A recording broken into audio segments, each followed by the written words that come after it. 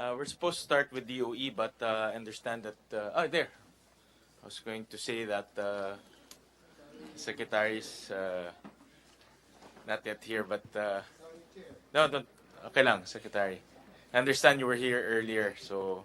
Okay, so we'll call this budget briefing to order. And before we continue, let me direct the committee secretary to acknowledge our resource persons. Good morning and thank you, Mr. Chair.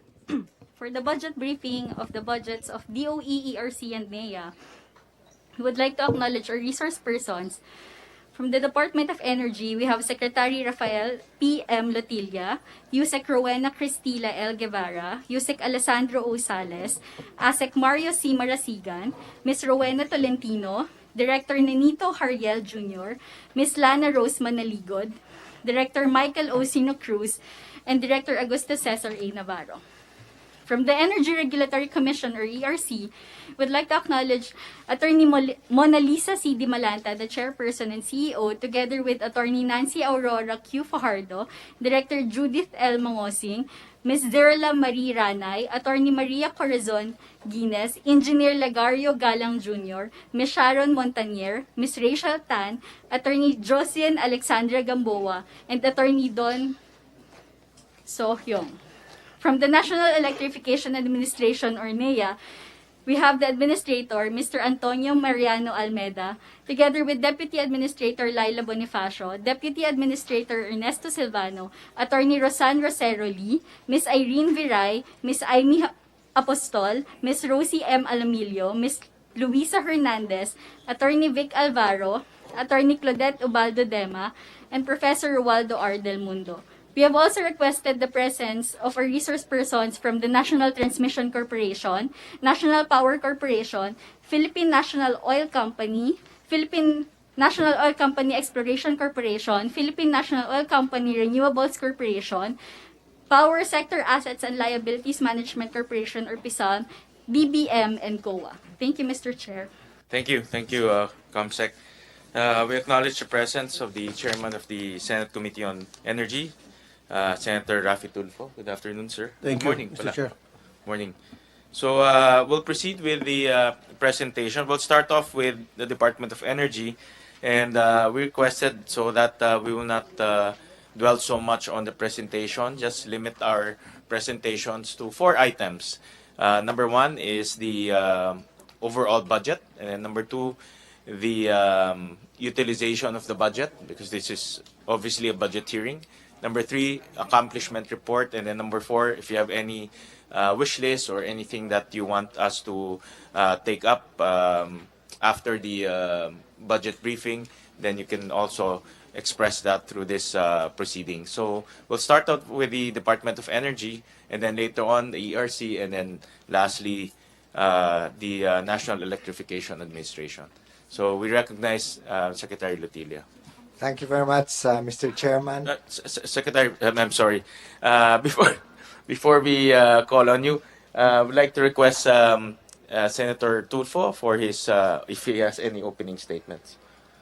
Yes, Mr. Chair. Good morning to the members of this committee, to all resource persons and guests. Magandang umaga po. Today, I'm here to manifest my full support for the budget of the Department of Energy, Energy Regulatory Commission, and the National Electrification Administration. Not only are they relevant agencies that serve a pivotal role in the nation's development, that help light up our homes, but they're also critical to the success of our nation's economy, security, and global standing. In the 2024 NEP, it is very obvious how little the proposed budget of the DOE and its attached agencies and corporations. The proposed budget of DOE is only 2.59 billion pesos, while that is already 370 million pesos more than the 2023 budget. It is still a mere 0.04% of the totality of the proposed expenditure program of the national government.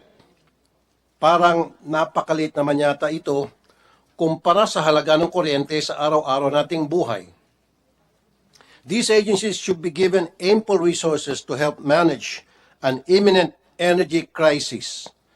An emergency fund is needed because we have seen how this has caused irreversible problems when the energy crisis occurred in Mindoro and Samal recently. While we are still ahead of everything, let us take this chance to arm our people. As chairman of the Committee on Energy, I strive to work in increasing funding for these agencies with the high expectation that they will work more effectively and efficiently. Thank you, Mr. Chair. Thank you. Thank you very much, Senator Tulfo. If you add the budget of ERC, which is the sole regulator of the electric power industry, plus the Department of Energy, that will equal to about 3.1 billion pesos, no? So which is far cry from the total national budget. And they both steer and regulate the entire supply of electricity and oil in our country. So just imagine 3.1 billion pesos, but they, in their hands is the future of our energy sector as well as the regulation of our energy sector. So I join the chairman of the Energy Committee to improve the appropriations of the two agencies if needed. That's why we want to hear also later on if you have any desire to improve some components of your budget. But we'll talk about that as we go along. So we recognize Secretary Letilia. Thank you very much, Mr. Chairman.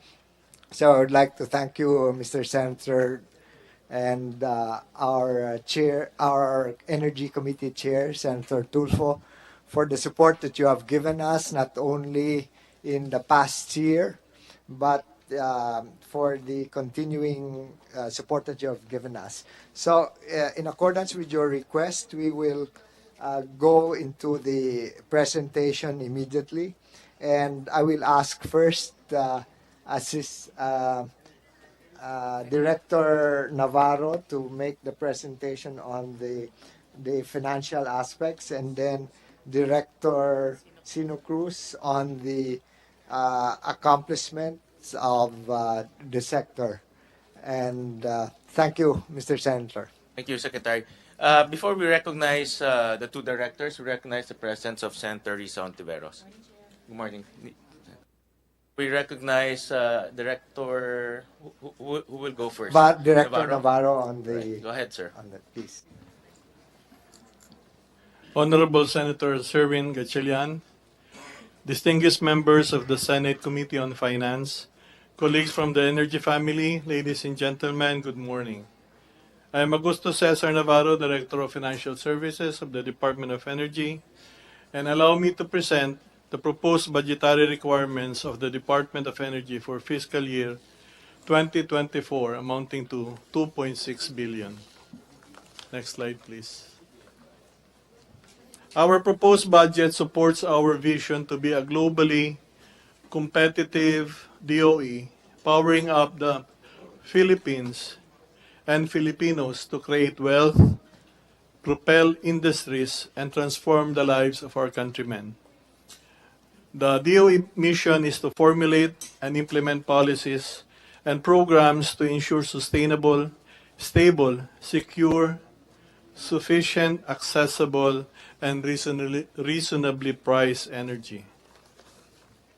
Our direction is anchored on the Ambisyon Natin 2040 and the Marcos Jr.'s administration 8-point socio-economic agenda, ensuring access to energy, securing reliable and resilient energy supply, transitioning to clean, sustainable, and climate-centered energy resources, and promoting affordability of energy. Next slide, please. The DOE special account in the general fund is divided into two: the Malampaya Gas Fund and collections from other production shares and miscellaneous income. The DOE special account, or Fund 151, consists of shares from national wealth on the oil, gas, and other energy resources, and fees and charges, particularly the collection for permits, certifications, accreditation, processing, fees, fines, and penalties, and other service income. As of December 2022, the department contributed 356.9 billion to the national treasury, 8 billion of which was released to PISAM for the Murang Kuryente Act, while 6.5 billion as local government unit share and 629.5 million Renewable Energy Trust Fund share. Pursuant to the Department of Energy Act of 1992, 20% of the revenues other than Malampaya, or about 7.2 billion, should have been allocated to DOE for the effective discharge of its powers and functions in 2022. We want to emphasize that 35% or 896 million of our proposed budget is self-funded under Fund 151, while 65% or 1.7 billion is funded under Fund 101. The proposed 2.6 billion proposed budget is just a third of the 7.2 billion allowable DOE allocation as of 2022 per Republic Act 7638 as mentioned earlier. Per allotment class, 48% is for maintenance and other operating expenses, 27% is for personal services, which includes 57.6 million retirement and life insurance premiums, while capital outlay accounts for 25%. This is the comparative budget allocation and utilization from the years 2018 to 2022. In 2022, the department utilized 96% of its budget, the highest utilization rate in the last 5 years of the department. The next slide shows the historical Department of Energy budget from 2019 to 2023 as compared to our proposed 2024 budget. Our 2023 budget is 1.5 higher than the 2022 budget, while our proposed 2024 budget is 0.7% or 370 million higher compared to our 2023 budget. The increase is primarily due to the implementation of DOE's information system and new projects on capacity building, electric vehicle, energy survey, and laboratory support. In terms of budget utilization rate as of December 31, 2022, the department reported 93.5% or 2.23 billion obligations. As of July 31, 2023, of the 2.29 billion allotment of DOE, 38% has been obligated, of which 72% of the obligated amount has been paid. As of September 28, 2023, 53% has been obligated, of which 66% of the obligated amount has been paid. For the first semester of 2023, the department has an obligation program of 868 million, of which 91% has been obligated. The disbursement program of the department the first half of 2023 is 672 million. Actual disbursement is 82% of our target disbursement for the first semester.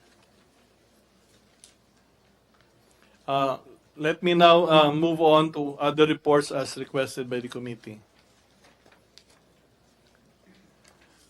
Presented is the trust account, or the DOE currently administers 3 custodial funds, namely the Gasoline Station Training and Loan Fund, or GSTLF, Energy Regulation Fund, or ER1-94, and Renewable Energy Trust Fund, which is RETF. Receipts under the GSTLF is the interest earned net of bank charges and income generated by the Development Bank of the Philippines on the management of the DOE Loan Fund and DOE Second Generation Fund. The Gasoline Station Training and Loan Fund has a total available balance of 78 million as of June 30, 2023.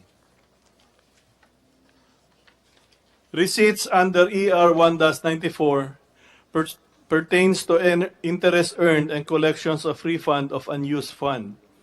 Disbursement under ER 1-94 pertains to the transfer of funds to LGUs pursuant to DOE's Department Circular 2018-08-0021 and Department Circular 2019-01-001, which states that the existing ER 1-94 funds, including subsequent producers' contribution, should be transferred to the LGUs. As of June 30, 2023, about 38 million was transferred to beneficiaries of ER 1-94 out of the total available balance of almost 2 billion pesos. Next slide. Pursuant to Section 28 of RA 9513 or the Renewable Act of 2008, the RETF, which is a trust fund administered by the department, was established to enhance the development and greater utilization of renewable energy. The RETF total collection of 71.6 million as of June 30, 2023 comprises the 1.5 share on the 2023 government collections from conventional energy resources, exclusive of Malampaya government share, plus interest earned. Next slide shows the status of implementation of audit recommendation. Out of 65 outstanding audit recommendations from 2018 to 2021, 33 or 51% were fully implemented, while the remaining 32 or 49% were partially implemented or are still undergoing implementation, and 12 were reiterated or restated in 2022.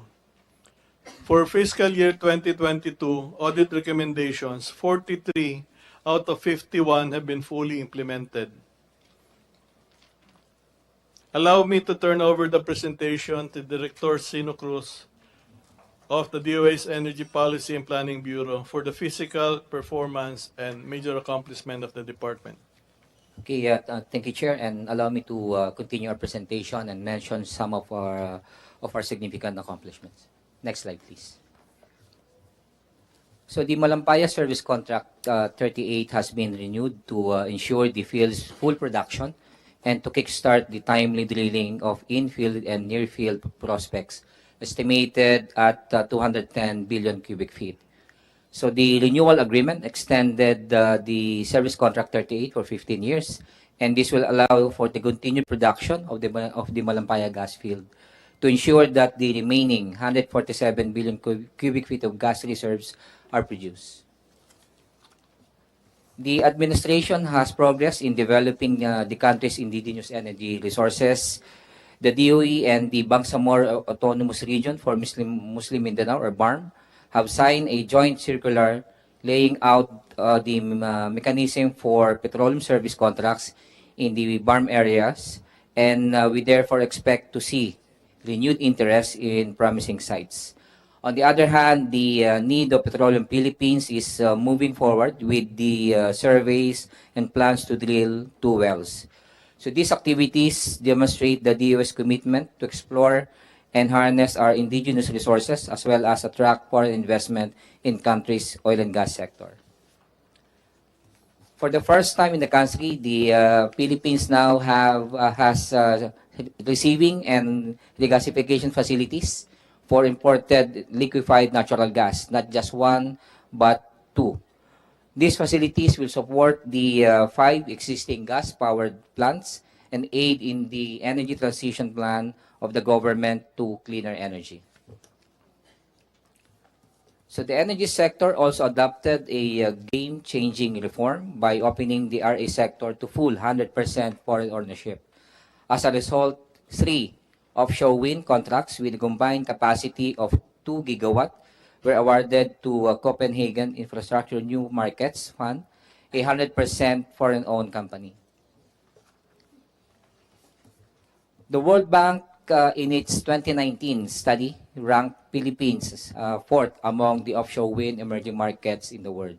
So the country has a total potential of 178 gigawatt for offshore wind and 6 potential offshore wind development zones, as shown here. Next slide, please. Executive Order number 21 issued on April 19, 2023 ensures the energy sector's whole of government approach to developing offshore wind. As of September 18, 2023, the Department of Energy has also awarded 79 OFW contracts with combined capacity of almost 62 gigawatt, which is almost 3 times the current peak demand of the entire country at 17,000 megawatts.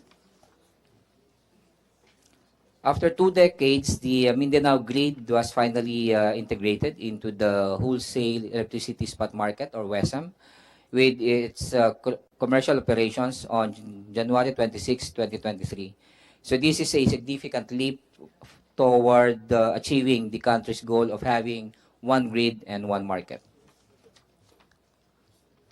So having a unified national grid has always been a decade-long aspiration of the country. So the Mindanao-Visayas Interconnection Project will link Luzon, Visayas, and Mindanao grid. Next slide, please. So the NGCP has also committed to fully operationalize both the Hermosa-San Jose transmission line and the Cebu-Negros-Panay transmission line project by this month. To ensure the timely implementation of the transmission projects, the DOE issued a department order creating the performance assessment and audit team for the operations of the transmission network provider and system operator. So the audit will be continued, or will be conducted rather, within 6 months to determine the causes of delays in the implementation of transmission projects and resolve the issues. Next slide, please. So during the recent State of the Nation address, President Marcos Jr. announced that the renewable energy share in the power generation mix shall be 35% by 2030 and 50% by 2040. And in line with this national target, the Department of Energy is currently updating the Philippine Energy Plan and also formulating the Energy Transition Plan for cleaner energy. The department has issued several new policies to streamline and hasten the advancement of renewable energy, such as the energy storage system, offshore wind, floating solar development, green energy auction program, RPS, and net metering, to name a few. So the DOE has likewise delivered on its commitments in supporting electric vehicles, alternative fuels, the Energy Virtual One-Stop Shop, or EVOS, the National Energy Efficiency and Conservation Program, and total electrification, to include even the lifeline rate programs. So with that, Mr. Chair, we end our presentation. Thank you. Thank you. Thank you for that. Any more presentations? Okay, if we're done with the presentation, we'll open the floors to the Q&A. And Senator Rafi, any questions? And then we'll proceed with Senator Risa after. Mr. Chair, wala pa rin ba dito yung DBM?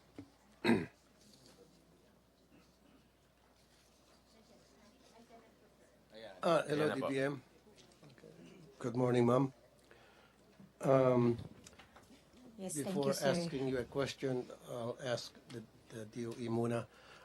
Secretary Tilla, I understand na maraming mga na-slash na budget ninyo, tulad na lang halimbawa sa electrification program.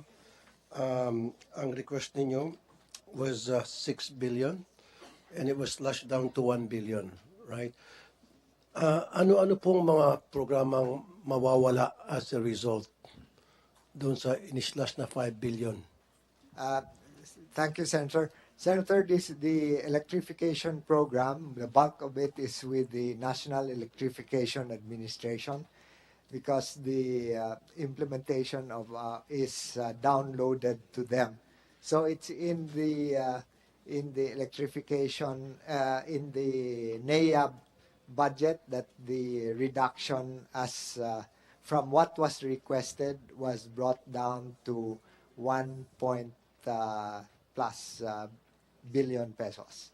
So that essentially is for barangay and sitio electrification. If I know that you have pointed out to the importance of the president's announcement in the last SONA that we would like to achieve 100% household By electrification in the 2028. Philippines by 2028. Mhm. So the requirements actually, if we are to rely fully on the NEA administered program, would be roughly 14 billion pesos a year.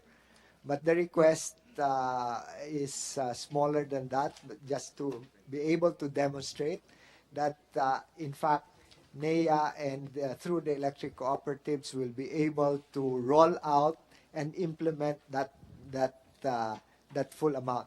But unfortunately, in the prioritization by the national government through the Department of Budget and Management, the one approved by the president is only 1 how much is that? 1.6 billion pesos.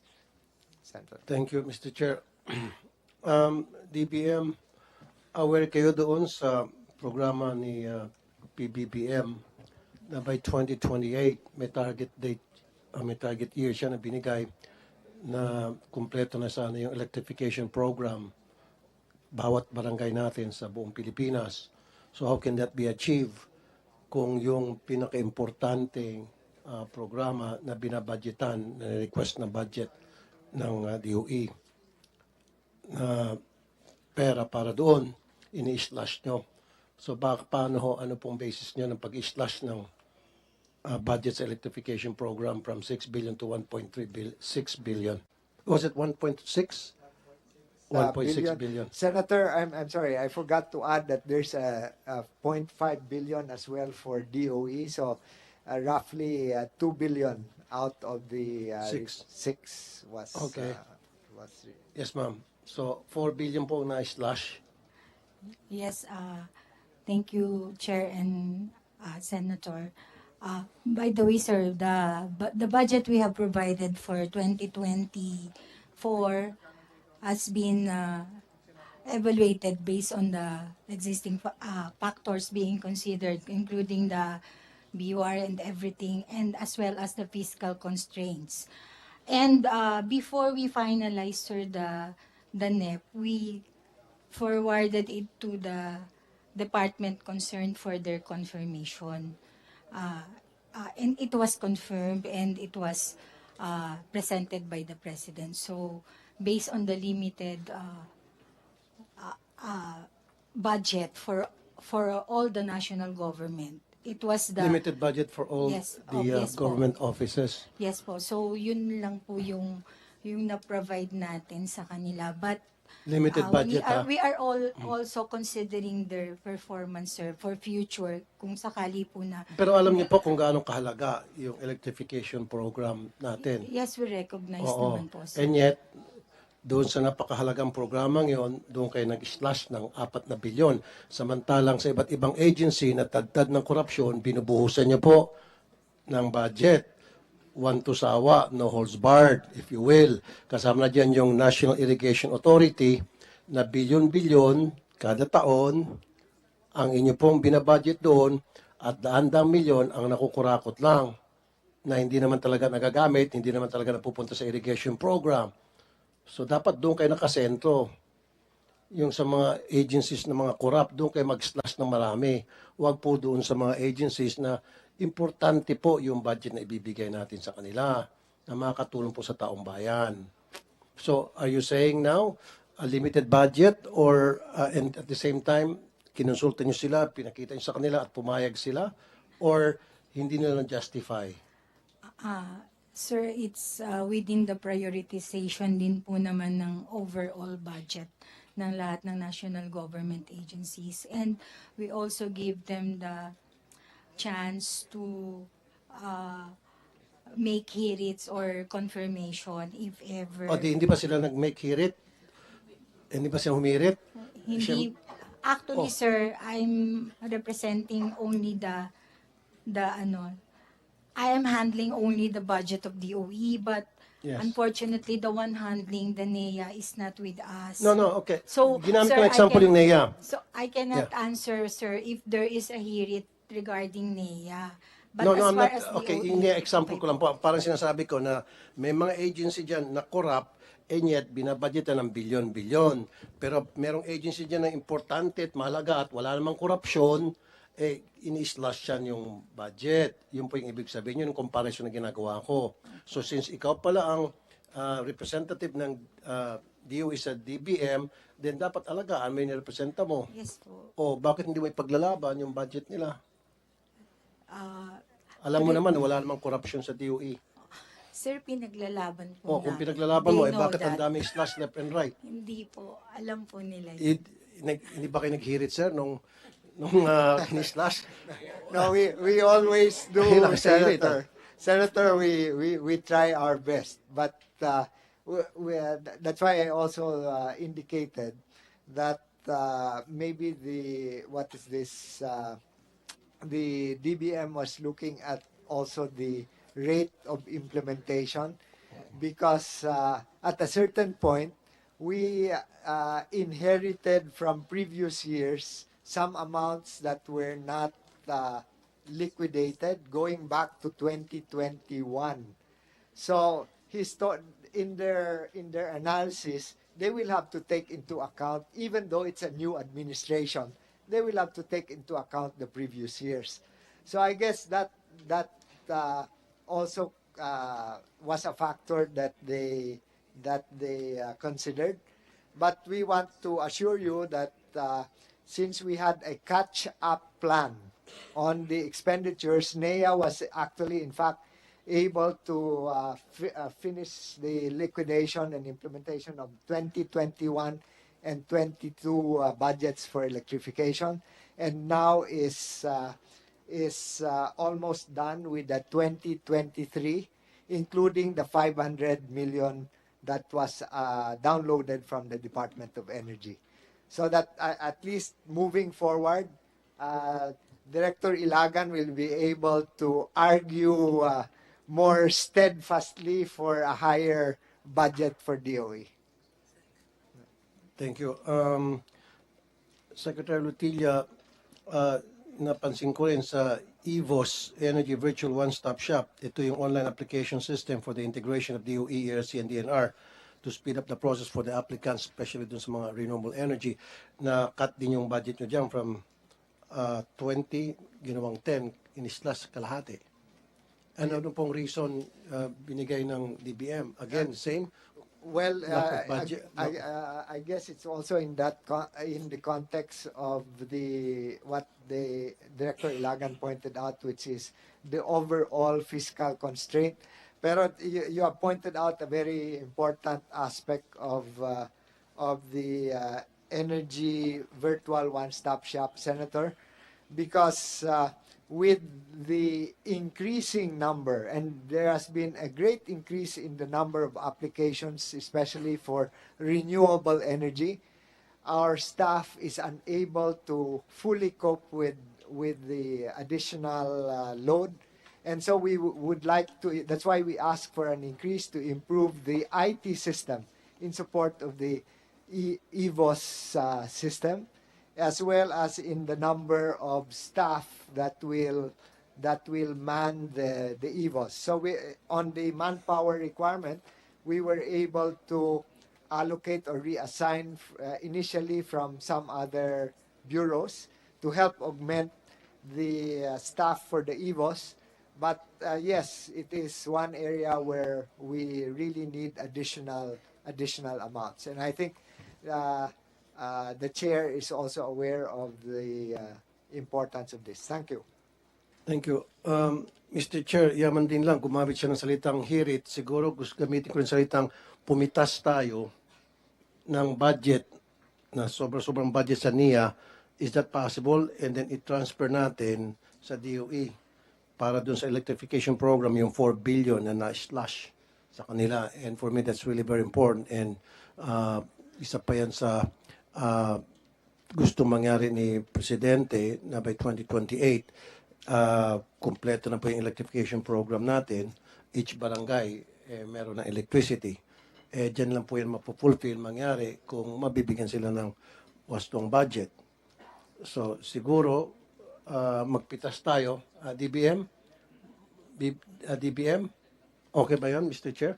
Mamimitas kami sa NIA at ita-transfer sa DOE yung Yes, na-slash na Chair. po. By the way, meron ako tanggap na balita na naglalabi yung NIA ng additional 100 billion.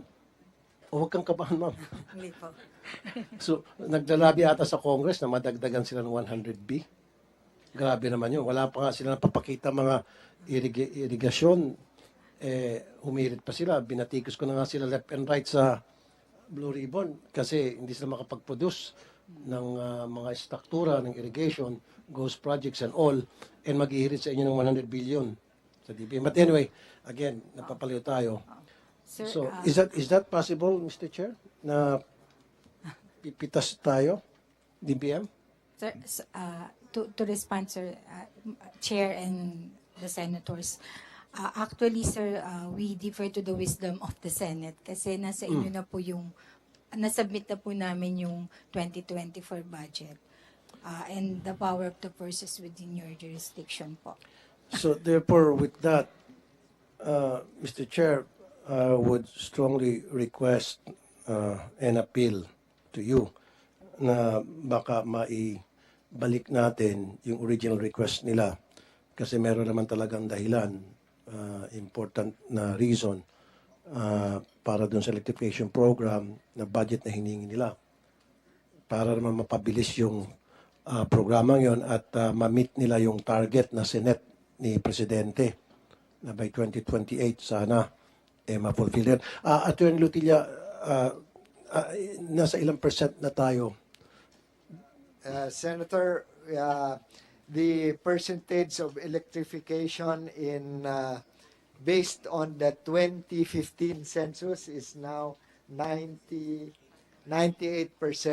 Okay. But based on the updated 2020 census, we are at 96%. Oh, teka, bumaba. So, ibig sabihin, yan ay dumadami yung bahay? Dumadami yung households that So, have you to cannot be- keep up? We cannot cope with this given the present budgetary limitation. Especially kung wala pang maliit na yung budget, tapos mabilis pa yung pagdami ng mga bahay ng Opo. household. So, That's dapat right. bilisan din yung budget. Yes, Senator, and we will try our best using all other means, but we hope to demonstrate with your help that if we increase the electrification budget, we will also be able to increase implementation. So, kung naibalik sa inyo yung 6 billion na original request ninyo from 1.6 billion na lang, 2 billion. 2 billion pala, no? So, yung mabalik sa inyo yung 4 billion na nawala, ano yung may tutulong noon? Senator, let me quickly get the figures from NEA Administrator Almeda. Go ahead, please, and cite how much are we targeting with the 6 billion budget for electrification? How many sitios and barangays and households? Thank you. Yeah, good morning, Your Honors, Mr. Chair. The original 6 billion request would cover 2,000 sitios for 2023. And relating it to the included budget in the NEP of 1.6 billion, we will just be limited to 576 sitios then. So, ibig sabihin yan, 500 sitios ang mawawala. 1,500. 1,000, sorry. 1,500 sitios. 1,500 sitios ang hindi mabibigyan ng kuryente. Yes, Mr. Chair. Okay, dyan sa DBM, di kaya maawa doon sa 1,500 sitios ng mga residente na ma-deprive ng electricity? Oh, paano yan? Yes, sir. For I this take year? note of that po, sir, and transmitted or forward this information to the Bureau handling NEA. At alam nyo, Yes, sir. saan po kayo nakatira, ma'am? Manila po. Manila. subukan nyo tumira sa Mindoro. Palaging brownout doon. At alam mo kung bakit palaging brownout. Alam mo na siguro. Now, para makapagtrabaho na maayos itong sa energy sector natin, DOE, ERC, NEA, bigyan nyo sila ng tamang budget para magawa nila yung nararapat. Give them the tools. And kasama nga doon is para mapaayos yung kanilang trabaho, yung budget. Eh kung puro kayo slash ng slash. So, paano kung sasabihin ko sa lahat ng mga kababayan natin ngayon na palagi nakakaranas ng brownout, sabihin ko sisihin yung DBM. Paano yan? Lalabas kayong kontrabida. Di po ba? Hindi, I'm just saying. Diba? Although, of course, karapatan niyo po yun na sa tingin ninyo, kailangan bawasan yung budget because kailangan din mabigyan ng tamang budget yung ibang sektor, ibang agencies. But siguro, pag nag-slash kayo ng budget sa mga agencies, tingnan nyo rin kung talagang dapat ba slashan. In your case, ikaw ay representative ng DOE lang, ano? Sa ibang agency, hindi. So, maybe represent them well. Medyo lakas-lakasan niyo pa. Tama. Alright, salamat po, Ma'am Gemma. Dalawang tanong na lang. Sa ERC, Ma'am Dimalanta, okay. Sa proposed 2024 budget for ICT, 46 million ang proposed nyo and 6 million lang po ang tinanggap. Yes, Your Honor. Okay. At para sa kaalaman po ng DBM, how important is the ICT? Opo. Very important po. Kasi po, siguro segundahan ko po yung binahagi na kanina ni Secretary Lotilia that we are flooded with applications, which is a good thing because that means there is increased interest in our energy sector. But that also means that we need to complement our personnel, equip them with tools so that they can cope with, we can cope with the applications and the processing of permits, cases, and digitalization is really our solution to cope with success. And if we are not able po to procure the required tools, our operations will be hampered. Pilay po yung magiging takbo po nung ahensya pag po wala po kami nung mga proper tools to cope with the work. At yan po ina-explain nyo sa DBM. Opo, nung consultation naman po. Ma'am, kumusta? Yes, sir. Thank you po. Oh, paano yan? The reason why we did not provide, sir, wala po silang nasubmit na ISSP as approved by the DICT if it concerns ICT requirements. And also, based dun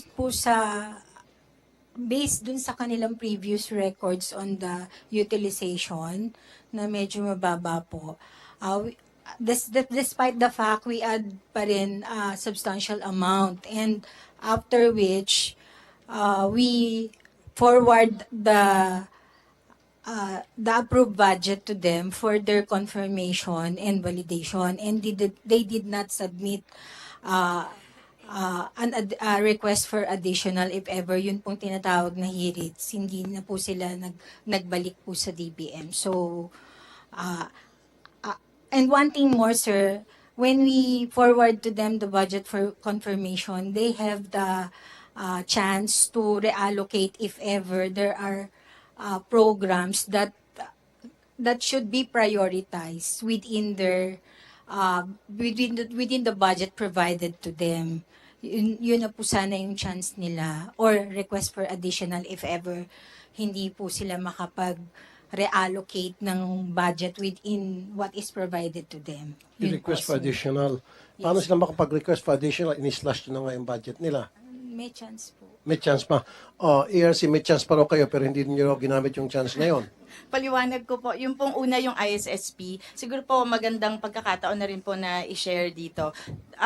As of May, meron na po kaming approved na plan from DICT. So we were working with that plan. But siguro po maganda din pong baka po tingnan din natin yung process. Kasi po the way it works is that if there are changes to the plan as approved by the DICT, even if for example po as simple as nagbago yung forex, nagbago po yung peso conversion, kailangan pong ibalik namin sa DICT again for approval. So, nakailang amendment na rin po kami ng plan. And most of these procurements, for example, for subscription to price indices, for example, naka-forex po talaga siya. So, pag po gumalaw, binabalik po namin, hindi po namin natutuloy yung procurement process, yung bidding, kasi po kailangan ibalik pa siya sa DICT. So, yun po yung isang naging challenge po namin sa ICSP. Pangalawa po, on the reconsideration, ma'am, kasi po yung natanggap po namin, Mr. Chair, natanggap po naming sulat from DBM says, it is for confirmation but reconsideration will not be entertained. So, hindi po yata kami pwedeng humirit at that point. Paano pa pwedeng humirit? Paano pa yung sinasabi mong chance? Bawal daw reconsideration. Yes, sir, I will respond on that. Ang sinabi lang po namin doon, they can request for reconsideration or reallocation that and encourage na dapat walang additional kasi we are working on a limited or ano na po natin na-meet na po natin yung total ceiling na 5.728. So, if ever magkakaroon ng additional, meron pong kailangang mabawasan. But in some instances na meron din mga nag-o-offer po, meron din nabibigyan ng additional. Pero other than that, they can request for reallocation. If they deemed na mas importante itong activity to, they can reallocate the fund given to them to from other activities to this more priority activity. Yun, at least yun lang po may chance na po tayo kung talagang merong na-miss na very important na program or project. Tapos binigyan po sila ng chance na mag-reallocate. Mapopondohan po nila yung mas importante or mas priority. Yun lang po yung gusto ko pong i-ano. But we encourage sana na wala na pong additional. Yun po. Thank you po, sir. Yes, ma'am. Gusto ko lang magkaroon ng linaw na kayo po ang representative, ni-represent niyo po yung Energy Sector DOE sa DBM. So kapag may problema, kayo pong pinupuntahan at kayo po nagpa-facilitate noon, binibigay niyo po yung kanilang pag meron silang gustong to make hear it, kung meron man, kayo po yung nagpa-facilitate noon. And sana, para sa akin, kung nagbigay sila ng justification doon sa budget nila na para wag sana makat or additional budget, if ever, sana kayo na magpaliwanag ng maayos doon sa DBM kasi mas alam nyo yung pamamalakad at takbo ng mga tanggapan nila kumpara sa mga kasamahan mo sa DBM, kumpara sa mga bosses mo doon, sa mga boss mo doon sa DBM. Di ba? Dapat ipaglaban mo, ma'am. Yes, sir. While we are evaluating it as fairly and as objectively as we can, the final decision lies with our heads po. Sino yung pinaka-head nyo? Secretary po. Secretary? Opo. Sino Yung secretary ERV po? namin, composed of the secretary and the senior officials. Kasi aside po dun sa alam namin na requirements ng agency, they also know the overall requirements of our nation. Okay. Yun po. Mr. Chair, for the last time, I would rally behind DOE's budget and its attached agency na wag sanang mas-slash. Baka pwede natin maibalik kasi I've got information na itong NEA and other agencies, although sinasabi ng DBM, wag maglabi. Pero meron pa hindi sila naglalabi. Pero merong mga matitikas ng ulo ng iba't ibang agency naglalabi, sumusulat sa Congress na para maibalik yung mga naslas na budget nila or makadagdag pa tulad ng NEA. Is there anything that we can do for the DOE? Well, Senator Tulfo, kung mayroong isang budget na tataasan ko sa training, training kung paano humirit. Parang kulang yata sila sa hirit eh. Kulang. Mga mahihain na ata sila eh. So, mahihain si Secretary tsaka Oo. si Attorney Mona eh. Oo. Dapat training mo humirit para lumaki yung budget. Ano kaya kung kasi kulang sila sa mga tao, mag-hire tayo ng mga tao galing sa NAIA. Kasi makapal ang mukha doon, yung iba, hindi, kasi kung pakapalan lang yan eh. Medyo maninipis. Kita ko, ninipis na mukha nila eh. Hindi, jokingly aside. Kidding aside, Senator Tulfo will take we acknowledge your recommendation to increase the budget of the DOE and ERC pertaining to some of their programs and projects, and we're open to suggestions, and we will wait for your recommendation, and together we will push very hard to increase their budget on some of the components. Thank you, Mr. Chair. Isa na lamang po, Mr. Chair. Doon sa lifeline rate, okay, nagbigay po kayo ng deadline until January, and yet kulang pa po kayo sa information dissemination. Marami sa ating mga kababayan na hindi pa rin alam itong lifeline rate. Kung totoo, napakagandang programa po ito. May kinabang ito, mga mahirap nating kababayan. Kulang po yung information dissemination na ginagawa nyo.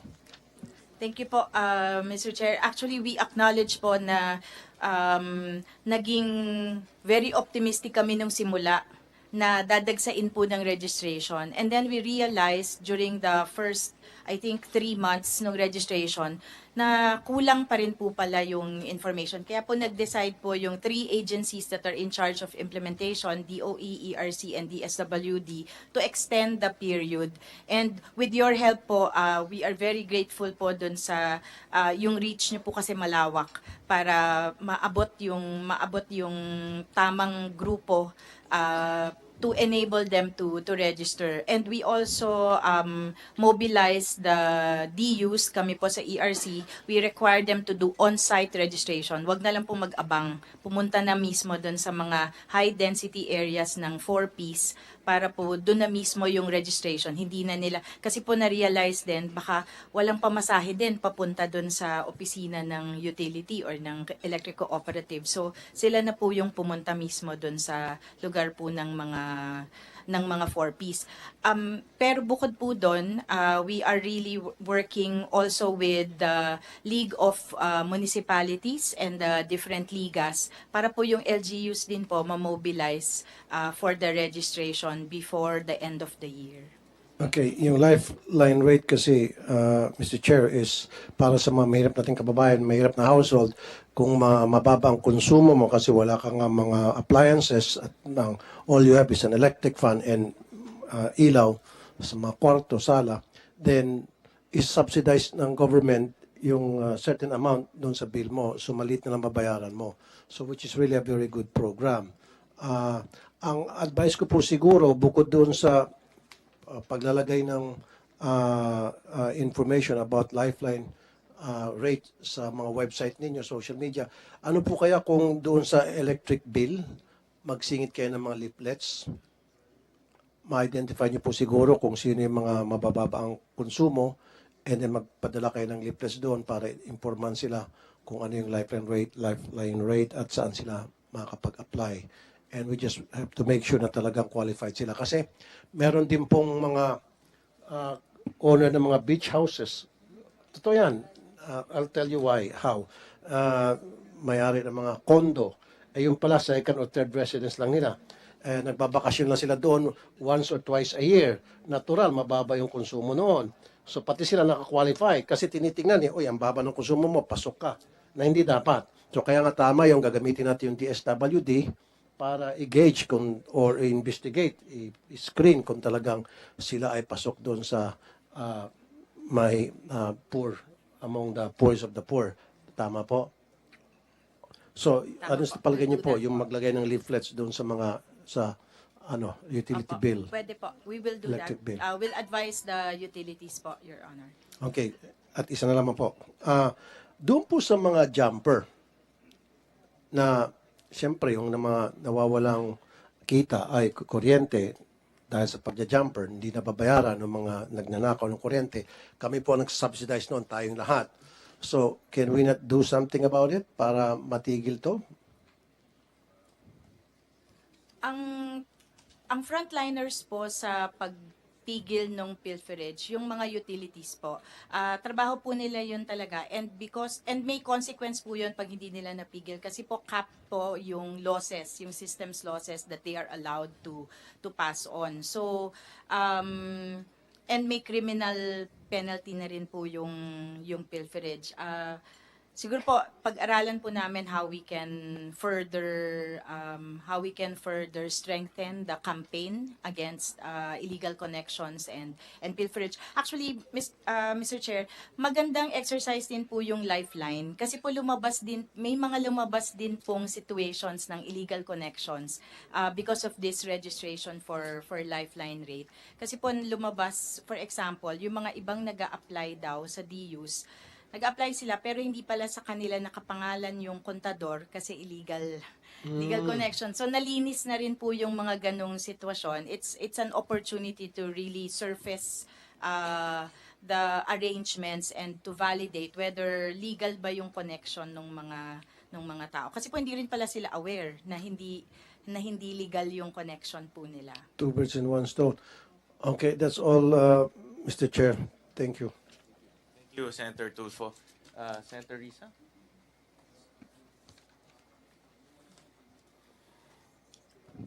Salamat, Mr. Chair. Sarap pa naman ang salad na pinahain ni Mr. Chair. Mr. Chair, if I may just give a brief opening remark before going straight Yes, to my go ahead, questions. sir. Una-una Tama. na kay Sec. Latilla. Salamat po, Mr. Chair.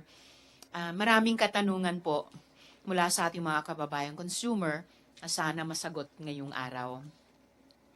As we discussed the proposed 2024 budget allocations for the Department of Energy, Energy Regulatory Commission, and the National Electrification Administration, we owe it to the people to answer their most pressing concerns involving our energy sector. The sad fact is, many Filipinos continue to be denied the basic service of access to electricity. Our power system is neither clean, secure, reliable, nor affordable. The system is not secure. We continue to face the looming threat posed by Chinese control of the system's operation of the National Grid Corporation of the Philippines. Habang abala tayo sa paghahanap ng additional budget para sa proteksyon ng West Philippine Sea at ibang mahalagang programa, isinusuko natin ang mahigit na 100 million pesos kada araw na kita mula sa Malampaya Project. The system is not reliable, as shown by the repeated yellow to red alerts in the national grid earlier this year that led to thousands of homes being affected by rotating blackouts. And most unfortunately, the system is not affordable for many Filipinos. The generation sector comprises more than 50% of our monthly electricity bill, followed by distribution and supply. We also have separate regulatory challenges which gravely affect the transmission cost. NGCP gets to rake in huge profits, such as an interim maximum annual revenue of 51.471 billion pesos in 2020, while Filipinos are burdened with ever-increasing power costs and bad service. There are other critical items in our electricity payments which we need to look into to achieve our aspired for reasonable and affordable power rates in the country.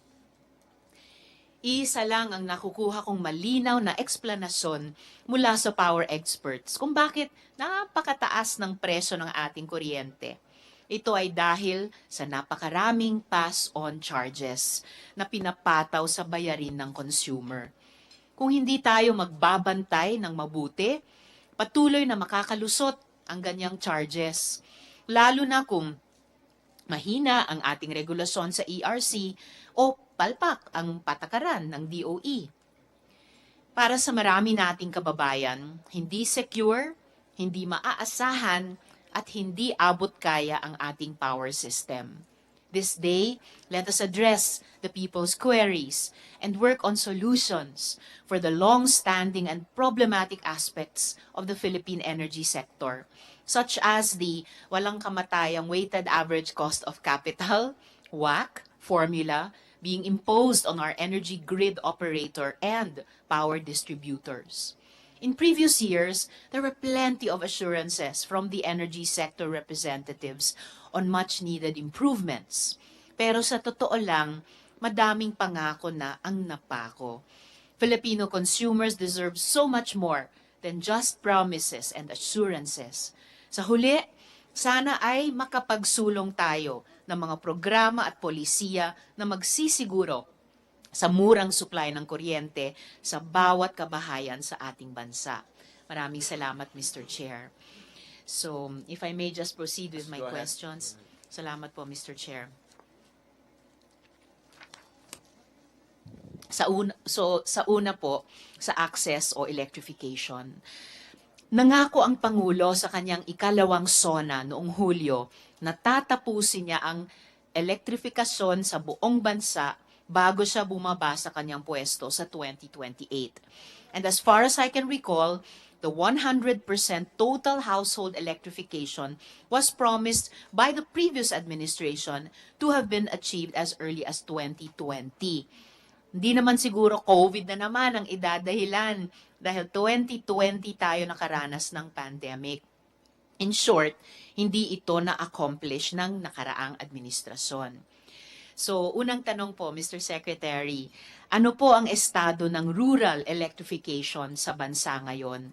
At ilang porsyento na po ba ng mga tahanan ang may koneksyon at nakakagamit ng kuryente para sa kaginhawaan ng kanilang pamumuhay?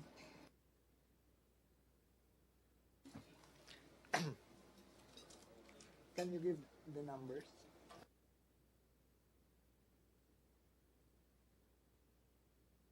It's good to start off with that. In fact, it's also in my questions. Now, let's go to the basics. How many households are not yet electrified? I think that's Yes. the basic, and then Right. just give us an update on that issue. Okay, thank you, Senator, and thank you, Chair, for. So what we have here is the status of the electrification program, which shows that broken down by the three main grids, you have 98.89% for Luzon, 97.61% in Visayas, and 88.12% in Mindanao. And for the entire country, it's 96.17%. And this is based on census of 2015, Senator. So as I've said, because we have updated the electrification metrics, this has actually in effect worsened overall from based on the 2020 census. Mr. Chairman, I just would like to address the observation of Senator Ontiveros that this has been promised in previous administrations. But the explanation also is that the measures or targets have changed. So, for example, in the last time I was here in 2005-2006, the measure was that if there is just one post in one barangay, it is considered energized. But then we have been improving across the years also the measures or metrics. And that became, what is this? That the barangay itself, the main center of the barangay as households that are connected. And then later, we expanded to sitios. So not only the barangay proper, but also the sitios. Now we are down to household. So if we're going to talk about, in comparison to the rest of ASEAN, in the case of Indonesia, therefore, they are just below the province level.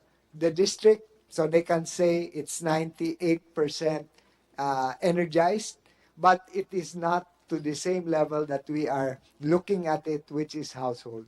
So definitely this is a more ambitious target that we are setting. And we are not solely relying on of course the budget.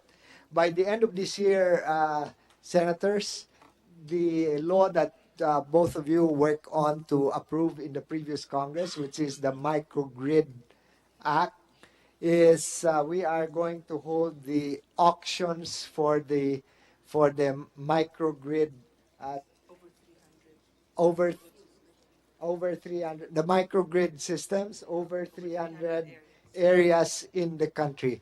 So that would be a big help, and we hope to encourage private sector to come in and take up the challenge of not only providing power to the unserved, but to increase the number of hours of services from sometimes 4 hours or 6 hours or 12 hours to more acceptable levels, preferably on a 24-hour basis. So we have to accept the fact that this is a major challenge for us all. So that's on the energization or electrification, Senator. Thank you, Secretary. And babalikan ko rin po yung punto tungkol sa increasing the number of hours of service to households para talagang masabi ng mga pamilya na reliable at dependable yung electricity supply. Pero mukhang hindi lang yung measures o metrics ang magkakaiba, pero baka din yung mga databases na sinasite. Kasi ang claim nga ng department, 96% ang electrification based on the 2020 census. Pero kung titignan naman natin... 2015, Senator. Yes, Secretary? Senator, 2015. I'm sorry, even earlier. Right. Even So older. that's why 2015. That's why it's actually Okay. worsened with 2020. And because I'm sure the one factor that is always cited is the pandemic. Sige po, so 96% based on the 2015 census. Pero pag tinignan naman po natin yung 2023 data, the data of electric cooperatives pegs electrification at only 89% based on their coverage. So I see the good NEA Administrator nodding. He said, kino-confirm po ng NEA ito, 89%.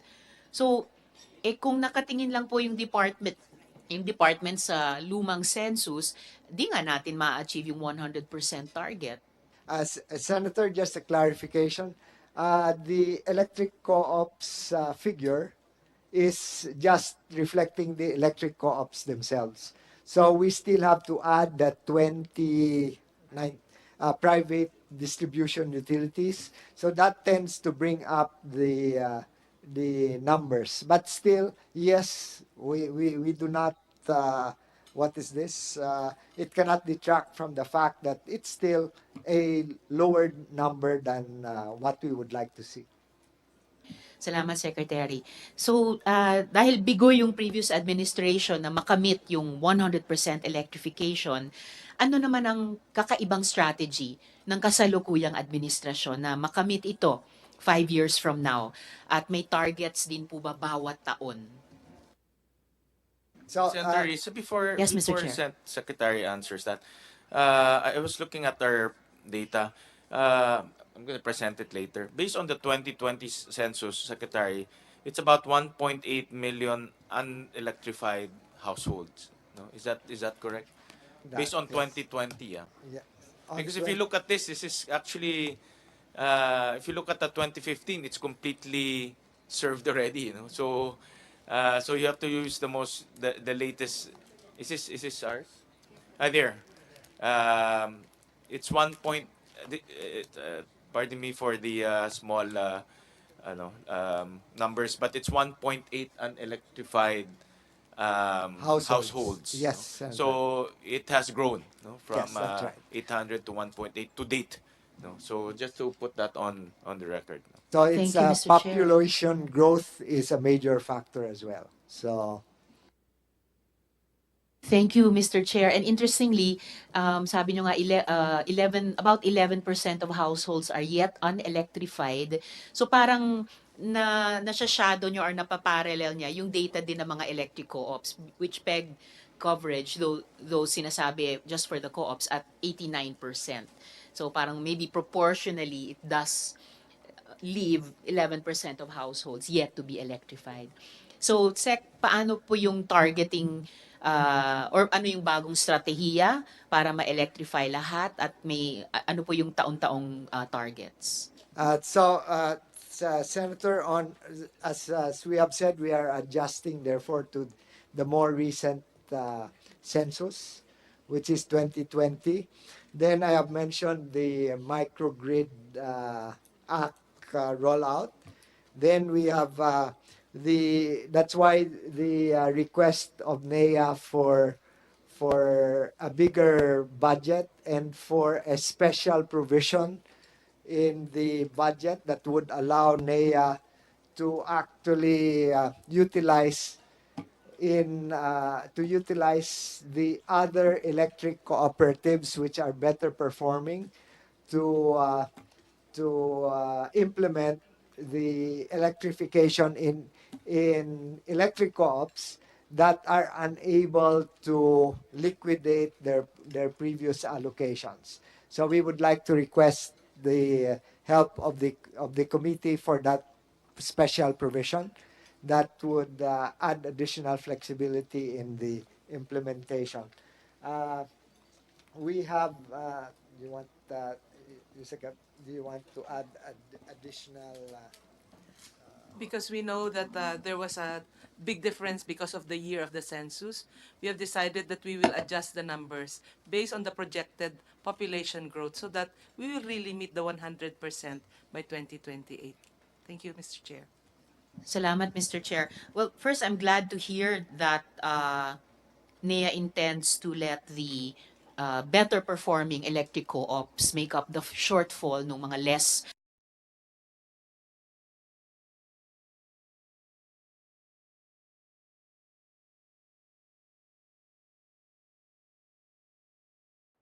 and good secretary, sinabi nyo nga yung mga strategies or parts of strategies para ma-achieve yung total electrification. Meron po bang targeting year on year or wala? It's just the general target of 100% by 2028. We can provide you, Senator, the details of the year-on-year targets, but we are also trying to improve the backbone connections and distribution lines.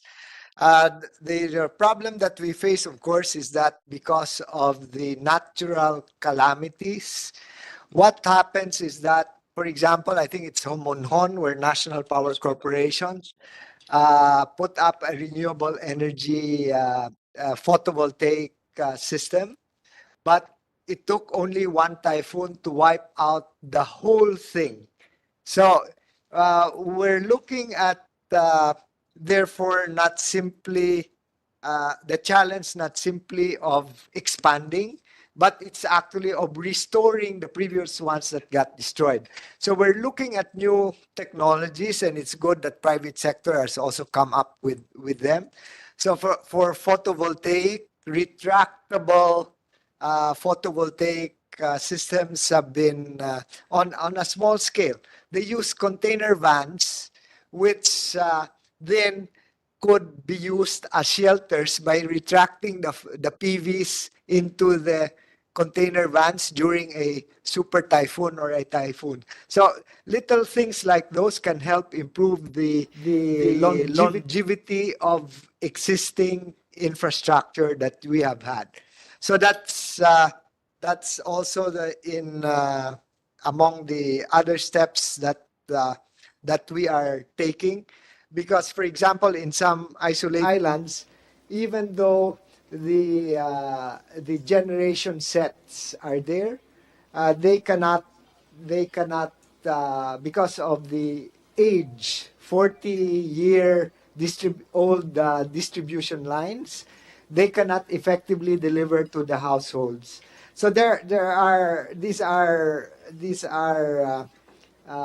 challenges not only on the generation side, but also in the transmission and distribution sides. So, in other words, we have weak links in every subsector of the whole chain, and we would have to do everything in order to improve each of these subsectors. Salamat, Secretary. Also for pointing out that problem of weak linkages. Parang project nyo na yung mga later questions ko kaugnay ng EPIRA. Linkages or for that matter, yung installing breaks where they should be, where the law itself contemplated. So, bukod sa sitio electrification program na pinupondohan natin mula sa GAA every year, may iba pa bang programa para makamit ang 100% electrification? The Secretary has already mentioned some. Kabilang ba dito yung paggamit ng renewable energy katulad ng PV mainstreaming o mga solar power system? Napatunayan na ba sa mga karanasan natin na effective ang mga ito? Thank you. May I ask Yusek Gev to have more details on that, please? Yes, please, Mr. Chair. Thank you, Mr. Secretary. Madam Chair, dun sa mga lugar masyadong malayo sa mga distribution lines, hindi na practical na mag-extend ng line. So ang ginagawa po doon, meron tayong mga solar home systems. May iba't ibang klaseng programa, meron yung PV mainstreaming, meron yung sa ASEP and so on. So kung ano po yung tama doon sa lugar, yun yung magiging last mile po natin para maabot po yung ating mga hindi pa connected sa grid. At hindi po natin pipiliting i-connect pagka sobrang mahal pong i-connect. Stand-alone na lang pong solar home system. Under po yan sa total electrification program natin. Salamat po. Mayat may nababalitaan po namin yung mga problema ng mga RE generators na makapag-link up halimbawa sa grid, and since malaking bahagi ng ating archipelago, hindi lang yung Visayas Island region, ay mga isla. So exciting din mag-isip ng mga paraan na maipasok nga sa supply yung mga RE energy na distributed niyan. And my mind always goes back also in terms of questions like this sa mga electric cooperatives din. Anyway, babalikan ko yan mamaya. So, kung effective, ito pong pinag-uusapan nating mga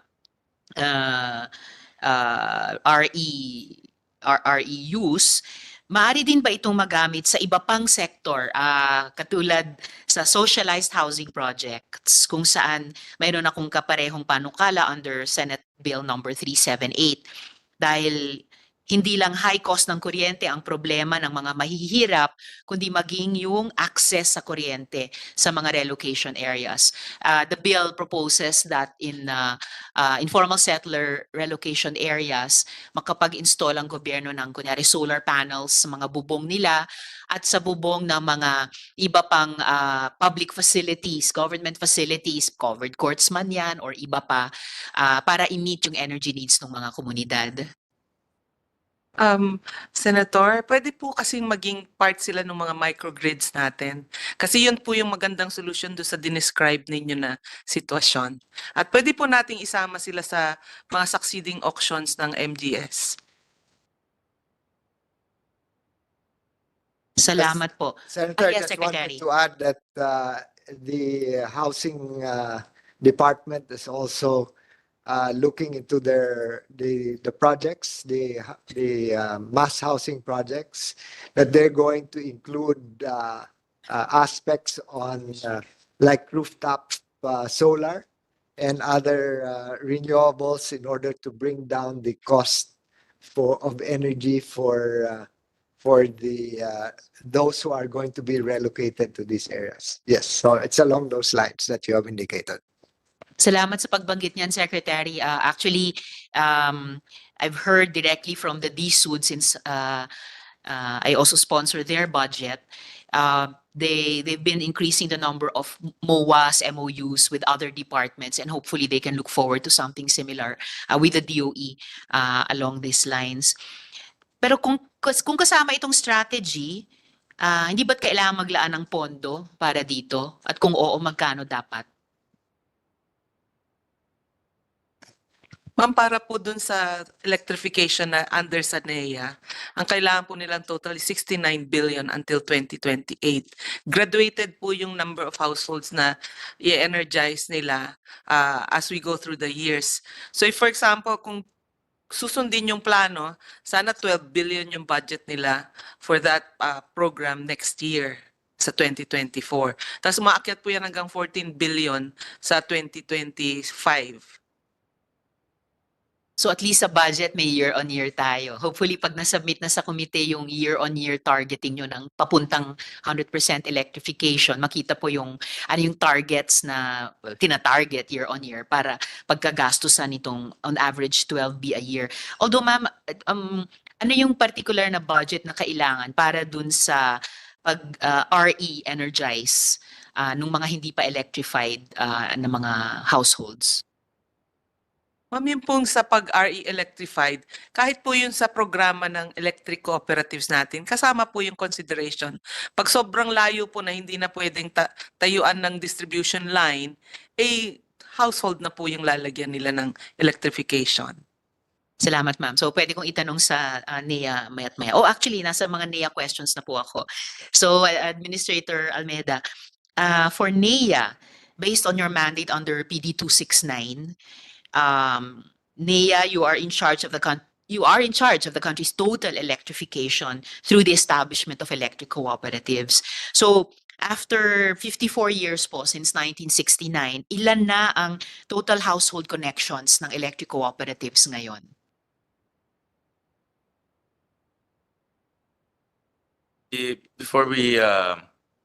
Before the administrator answers that, we recognize the presence of Senator Lauren Legarda, our Senate Pro Tempore.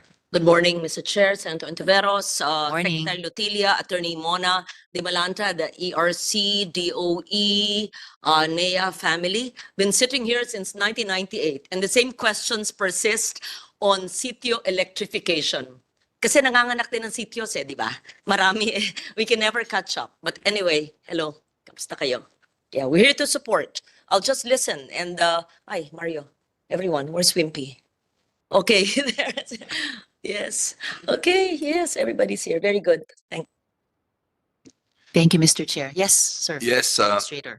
Your Honors, Mr. Chair, as of to date, based on 2020 census, there are about 15,700,211 connections, ma'am.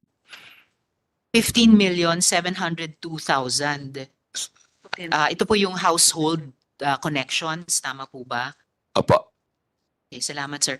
And to do this, to achieve this total electrification ng bansa na in charge ang administration, you energize together with the electric cooperatives, even to the most unviable areas that private distribution utilities like Meralco, for example, don't dare go. Tama po ba? Ma'am, Mr. Chair, after the pronouncement of the President during the last SONA, we immediately formulated a catch-up plan for the remaining 5 years. And as discussed by Yusek Guevara earlier, we will do our action plan on a three-pronged strategy comprising of the sitio electrification program, the barangay line enhancement program for grid extension, and the PV mainstreaming as an off-grid solution for those areas that are not rich and unviable. Now, during my presentation, but I would take this opportunity already, we have prepared a 5-year program wherein our target for 2024 is to reach 91% electrification. Basing it on the latest PSA survey of only 89% that can be achieved by 2023. So by 2024, we are targeting 91% converted into household. That would be additional 17,050 households. By 2025, we are targeting 94%, which is additional 17,250 households again. By 2026, we are targeting 97%, which will cover another 17,452 households. And if our plan will work out right, we can achieve 100% by 2027. And ma'am, this will entail a total budget requirement of 69.79 billion year period, of which 12.59 will be needed by 2024 following this action plan. Let me add to my explanation, ma'am. My presentation is that out of the 12 billion for next year, we are allocating 5.25 billion for the PV mainstreaming. And that will cover 180,925 households. We adopted the PV mainstreaming, ma'am, because as early as 2019, there is already a existing proof of concept in the areas of Sultan Kudarat and Davao del Sur. A total of 40,000 households already are using the solar home system of 50-watt capacity that can energize 5 bulbs, 1 TV, and 1 cell phone charger on a 24-hour basis. It's a solar home system with a battery. Maraming salamat, Administrator. I really appreciate yung detailed and concrete details. Concrete details that actually constitute the proof of concept. And it's good to know na pag meron kayong mga piloting or best practices model na didevelop, then you do treat them as proof of concept and ginagamit nyo basehan nung proposed budget nyo sa amin dito sa Kongreso. I appreciate na meron kayong, in fact, year-on-year target and target in terms of the numbers of households to be added sa electrified. And I appreciate na meron kayong budgeting per year. And also to notice na PV mainstreaming is in fact included in your three-pronged strategy.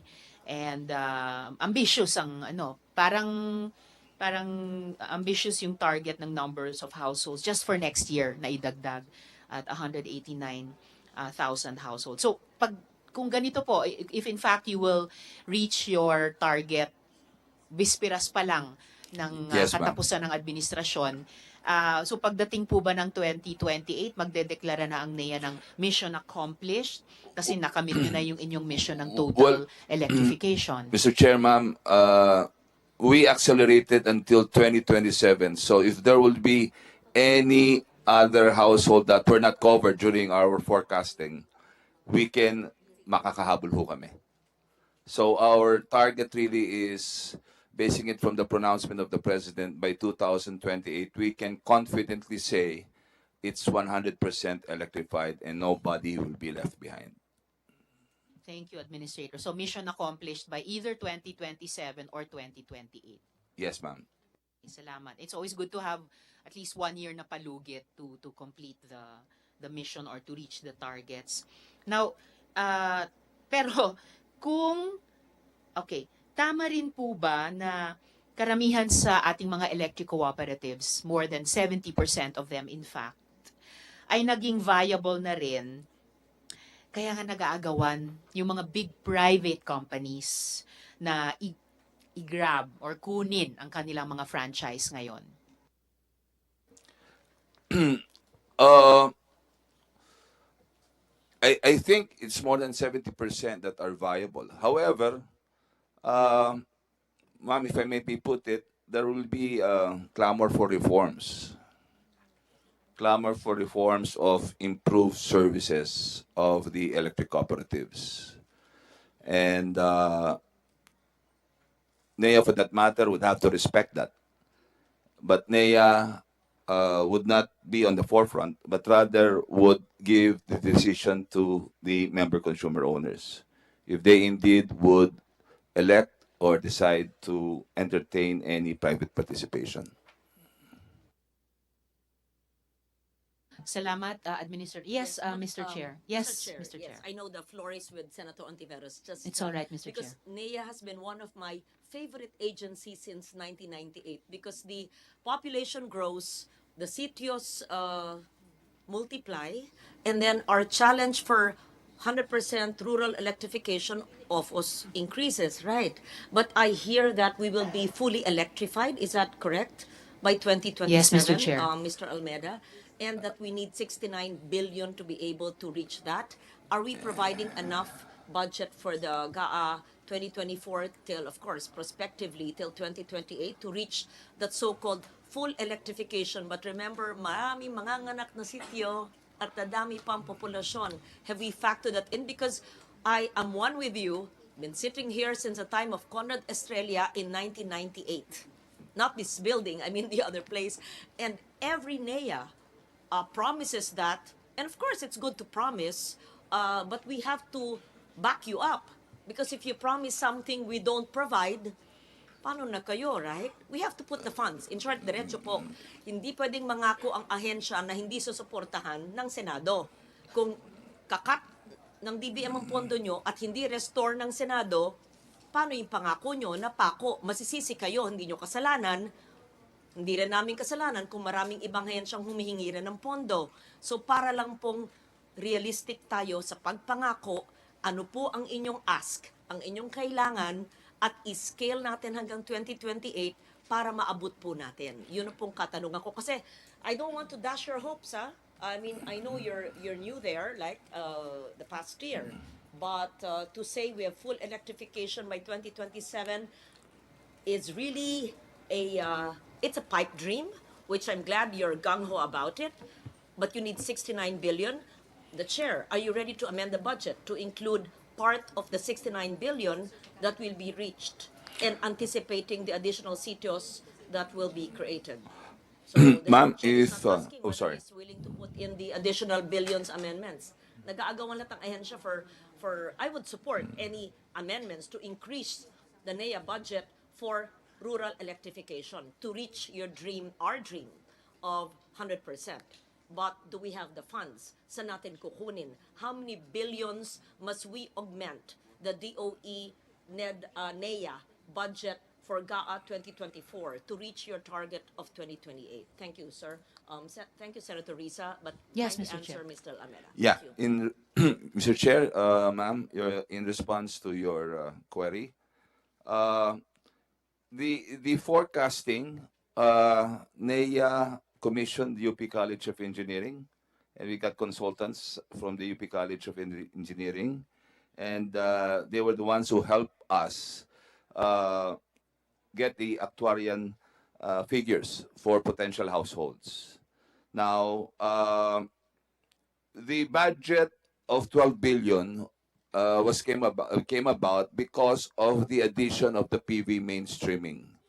But if we will be sticking to the sitio electrification program and the barangay line enhancement program as originally proposed to DBM, it is only in the amount of in the figures of 6 billion.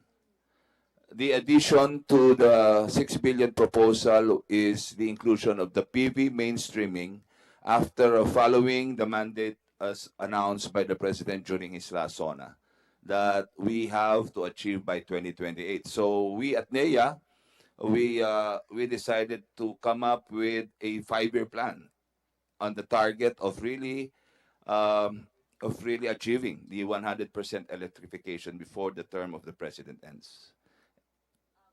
Mr. Chair, perhaps we would request NEA to give a presentation in a separate, aside from this hearing, so that we don't prolong the hearing, because I'm in full support of that. And I want to see it in my lifetime, or at least in my Senate lifetime, that it happens. As I said, since the time of Conrad Estrella, Estrada administration, we aspired for that, but we didn't have a budget as big as the present year, over 5 trillion. So to be able to scale up to 2028, the vision of the president, and with what Mr. Almeida mentioned, if we give the 6B, I'm not sure if the chair is ready to commit that, 6B augmentation or 12B. He's quiet, okay? I leave it at that. So perhaps NEA can give us a picture of the cooperatives, because we take into consideration the new law, which the good chair had sponsored. I think I was one of the authors, maybe Sanrisa as well, on the microgrid. We're not even taking that into consideration. I'm sure Yusek Guevara and all the others and Sec Lotilia would know this.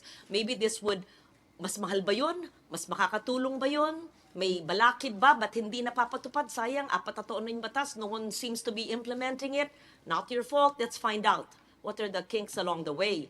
So with that, maybe another hearing or just a meeting, a session where NEDA shows us the roadmap and how many are the reliable electric cooperatives, those who may be a bit problematic, what is a problem, hope it's not local politics, and we can assist them, then the do's and don'ts and how we can help. But then again, without the augmentation of 6B or 12B coming from Mr. Almeida, I don't know how we can reach that. Then it's up to Congress again. So maybe we can ask a categorical answer from the chair. I hope I'm not putting you on the spot. Are you willing to amend the budget with a maximum of 6B? And this is just NEA. Wala pa tayong ERC. We'll get to that later. All their ask and DOE family. Do we have the funds available for 12B or 6B? Or we will think about it depending on the presentation. I leave it Ma'am, to you Thank also have a Senator. question on absorptive capacity. Even though we assuming we can find 6 billion, the next question is, can they spend 6 billion?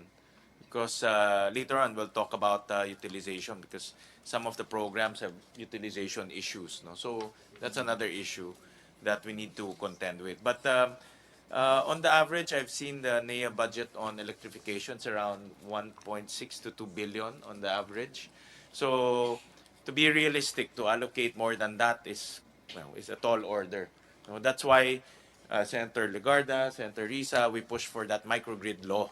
And the whole point of that law is to invite the private sector to invest, because we recognize that government funds is not enough. It's not gonna be enough, no, to reach all the households in our country, and that's why that law came about, because we want to invite the private sector. No? So we'll talk about that later on. Yeah. Maybe my question is, in the NEA meeting that I'm asking for, so that we see the whole picture, with the permission of the secretary, of course, if we do it business as usual, meaning budget as usual of only 1B or 2B for NEA, what happens? By the end of the term, 2028, ang layo. Electrification, rural electrification would have fallen so low considering the population has grown. Maybe Mr. Almeida can be prepared for that, because your promise is 100% by 2027 if we give 6B or 12B. But So see, in 1 to 2B lang, that's what, 20% of that 12B budget? Oh. Yeah. So, not wanting to dash the hopes, but just to make us realistic and see how we can help. Yes. Ma'am, if I may be able to respond also for Mr. Chair's query on the absorptive capacity. Ma'am, it already happened before, during the time of President Aquino, when the Malampaya funds were appropriated for the rural electrification, NEA was able to NEA was able to accomplish from 2011 to 2016 34,000 sitios. So there was a period of time wherein NEA, through its electric cooperatives, were able to roll out these figures in terms of sitios. And if we will not include the PV mainstreaming, our target until 2028 without the PV mainstreaming is only about 20,000 sitios. So from past incidents, past accomplishments by NEA through its electric cooperatives, it was done already before. Maybe with the adequate budgeting or budgetary sources. Well, I can be gang ho about this, but I believe we can achieve total electrification. Yeah, Mr. Chairman. Yeah, I just wanted to add that we can have a better picture once we conduct the auctions for the microgrid this last quarter of 2023. And so we can put all of these together. But what NEAS precisely presented is given the challenge, if on its own, if we are to rely exclusively on NEA, what are NEA's needs in order to be able to meet those targets? So at least you can have a sense of the magnitude of the funding required if we are to rely primarily on the NEA electrification programs. So as a plan, we will continue to refine them, and I think that we will be better able to consolidate everything once we have tested this auction that is about to happen. Thank you. Thank you for that. And yes, because it's a good law, we just have to revisit certain provisions which we talked about earlier, but maybe not for this hearing. But you're correct, Secretary. That is a need of NEA. We will have a meeting just for NEA so we fully understand the needs of NEA that government can provide. But it will be more realistic after what you said. We didn't know about that there would be a microgrid auction so that the private sector can come in. We see if there will and what is the timeline so that can also scale down the need of NEA from government. Then we can provide the funds available. Yeah, thank you for that intervention. Senator Risa. Thank you, Mr. Chair. Well, I'm glad na napag-usapan din natin yung microgrid law.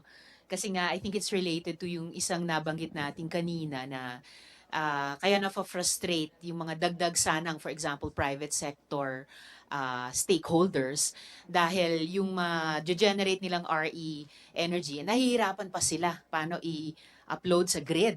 And my mind always turns kasi to the possible roles that electric co-ops can play, even in problem solving. Kaya naisip ko, through the microgrid law, kung these different stakeholders can be brought together in a certain solution package also. But aside lang, I'm just glad na napag-usapan din po natin yan, Mr. Chair. So, tapusin ko lang yung mga tanong ko sa NEA about the access and electrification.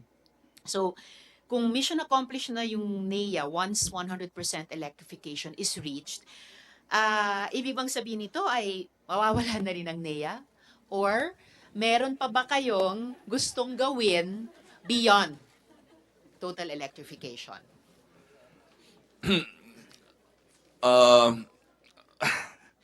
Ma'am, it never occurred to us that mawawala ang NEA if 100% electrification is achieved because aside from the responsibility of total electrification, we are the regulating agencies of the 121 electric cooperatives functioning right now.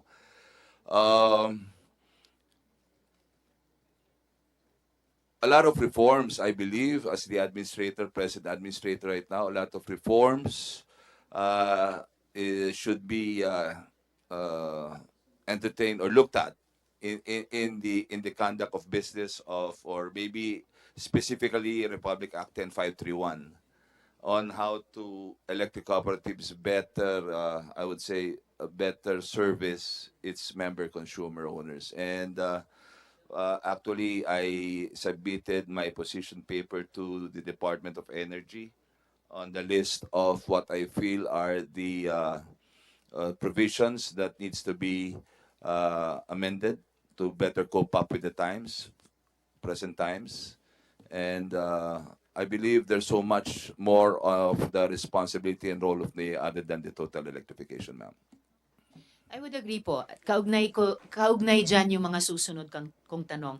I forgot pala to mention earlier, Mr. Chair, I apologize. I was glad to hear from NEA kani-kanina lang about, napansin ko yung sinabi nila, there's a clamor for reforms, for improved services, and I hope maidudugtong ko yon dun sa naunang sinabi ni Administrator Almeida or ni Sec Lotilla pala na tinitignan paano yung mga better performing co-ops as a priority rather than other non-co-op stakeholders can make up the shortfall kung mayroon sa less well-performing co-ops. At masaya po akong narinig kay Administrator na NEA will not be on the forefront of, in effect, replacing co-ops from that role, pero iiwan yung desisyon nga sa mga MCOs as proper. So, kaugnay po niyan, itanong ko na po diretso, is privatization or private takeover of electric co-ops part of NEA's mandate? Ma'am, as provided for in Republic Act 10531, private sector participation is is enumerated on different modes: joint venture agreement, investment management contract, and concession, ma'am. Okay. Salamat. And so gusto kong i-test natin yon not just on a broad policy level, but in a particular case. But before that, may nakapagsabi po sa akin that during the 44th Annual Convention of PhilReca held last August, the NEA administrator declared before the assembly that no electric cooperative will be privatized under his watch. Totoo po ba ito, Administrator? Ma'am, I think it came from the speech of Congressman Presley De Jesus, but not me. Nalulungkot ako doon. Well, I expect that kind of speech from my counterpart, our counterpart, si Rep. Presley. Pero mas masaya sana ako kung mali pala, kung tama na si administrator mismo ay nagsabi niyan. In any case, para i-test po natin, no, yung ano ba yung policy terrain dito sa responding to clamor for reforms, but NEA not being on the forefront of, kumbaga, pagkawala ng papel ng mga electric co-ops and leaving the decision to MCOs. Very recently, no, and unfortunately, I was informed that the Central Negros Electric Cooperative, SENECO, was privatized through a joint venture agreement. Nasabi nga ng administrator, isa sa mga private sector participation na sinasabi naman sa batas. But SENECO was privatized through a JVA, and very active daw ang naging role dito ng NEA. Mr. Chair, ma'am, I don't know where that statement came from, but if I may correct the situation right now, SENECO is not yet privatized through a joint venture agreement. There are still steps that has to be taken to qualify for the JVA to be approved.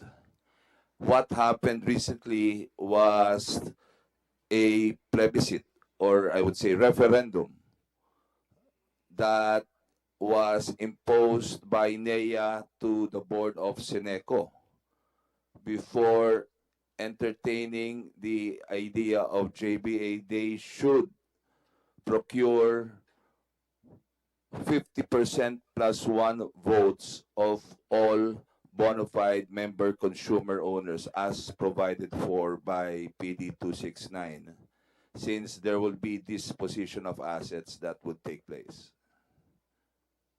Yes, tama po yun. Salamat, Administrator. Kaya ko shinare yung information kong iyon kasi according to our sources, NEDA approved the board's controversial guidelines such as an unlimited number of proxy voters allowed, an extension of voting days that spanned 2 months. Pambahirang period of voting ito. 2 months for the conduct of its referendum na binanggit nga ni Administrator for the JVA. And ayon po sa sources ko, first time daw po itong nangyari sa electric cooperatives history dito sa Pilipinas. So I'm compelled to ask Mr. Chair, good administrator, meron bang special sa Seneco kung bakit naging special din mukha no ang handling ng NEA dito sa JVA issue nila doon? Mr. Chair, ma'am, I cannot say there's something special here. What happened here is just we are trying to implement what PD 269 provides. It just so happened, ma'am, that the JVA started in the level of the board of directors of Seneco. And when it was presented when it was submitted, the board resolution was submitted to NEA. Well, NEA have to act on it, but have to prescribe rules as provided for by PD 269. Since it's obvious from the face of it that there will be disposition of assets.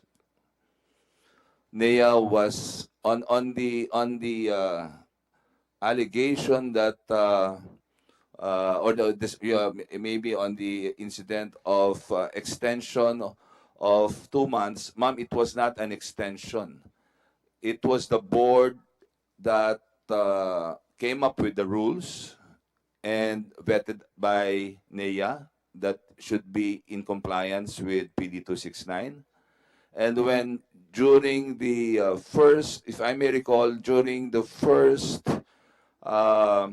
weekend of the referendum, there was massive disenfranchisement because the voters list would contain dead people and would contain another member consumers were not on the list.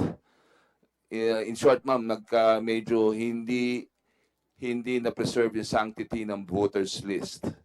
And it was sounded off by the local chief executives within the franchise area. That's why NEA have to act upon the request. So NEA immediately ordered to stop the referendum.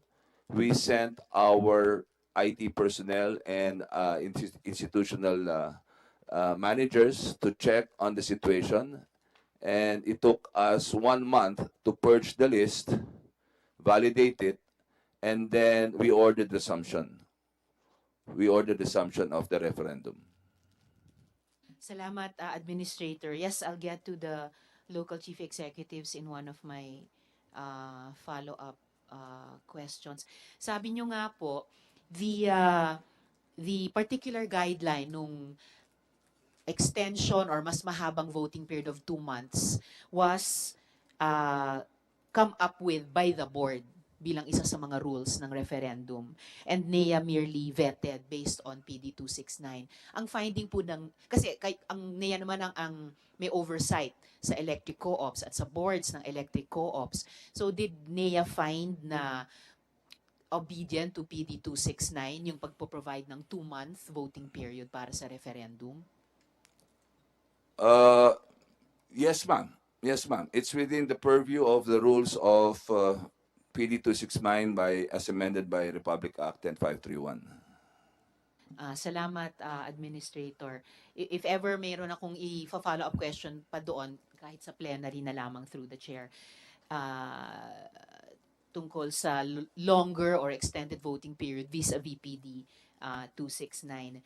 At gaya ng nabanggit nga ng administrator tungkol sa mga local chief executives, meron din nga pong nakarating sa akin na impormasyon na nung mag-request ang ilang mayor ng Negros Occidental sa pamamagitan ng isang sulat kay Administrator Almeda para ipatigil ang botohan dahil sa mababang turnout at baka hindi makuha yun nang ang requirement ng 50% plus 1 on referendum under PD 269. At agad nga daw itong ipinatigil ng NEA.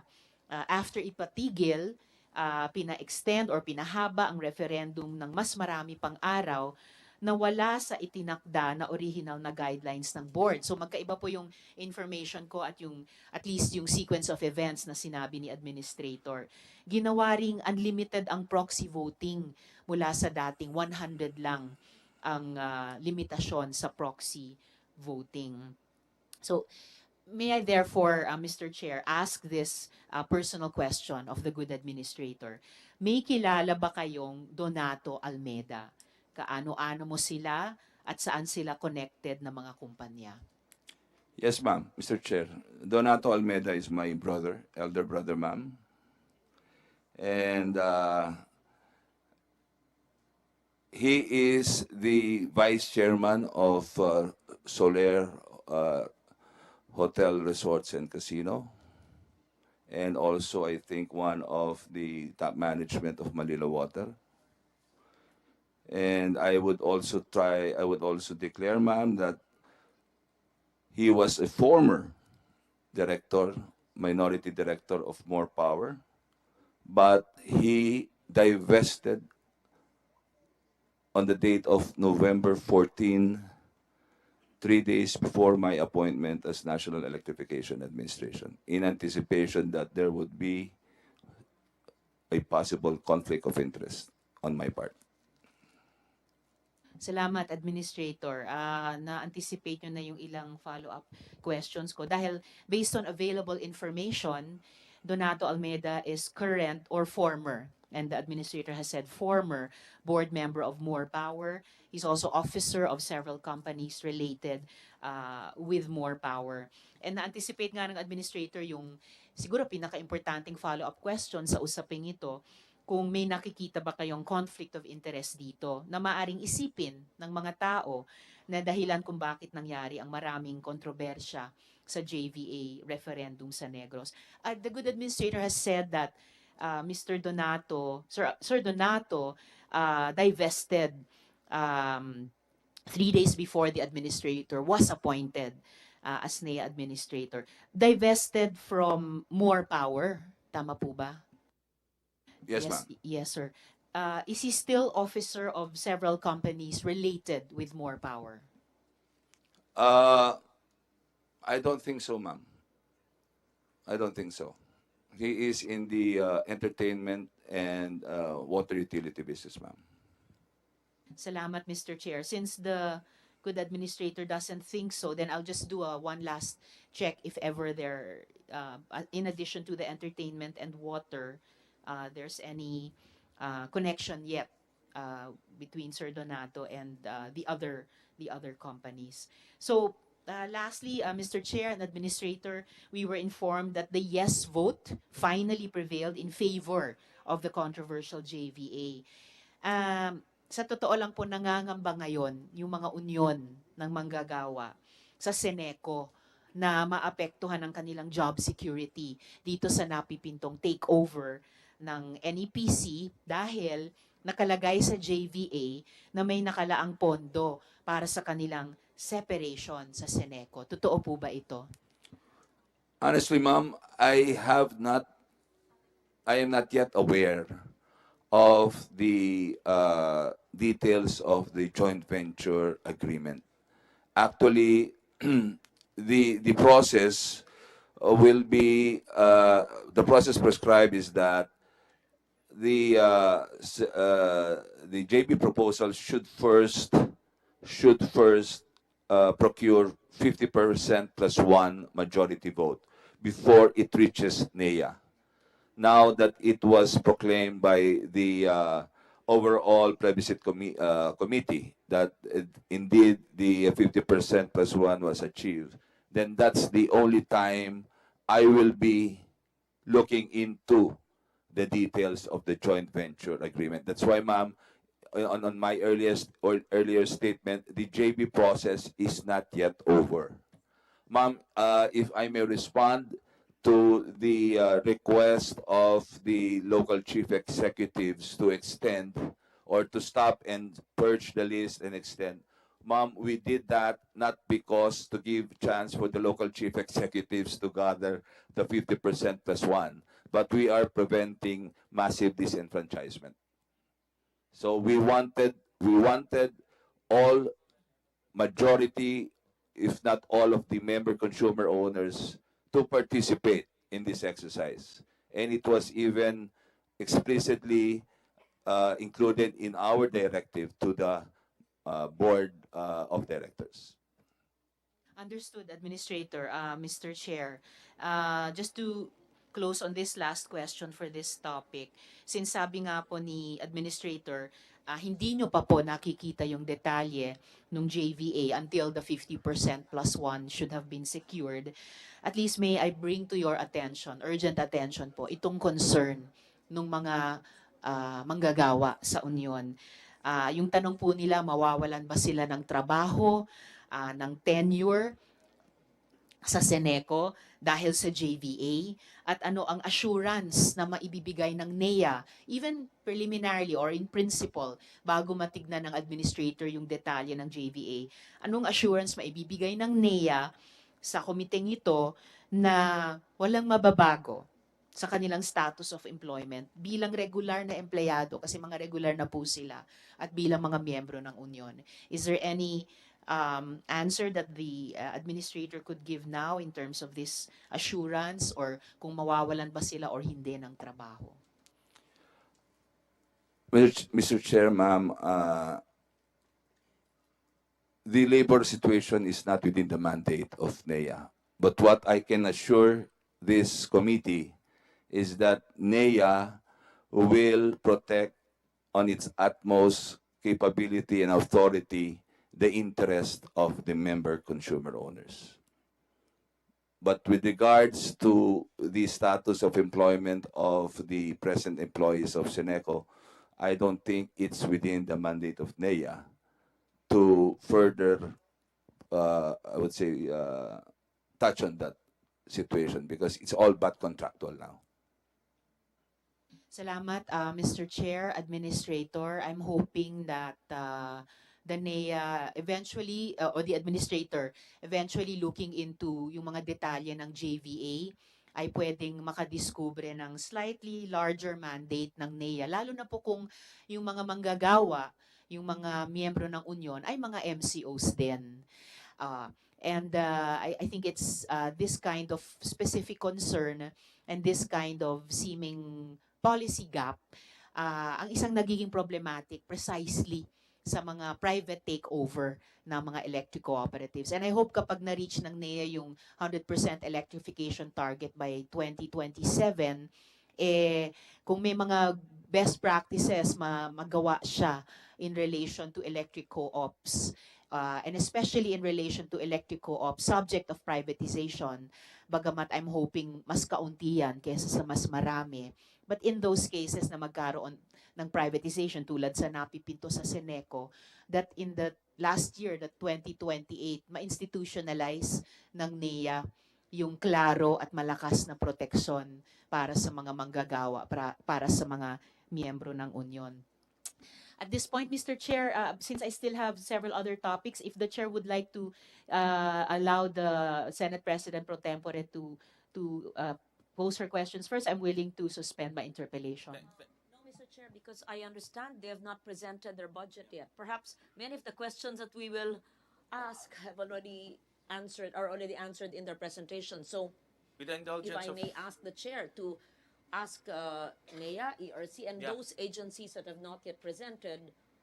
There are only to two present. agencies who will present Yes, their budget. So we'll proceed with the presentation of budget. Yeah. Let's just Thank you. go Thank you, straight to Mr. the Chair. point. The budget, utilization, some accomplishments, and if you have any wish list We'll start off with ERC and then we'll go to NEA. Thank you, Mr. Chair. Good morning, good afternoon na pala. Good afternoon, Your Honors. Thank you again on behalf of the Energy Regulatory Commission for this opportunity to present our budget to you. Can we have the presentation ready? So we only have a few slides. We start off, next slide please, with still an overview of the sector. As already mentioned earlier, the ERC is the sole regulator of the power industry in the Philippines. Next slide, please. This is already, maybe the next slide will be very familiar to you. This is a snapshot of the sector currently. And maybe what I just want to highlight here is that when we faced this body last year, we highlighted that we had 330 plantilla personnel. You would see in the upper portion of the slide that that number has actually gone down. We have 389 plantilla positions in the agency, but as of today, we have 313 of those plantilla positions occupied. And in particular, we have 40 technical positions that remain vacant. It's a very challenging situation to compete with the private sector for technical personnel, and at the same time still meet our deliverables to not just to Congress but to to the country as a whole. And this is one challenge that we are facing head on, not just with our attempts and with the support also of the executive, because we have been granted an increase, the first since 2018, finally, so we can have a fighting chance to recruit more technical people to the agency. After this slide, what we want to share is our accomplishments for the last 12 months. And I think it is best that the report comes not from me, but from the voice of the staff that we have really running the agency today. Please turn on the audio. Thank you. Bundok na yung galing. Grabe, malayo pa.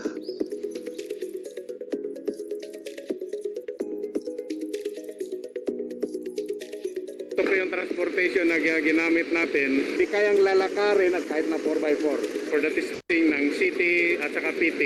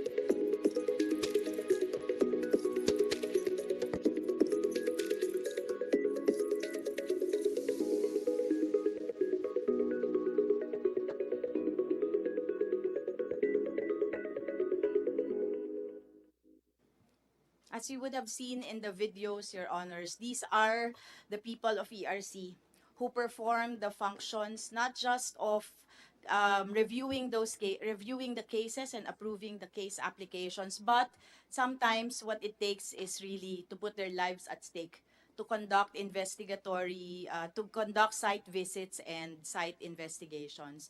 So with their help, next slide please, we were able to achieve much of the targets that we have set for ourselves in 2023. The question earlier on the utilization rate, we also face squarely head on. That as of June 2023, when the report to DBM was passed, we were only successful in achieving 31.38% utilization rate.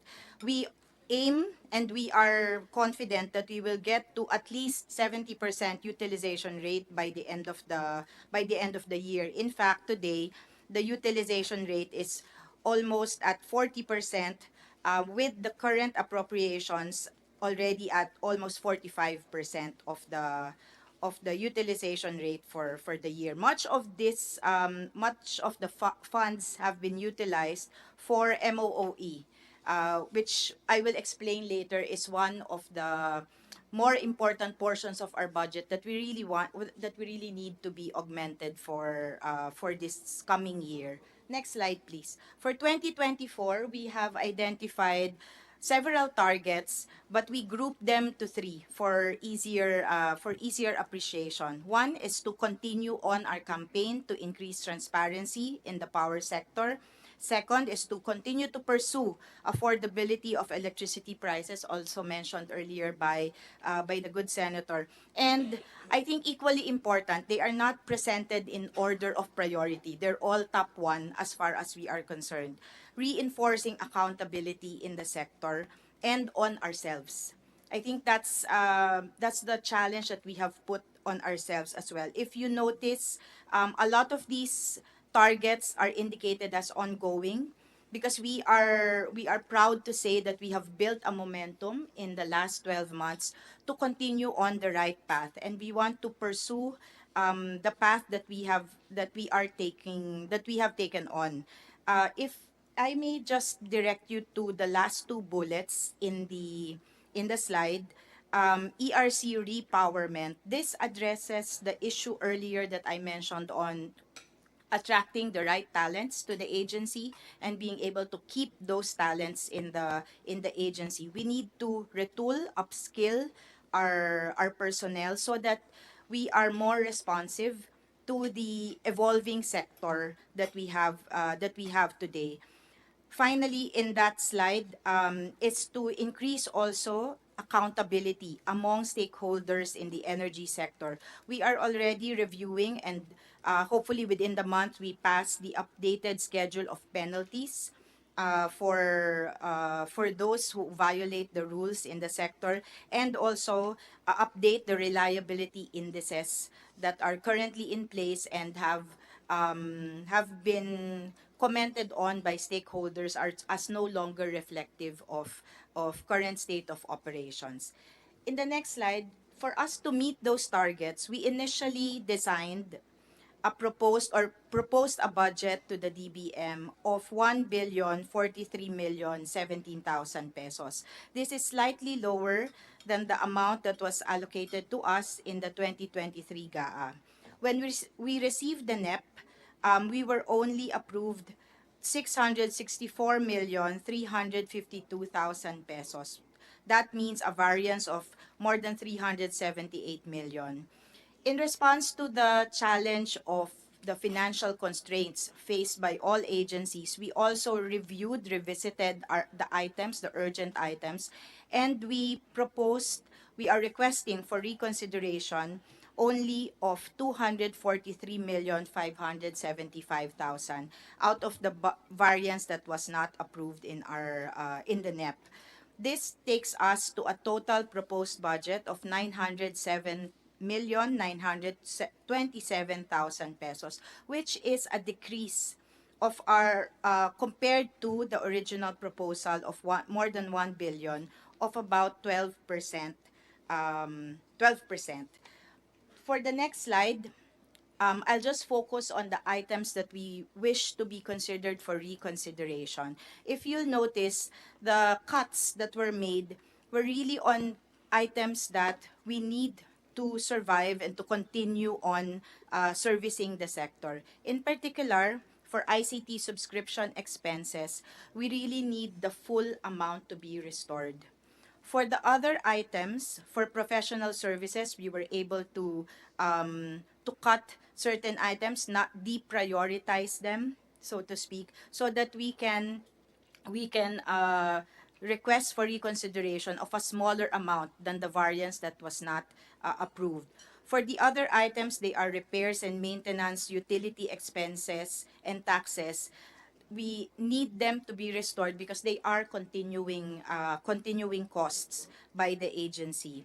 For costs such as traveling expenses and training, we reconsidered also, we deprioritized certain items so that we could request a lower amount for reconsideration. In the next slide, covering the capital outlay, again, for ICT equipment, we're grateful actually to DBM that it was not a total zero this time around. Last year, it was a total zero for capital outlay. But at least now we were approved to incur amounts of 23 million pesos for technical and scientific equipment which are needed for our mainly for our metering lab. The ICT equipment, however, are composed of desktops, laptops that we actually need to replace also for the agency. That's why, if you notice, we request for reconsideration of the full amount as well. The next slide shows the historical BUR of the agency. Traditionally, it's really around 70 plus percent. This compelled us to revisit our practices in the agency, and we can submit to the committee a report that we have conducted on how we can really improve our utilization rate. And from our study of ourselves, we realized that it really stems from the planning stage. There are various challenges to utilization of the amounts, including procurement, challenges in prior approvals that we need to get. I mentioned earlier the challenge with having our ISSP approved by DICT, even with certain amendments just on the amounts. We need to go back again to DICT for that process. But we also acknowledge that we need to improve how we plan so that we can improve our utilization rate. Mr. Chair, may I just ask, what is the ISSP and why does the ERC have to go through the ICT? Just Okay. so that it's clarified. Apa. Thank you. What is ISSP? It's the information system strategic plan. Yes, thank you. Apo. ERC alone? No, Or do all agencies, ma'am. have to go through the ICT, Yes. but they themselves are struggling. Yes. Yes. So that takes time. Apo. So is this an executive order or it's a DBM program where all digitalization and digitization must be cleared? Yes, ma'am. By Even the procurement of ICT? laptop or Oh, because the Senate does not do that yet. Yes. And just so that there's interoperability, I guess, in the executive department?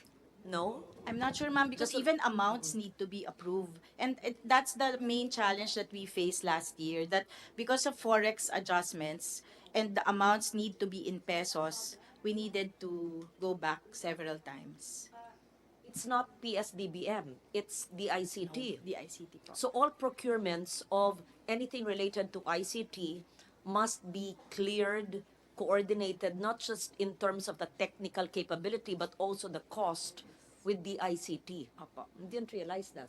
Did we know that? So it doubles the time, I guess.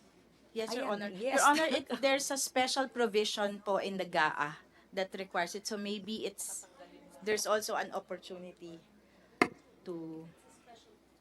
Okay, can you send that to us, Yes. LBRMO? LBRMO in charge. Yeah. And let's check that if it's only, Mr. Chair, with your permission, if it's only GAA 2023 or in how many years has that special provision been there, that everything has to be cleared in cost and kind, etc., with the ICT. And we'll ask Sec Ivan if they really can handle all of that, considering they themselves have low utilization and have efficiency issues. So we will check. We take out the special provision, then you can go on your own. Or maybe enhance it. Put less restrictions, like Yes. if We will the review. changes are only because of Forex, then maybe we don't need to go of back. course, yes. Thank you for that. We didn't realize that. So I'm sure we'll see when that first special provision was included, if it's only 1 year or previous years pa, and if it's always been there since the inception of the DICT law. Ako yata author ng DICT law baka hindi. Pero hindi, saga, we'll see. And we assure you that we will revisit that. And if it causes inefficiency, not just with ERC, but all agencies, we will have to improve it. Not maybe delete, we'll see. With the permission of the chair, no? Thank you for bringing that to our attention. And then, Mr. Chair, the ERC chair mentioned about the budget for laptops. That's so basic. Can we just assure them? Oo. Yes. Actually, ma'am, one of the items, Your Honor, that was cut also is our subscription to Microsoft Office. That's basic. That should be part of the NEP every year. How much is that, Chair? 40 total subscriptions po, including Microsoft Office, Lex Libris, antivirus software, 40 million po yun. But this Sagot also... na namin tatlo yon. Okay? The minority, sagot na ng minority yon. Can we amend that, please? To increase Mr. that? Chair, Yes. take note yung smaller items ang ina-assign ni Senate President Pro Tempore sa minority. Pero nakikisa din po ako kay Sen. Lauren at sa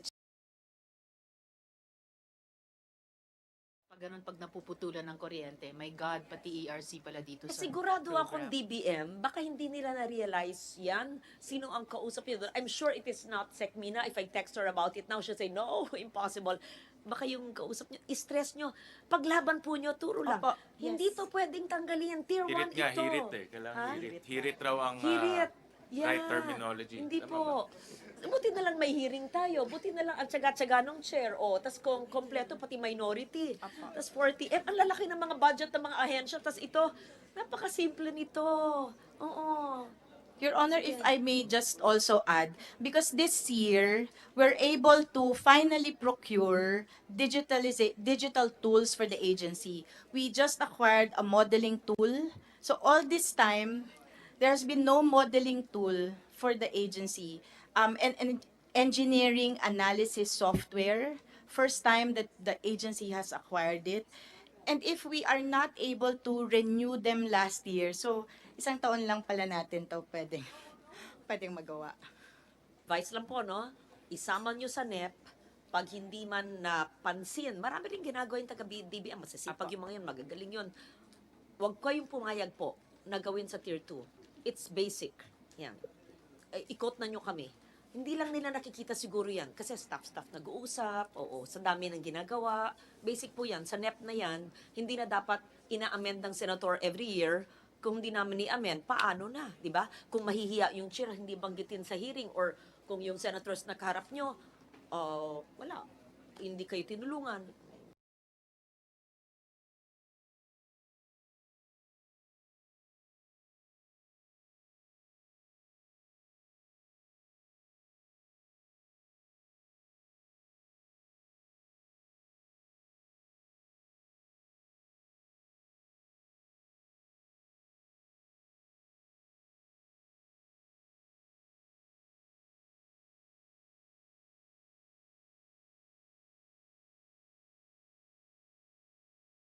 For the agency.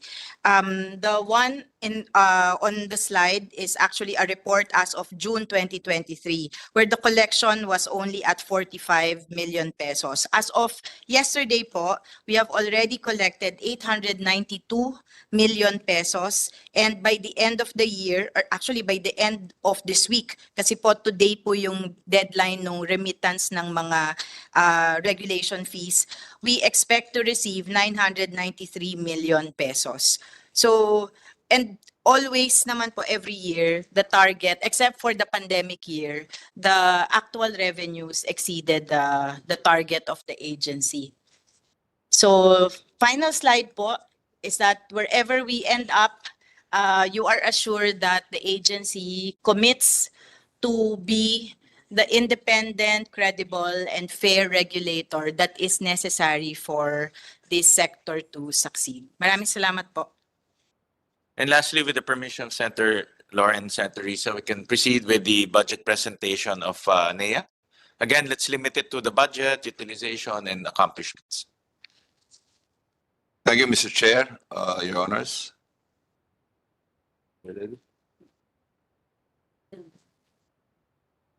This is a presentation of the fiscal year 2024 corporate operating budget of the National Electrification Administration, as included in the National Expenditure Program of the government.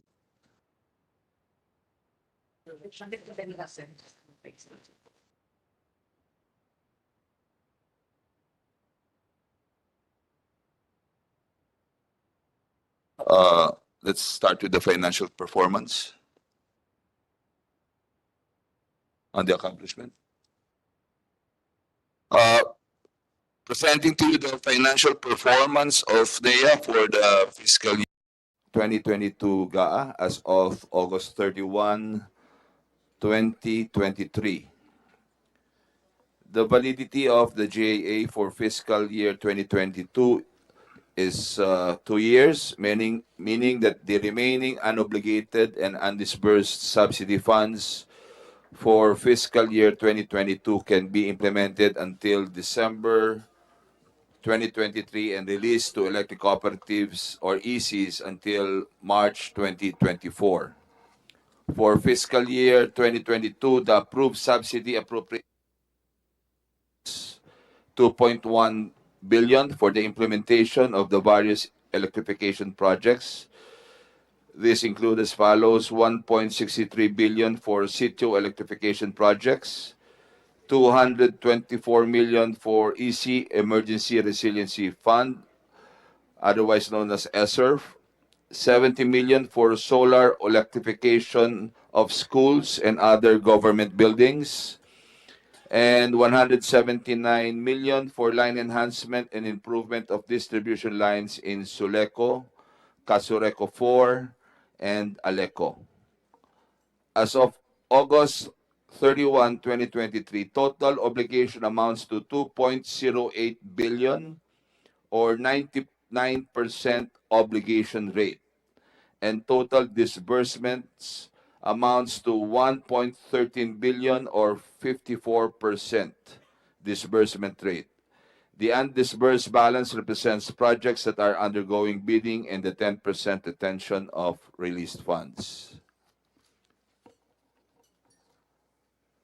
With the national government's continuous support, the NEA through the ECs was able to accomplish the following for 2022: energization of 951 sitios and restored electricity to 26 calamity-stricken ECs. Out of the 400,000 target connections, a total of 554,584 connections were made with the cooperations of the ECs. For NEA's performance during the same period, the NEA provided loans to ECs in the amount of 1.82 billion, attained national systems loss of 9.19%, collected 98.74% of EC's loan amortization, and realized a net margin of 103 million for the period, wherein NEA remitted to the national government 54.14 million for dividend and paid to BIR the amount of 34.35 million for corporate income.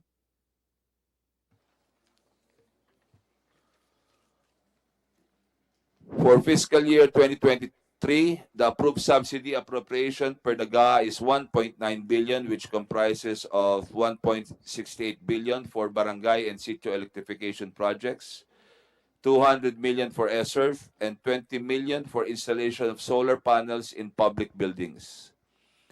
Additional subsidy fund was also received for the power supply in Occidental Mindoro in the amount of 140 million during the Mindoro crisis.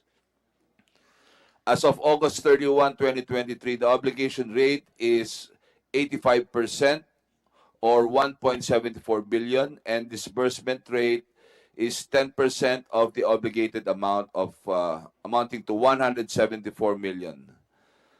The undisbursed balance represents projects that are undergoing bidding by the ECs. NEA is keeping close tabs on EC biddings in an effort to increase the disbursement rate. By NEA's forecast, the disbursement rate will reach by 70% by year end. In terms of physical performance, as of June 30, 2023, NEA was able to energize 527 sitios and connect 231,614 electricity consumers, which is equivalent to 46% of the 500,000 connection target. Likewise, the agency released 660.66 million loans to ECs, attained 98.61% collection efficiency, and maintained a positive margin for the said period.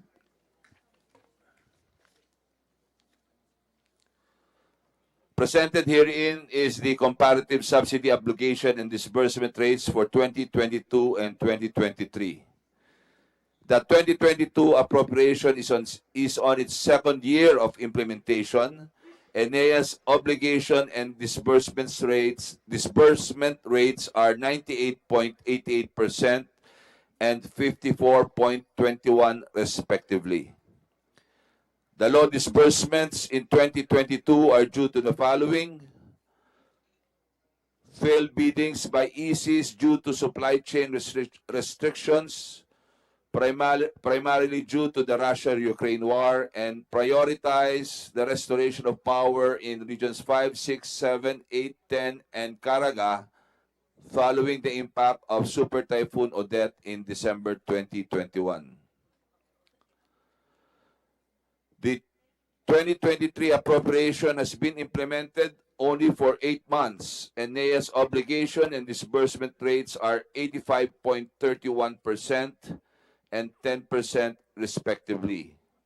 For 2023, the EC bidding process started only during the tail end of the second quarter due to the revision of allocated subsidy amounts per EC in order to cater more EC beneficiaries.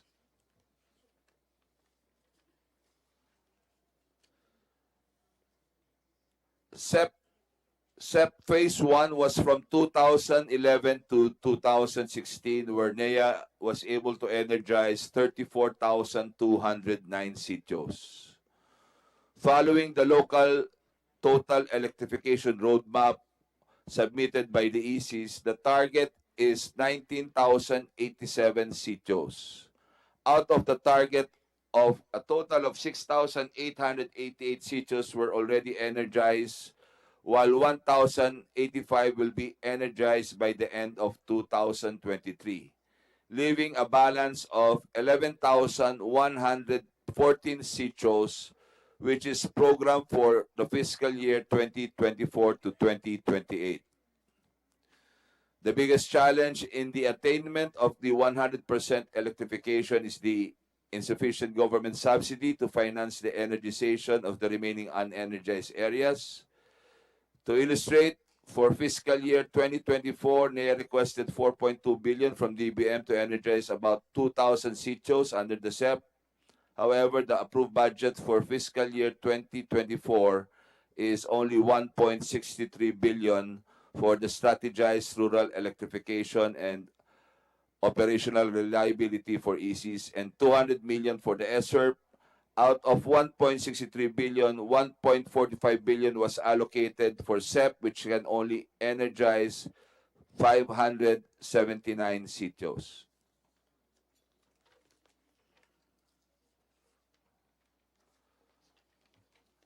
The NEA's 2024 budget as contained in the NEP is 4.57 billion, comprising of subsidies from the national government in the amount of 1.83 billion, equity from the national government in the amount of 470 million, and NEA's internally generated funds in the amount of 2.27 billion but exclusive of non-cash expense.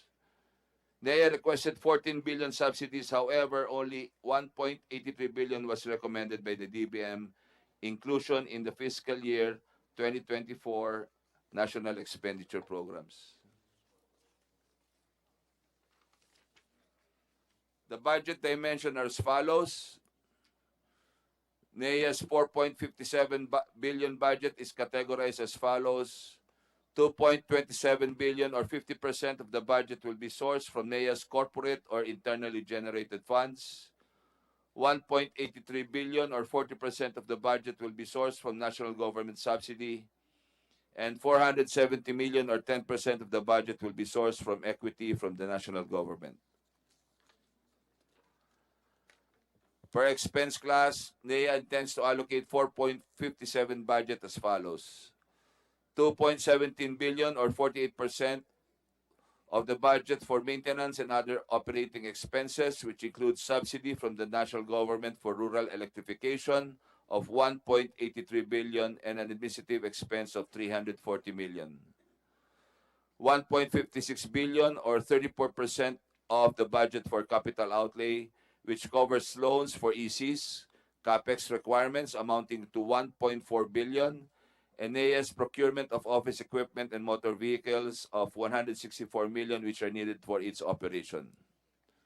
The remaining 840 million or 18% of the budget is for personnel services costs, which comprises salaries and benefits of 340 plantilla positions amounting to 503 million and payment of money claim of 337 million, representing underpayment of separation pay of NEA employees who were legally separated in 2003 by virtue of Republic Act 9136, otherwise known as the IPIRA Law.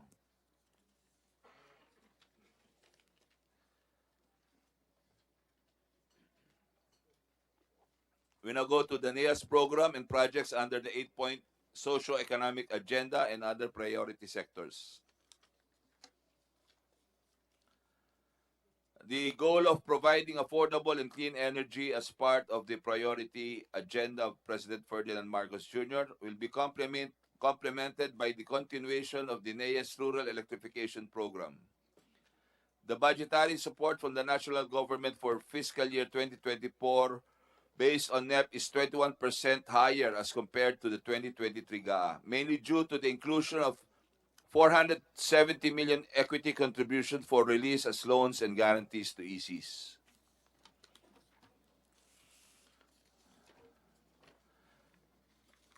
Regarding in-house expenditures to be sourced through corporate funds,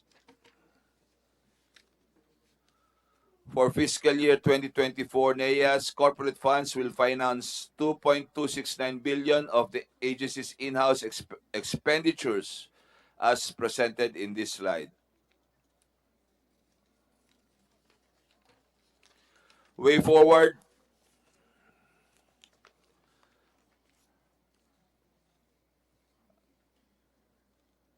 I was able to discuss this already.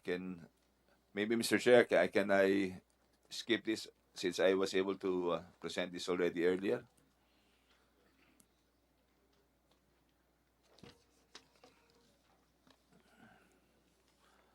As part of the reforms and catch-up plan to meet 100% electrification by 2028, to ensure that the agency's programs and projects are undertaken promptly and in accordance with the set targets and timelines, NEA will implement reforms and catch-up plans as follows. Number 1, establish a digital dashboard command center. Number 2, currently, NEA is unable to timely disburse the SEP to ECs with pending liquidation matters. This only allows NEA to energize about 1,000 sitios per year, when compared to the previous liquidation framework, which enabled NEA to energize about 6,500 sitios on average per year, while still maintaining a 92% liquidation rate. Thus, the GAA and NEP should allow NEA to disperse subsidies to ECs with ongoing energization projects to accelerate energization, considering that the ECs have proven their ability to properly liquidate subsidies received from the national government. Number 3, the energization effort will greatly be helped if the GAA allows NEA for those ECs with liquidation issues to identify other strategically located neighboring ECs which are capable of implementing the SEP program instead of the DPWH. This is due to ECs being in a better position to implement the rollout of the SEP program, thus ensuring its continuous rollout. Also, part of our catch-up plan will be to fast-track and facilitate the final inspection, acceptance, and liquidation of previously funded projects. Simultaneous release of fiscal year 2022-2023 SEP, LEP, and ESSER. Adoption of the 26 calendar day period from the present 3-month period to conduct procurement activities as provided for by under RA 9184. Progress and milestone monitoring of project implementations, and output and evidence-based fund release.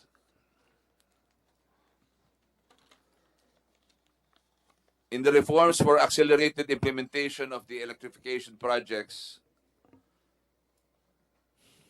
to accelerate the implementation of electrification projects, NEA will implement the following.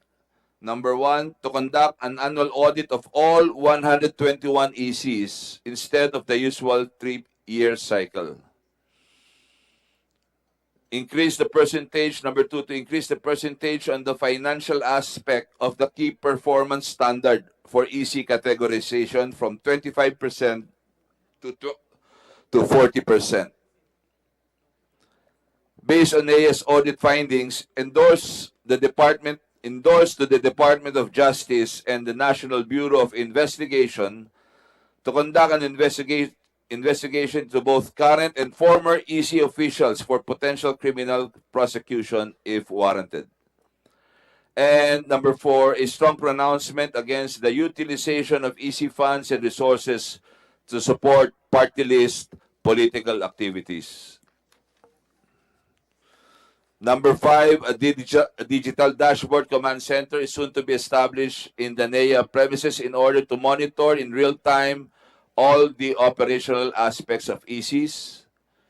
Number 6, amend the current NEA memorandum template in the strategized total electrification program to modify the fund release schedule from 90%, 10% turnkey to a more frequent system of progress billing at 50%, 20%, 20%, 10%. This adjustment aims to enhance the efficiency of project execution and facilitate the prompt settlement of subsidies. And lastly, the blacklisting of erring contractors and suppliers. We hope that this presentation on the 2024 budget of the National Electrification Administration, we have provided the committee the much needed information and clarified to sustain rural development through rural electrification. Thank you, Mr. Chair.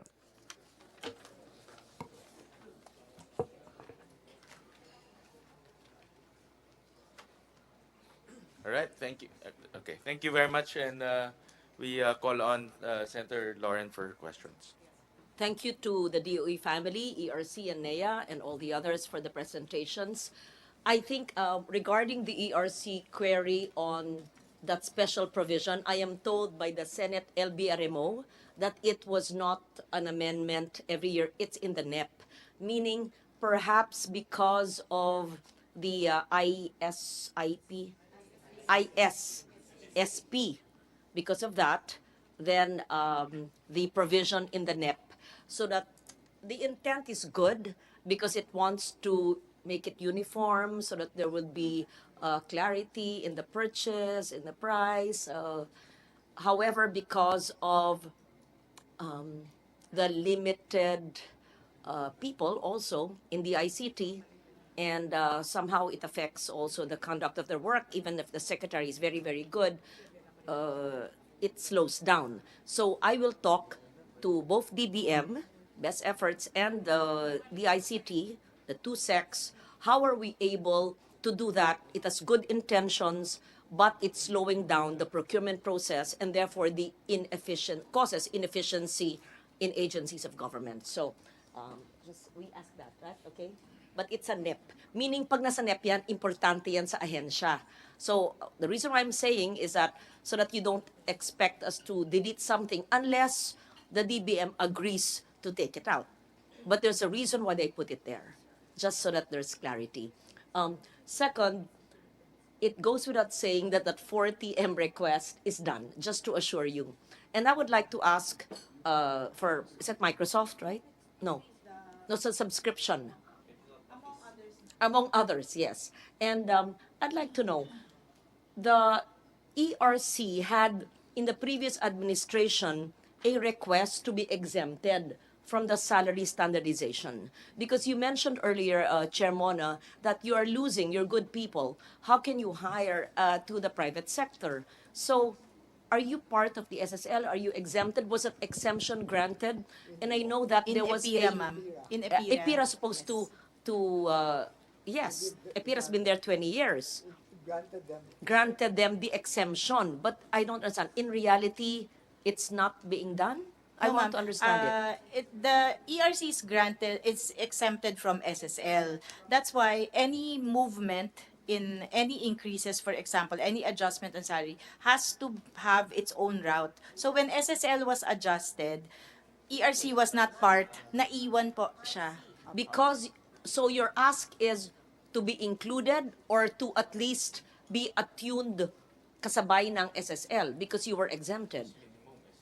Yeah. At least, opo, actually, I think po ang intention ng EPIRA ay minimum yung SSL better than SSL supposedly. So, opo. But because any adjustment nga po in the package has to be approved first by OP, opo, Okay. Because EPIRA was 20 years ago, 22 years ago, no, 20 years ago, and you were exempted then. So it would be more difficult and longer if we amend EPIRA just to accommodate that. Yes. So you're having a difficult time retaining your people now or getting good consultants because of that exemption, and you have now to go through the process solo of going through DBM, Malacanang for that special approval. Yes. Right, Secretary? All the way to the OP. Oh, I'm sorry? All the way to the President, Opo. yes. I know in the previous administration before your time, in 2021, in fact, I'm looking now, there was a letter I was furnished, I'm sure the chair was also furnished a copy of a request in Malacanang. Yes. It's 2023. Has that been granted? I The- know part of it has been granted, right? Yes, Okay. Your Honor, the 2021 request was actually denied. So we had to refile last year our request with DBM, and through a lot of help, that has been granted. But it was a fresh request, ma'am. Apo. No, 2021, the time of ES Medjaldea, I'm familiar with that because they were writing us, etc. And they said they will review, but until the term ended, yes, with It was returned to it the was returned. agency. So a fresh request was made, and has it been finally Yes. granted in full? Are you now at par with the SSL? I know it was not fully granted. I know it was just partial. In short, kapantay na po kayo ng sa ibang ahensya SSL, hindi pa po nakahabol or over na ba po kayo?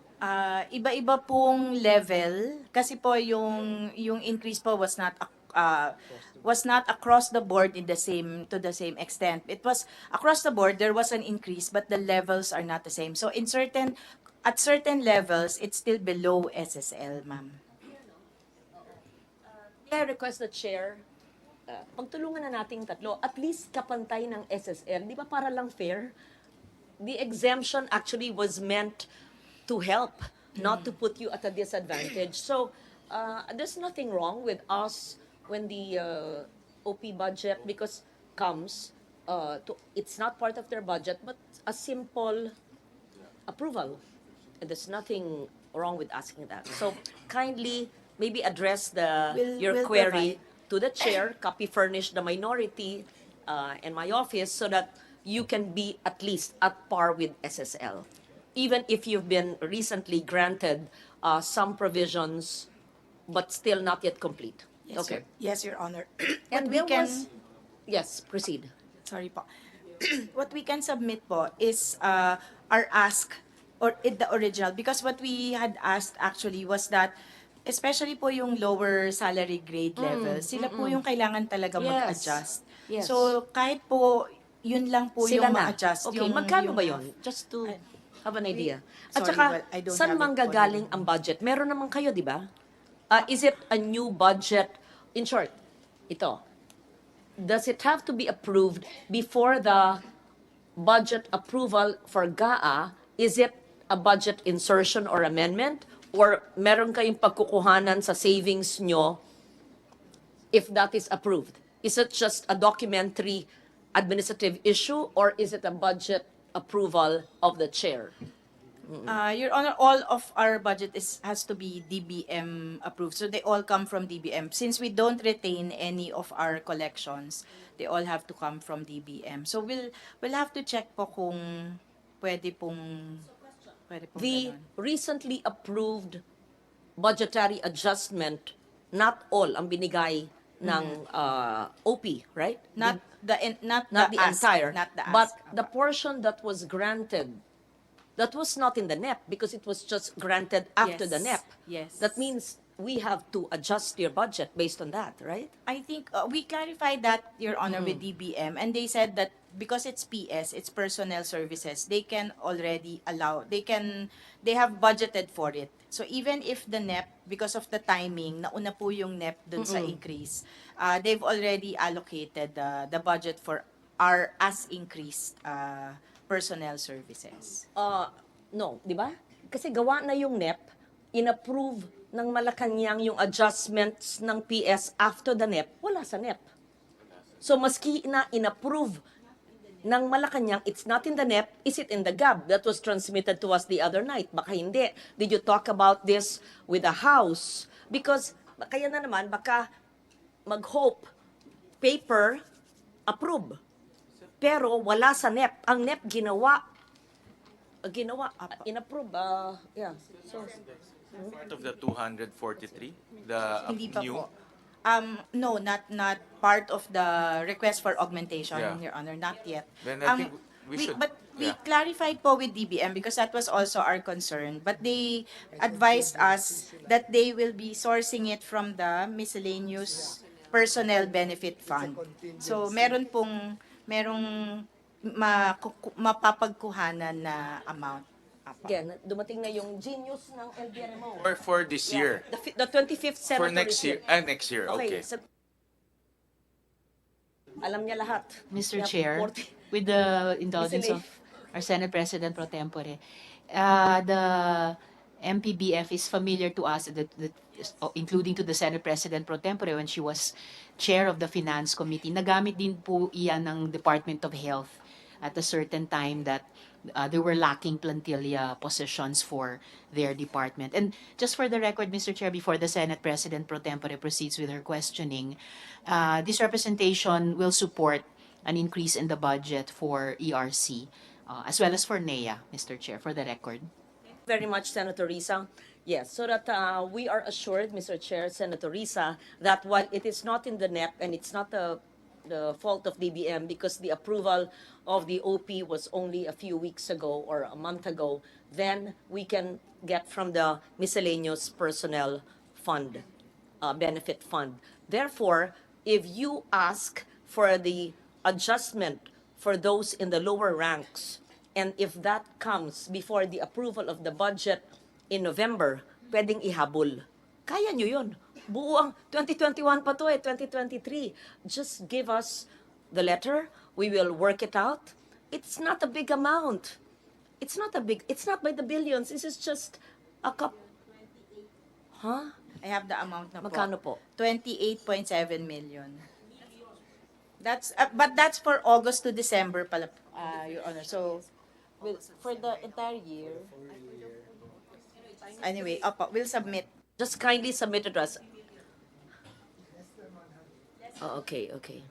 Sa ang minority na rin mag-a-amend nun. Oh, okay. Sige. Anyway. Mr. Chair, I can support the motion of the Senate President pro tempore dahil siya naman nanguna sa questioning ng na mga ito. tao, nakita natin di ba?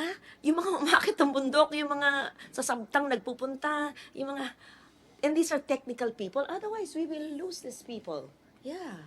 Okay, thank you. Let me just repeat, Chair Mona.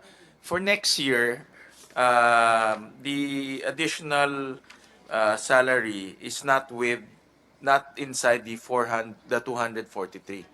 Okay, but it's already there's already a fund Opo. that will support that. DBM will source it from the MPBF. Okay, so that's this is for 2024. 2024. Okay, okay. Kaya nga, but the grant of the executive was not in full. In short, humingi sila sa lahat. Binigay lang kalahati. Yung mga sa baba, hindi pa rin na-adjust, hindi pa rin kasabay ng SSL. Ang gusto ko naman, sumulat ulitin natin hingin, bigay na lahat, i-endorso ng DBM, X amount, let's say less than 100, kaya naman ng budget, 5 trillion. Sweldo to ng tao, hindi naman to mawawala. Yun lang, ganun kasimple, di ba? Tapos, taon-taon, inet na nila yung ganung klaseng Yes. sweldo. Actually, Yeah. Opo, yun naman po moving forward. It's actually- Your Honor, just for the record, na-adjust naman po lahat, pero yun pong sa baba nga po, konting-konti lang po yung adjustment. Just put that on record so that it's very clear. And I think we can work on it. And no promises it will be done. Time is short. But if you can write us, we can ask the DBM for the positive endorsement. And the ES office can do that. Then before we finish the budget by November, which is 2 months, hopefully everything can be adjusted, even though sa baba. That's most important. Yeah, thank you. I go to digitalization. We've been talking about that in every agency of government. I'm sure our colleagues here are much interested. Given your budgets, which are small, DOE, ERC, ilan kayo? 600 M total, right? And 1.2B, right? Is digitalization part of that budget already? How do you have a digitalization roadmap for DOE ERC? And is that digitalization part of the DIECT family again with a whole of government approach, including the threats of cybersecurity? We were in the DOH hearing yesterday, and PhilHealth told us, yes, they were hacked, and malaki. And they've been immobilized in a way for 7 days, and they do everything over the counter. ERC so important, DOE so important. If you are not digitalized, if you don't have the proper protection against cyber attacks and many more, and we're just talking here protection, what more? The efficiency of doing business, and the new law, the EVOS, digitalization is part of the one-stop virtual EVOS, Energy Virtual One-Stop. Kasi gawa kami ng mga batas, mahirap maintindihan yung mga... Yes. So yun po, yun ang aking tanong. Yeah. Senator, may I Yes. request Undersecretary Wimpy to address Thank you, your- Sec. Yes, Sec. Thank you very You much said for the thank you. question, ma'am. Senator Hontiveros, Senator Legarda, and the Chair. First, the Department of Energy prepared its Information Systems Strategic Plan, or ISSP, as required by RA 11936, or the General Appropriations Act of 2023, and the relevant rules and regulations in place. Secondly, we assure this body that the ISSP is aligned with the DOE's organizational goals and objectives, and it is anchored on the whole of government's approach for digital transformation, and it is outlined in the roadmap for e-government master plan 2022. It also supports the current administration's 8-point socioeconomic agenda, specifically the improvement of the bureaucratic efficiency and the provision of affordable and clean energy to allow the transition to a low-carbon economy. Therefore, it contains the comprehensive framework of DOE's information system projects, and it covers 3 years.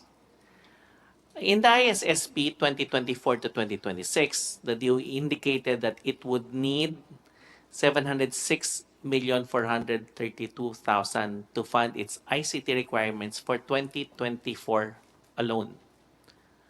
However, the 2024 ICT budget under the NEP was set only at 318,639,000. This translates to a reduction of the DOE's ICT budget by over 50%. To be precise, it was reduced by 54.89%. So we anticipate that this will adversely impact the performance of our functions and the operationalization of our programs. And it also includes the EVOS. What was the bottom line ask for budget for Yeah. complete digitalization? For You said- yes, ma'am. For the requirements for 2024, it's 706,432,000. Ang inaprubahan lang po ay 318,639,000. What will happen to your digitalization efforts if only one half was approved? We need masasacrifice po yung EVOS kasi kailangan po siyang i-enhance. It's like the cell phone that needs to be kailangan palitan ng hardware and also yung software kailangan we install updates. So yun po yung mga pwedeng maapektuhan at meron din po kaming mga evaluators na pwedeng wala po silang laptop para opo. Take note of that, and perhaps you can submit to the chair a possible reconsideration for possible amendment. Maybe just put the whole budget ask, what was granted only for digitalization, and then the impact in case it is not granted, and the effects. Yes. Thank you, Yusek Pimpi. Okay. Thank you, Chair. I will yield to the chair. I will not ask questions yet. As you see, I only ask questions to support the agencies which have very, very low budget, but which are so important for our economic recovery. So I'll just listen to the chair and have full support for the adjustments being requested by the agencies mentioned. Thank you. Senator Risa, you may continue. Yes, thank you, Chair. Ako. Sige, salamat po. Or at any time, I can yield to the Chair. I have about 6 more topics, so a few more questions, Mr. Chair. Salamat po. Sige po. Before I go on to my next topic on energy poverty and deprivation, just to make of record, yung pinag-usapan namin ni Administrator Almeida kanina ng NEA, although the good administrator has not seen the details of the JVA that we discussed, in actuality, 3 days ago, September 25, House Bill 9310 was already filed. This is the franchise application for Seneco, and the applicant is More Power. Not anymore Seneco, the applicant is More through subsidiary NEPC. So just for the record, Mr. Chair.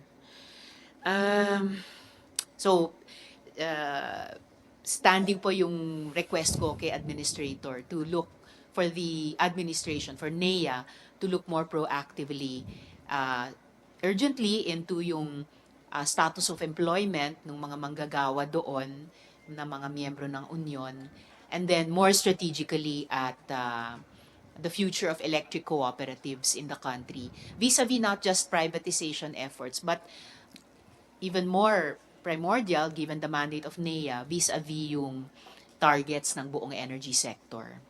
Salamat, Mr. Chair. So moving on po to energy poverty and deprivation. Evidently, we still have problems with universal access, especially to modern electricity services as defined by the UN. And that's very frustrating since many of our ASEAN neighbors have achieved theirs, such as in the case of Singapore, Malaysia, Thailand, and Vietnam. Other than that, our poor people also suffer from energy deprivation, a condition in which access to electricity does not translate to enjoyment in its full utilization benefits because of its high cost. So data show that the Philippines suffers from low electricity consumption per capita compared to our ASEAN neighbors. According to a report of ENERData, the Philippines has a per capita consumption of 798 kilowatt hours as of 2021, which is 2 times lower than the ASEAN average as of year 2020. Tapos the global average is 3,000 kilowatt hours per capita. So, one-third lamang tayo doon. So, ang tanong ko po dito, Mr. Chair,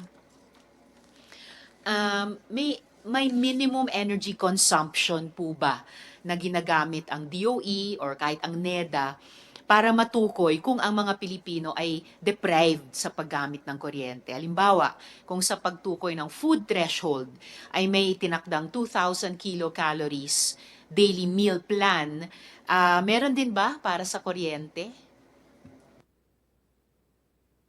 We don't have that in our targets, Mr. Chair. So, but of course, it goes hand in hand with the electrification and energy efficiency programs and trusts of the government. It's true that we have among the lowest, per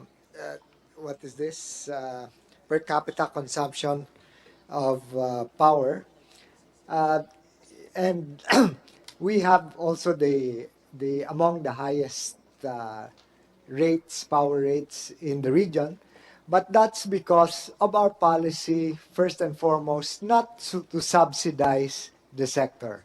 So in the only comparable to us would be Singapore, which is also not subsidized, and the other countries, including the ones that you mentioned, Thailand, Vietnam, they're all subsidized.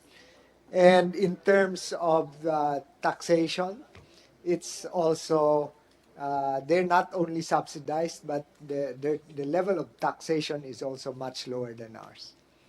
Thank you. Salamat, Mr. Chair. Since sinabi naman na pwedeng i-align sa mga existing thrusts tulad ng electrification, energy efficiency, so baka pwedeng i-consider na lang ng DOE pag-aralan itong, kahit sa akin bagong konsepto kong natutunan, energy deprivation, dahil nangangalahati na tayo, nagwa 1/3 na tayo kumpara sa mga kapitbahay natin o sa buong mundo, at pwedeng aralin yung food threshold bilang posibleng template para makadesenyo ng kuryente threshold para sa mga Pilipino. If the good secretary would be minded. Madam Chair, Mr. Chair, Madam Senator, it's just that we have targets on increasing also the energy consumption, per capita consumption, except that we do not desire only to increase consumption, but to make sure that this is accompanied by energy efficiency. In other words, the energy intensity for producing the same unit of goods and services will be much more efficient than our counterparts. Thank you. Salamat, Secretary. Palagay ko hindi naman mutually exclusive yon, di po ba, na lalo na yung karamihan ng mga Pilipino na mahihirap, maka-enjoy optimally, maximally sa kuryente. Siguro that's a public good na parallel ma-generate natin kasabay nitong mga energy efficiency technologies, even of course policies sa panig namin, and lifestyles as well among our people. May strategy po ba ang DOE? Ayan, nasimulan na rin ni Secretary sagutin ito. May strategy ba ang DOE para dito, since ang increased per capita consumption of electricity is actually included, gaya ng binanggit nyo, in the target outcomes of PDP 2023 to 2028. So meron po bang strategy or dagdag na mga elemento ng strategy?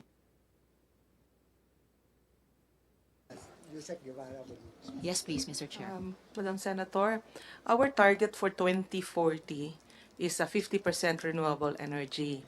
And based on our computation, by 2040, our total gigawatt hours will be 3 times of what we had in 2021. So Conversely, yung ating consumption will be about 3 times of the 2021 level. So maabot na ma'am natin yung level ng ASEAN by then. So sinasabi niyo po ba ma'am na yung strategiya or pangunahing strategiya para matugunan itong tinatawag na energy deprivation ay yung pag-ramp up ng share ng renewable energy sa energy mix natin? Yes po. Is that also a concession na renewable energies are actually more efficient in terms of generation, in terms of delivering and affordability sa mga consumers natin? Yes po. We imagine that initially the cost of renewables will be a little bit higher because we're going to be building new transmission lines and we're going to need to fill up our lines with what we call inertia to support these renewables. As such, initially, the cost of renewables will be a little bit higher. It will be for about maybe 10 years. But then it will go down suddenly because na-recoup na po yung capital ng mga investors.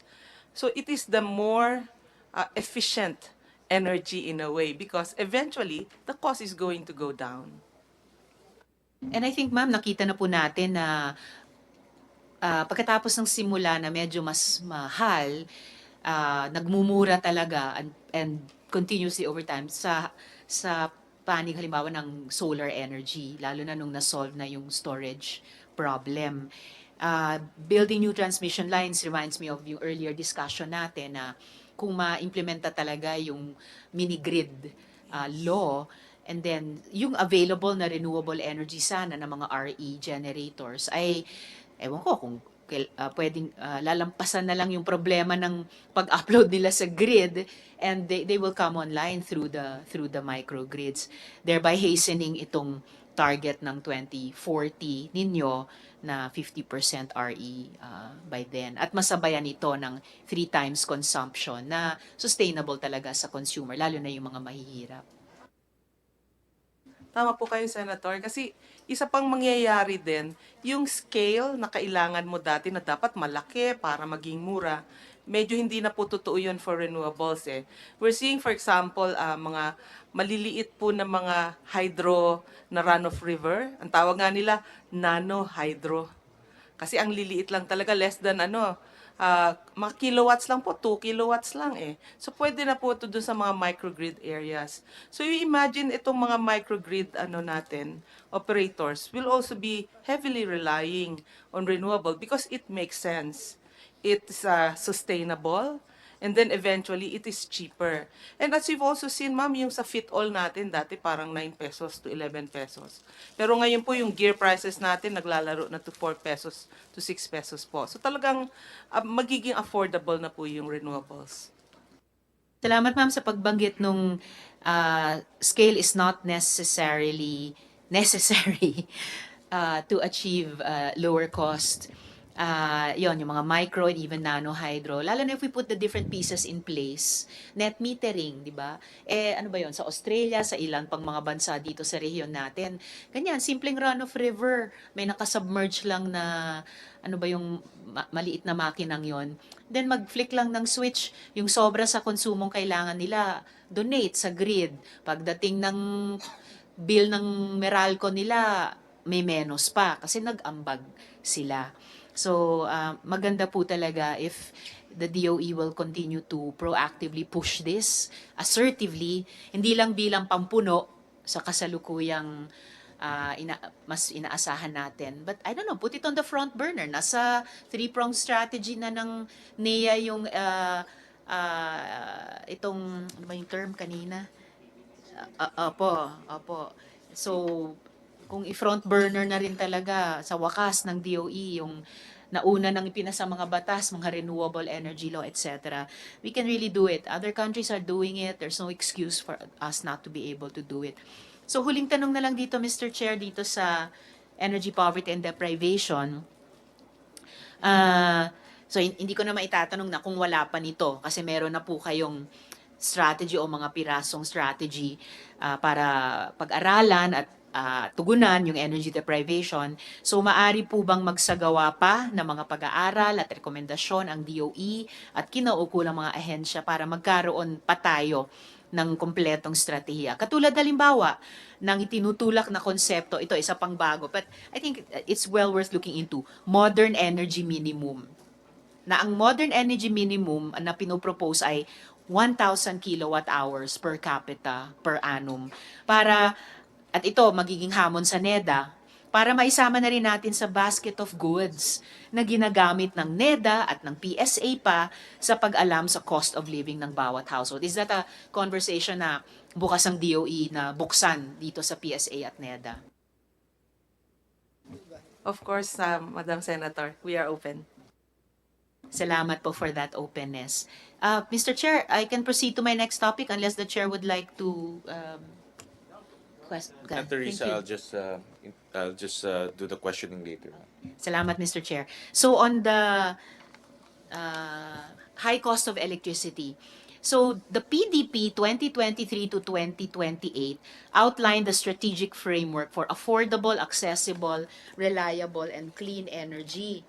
And the principal strategy in the PDP for this is actually to implement, ito yung pinaka-exciting na narinig ko tungkol sa energy, game-changing reforms. Game-changing reforms to bring down the cost of electricity. Sana sinight nyo dito, andito yung PDP pero wala yung game-changing reforms. Mas exciting pa po yung proposal nyo kung nandyan ito. So tanong po, at pinakamahalagang tanong kaugnay nito, may game changer ba na strategy, policy, plano ang DOE para tuluyan ng maibaba ang presyo ng kuryente na napakatagal ng problema sa ating bansa? Meron po, madami po tayong strategies. Ano po? Ang number one po, napapansin ninyo na ang dami po nating mga proponents for renewable energy development. And we noticed na 1,000 na po over yung ating service contracts na na-award. Ang pinaka-exciting is the offshore wind. And for offshore wind, 77 service contracts lang, pero more than 60 gigawatts po yung possible. So because of these new developments and new technology, ang isa pong bagay na kinakailangan naming game changer ay yung pong facilitation of permitting. So one of the things that the President did was sign Executive Order 21 for offshore wind such that there's a whole of government approach to permitting. Yung kanina pong binabanggit na EVOS, eventually pati LGU kasama po doon. Ang deadly lang po sa EVOS is that pag sinabi na 10 days ng LGU at hindi niya nabigay yung permit, deemed approved na po siya. So that is a very good game changer dahil mapipilitan po talaga na mapabilis yung pag-approve ng mga renewable energy development. Yung pangalawa po, yung pong pag-design at pag-plan for transmission, binalik na po natin sa department. Kasi dati po yung Transmission Development Plan, ang nagagawa po is the NGCP. But we have now a team at the Department of Energy that is doing the planning for transmission to make sure that all of these renewables that we are coming up with are actually going to be connected. And we have been working closely also with NGCP para naman yung mga na-awardan po natin ng green energy auction ay mauna pong bigyan ng SIS, siguraduhin na makakabit at may tatayo yung transmission line at saka yung mga substations. Cooperative naman po si NGCP, pinagbibigyan po yung mga hiling natin for the green energy auction. Tapos napansin niyo po, last year na green energy auction tayo, 1,800 megawatts. This year, although medyo malungkot dahil 11,600 yung in-offer namin, meron po tayong 3,400 megawatts na nag-subscribe. Pero hindi na po kami masyadong nalungkot nung nalaman namin, sa UK, 0 po yung bids sa offshore wind nila. So, we're doing fine. Yes. So, tapos po yung yung pag-connect po ng ating mga renewables to the grid. Talagang tinitingnan natin to make sure that they are going to be delivered. But what's more important is that, as I mentioned, the scale of renewables now is not just for big-scale projects. And to the point, hindi pa naman ngayon yung National Power Corporation, yung pong hybridization program ng National Power Corporation will partner with the private sector to take care of hybridizing the 125 islands under the responsibility of NAPOCOR. Kasi po, 100% diesel sila ngayon eh. So, pagpasok po nitong mga renewables sa kanilang mga islands, eh mababawasan po yung diesel. So mababawasan din po yung payment ng UCME. And we hope that by having all this hybridization, mas mabilis po nating ma-achieve yung 35% by 2030 and 50% by 2040 na renewable energy. So, yung dalawang aspect po na yun, yung permitting at saka yung assurance ng transmission, malaki pong game changer po siya for the industry. Kaya we are hopeful that all of these projects are going to be realized on time. Maraming salamat, Yusek. And it's nice to hear DOE talking excitedly about your game-changing reforms. Hindi ko mabasa sa papel but it's good to hear it po sa inyo, mga official ng department about it. And I really hope na bibigyan nyo talaga ng starring role ang renewable energies dito kasi hindi naman siya ever, lalo na ngayon, parang romantic idea lang, pero sabi nyo nga it works. Kung mayroon na pong ganitong mga game changers, mari bang ipakita sa pinakamalinaw na paraan kung ano-ano ang mga ito? So ito nga, may mga exact timeline na rin po ba ito para maasahang mangyari? So your timelines are the 2030 and the 2040, tama po ba? Okay.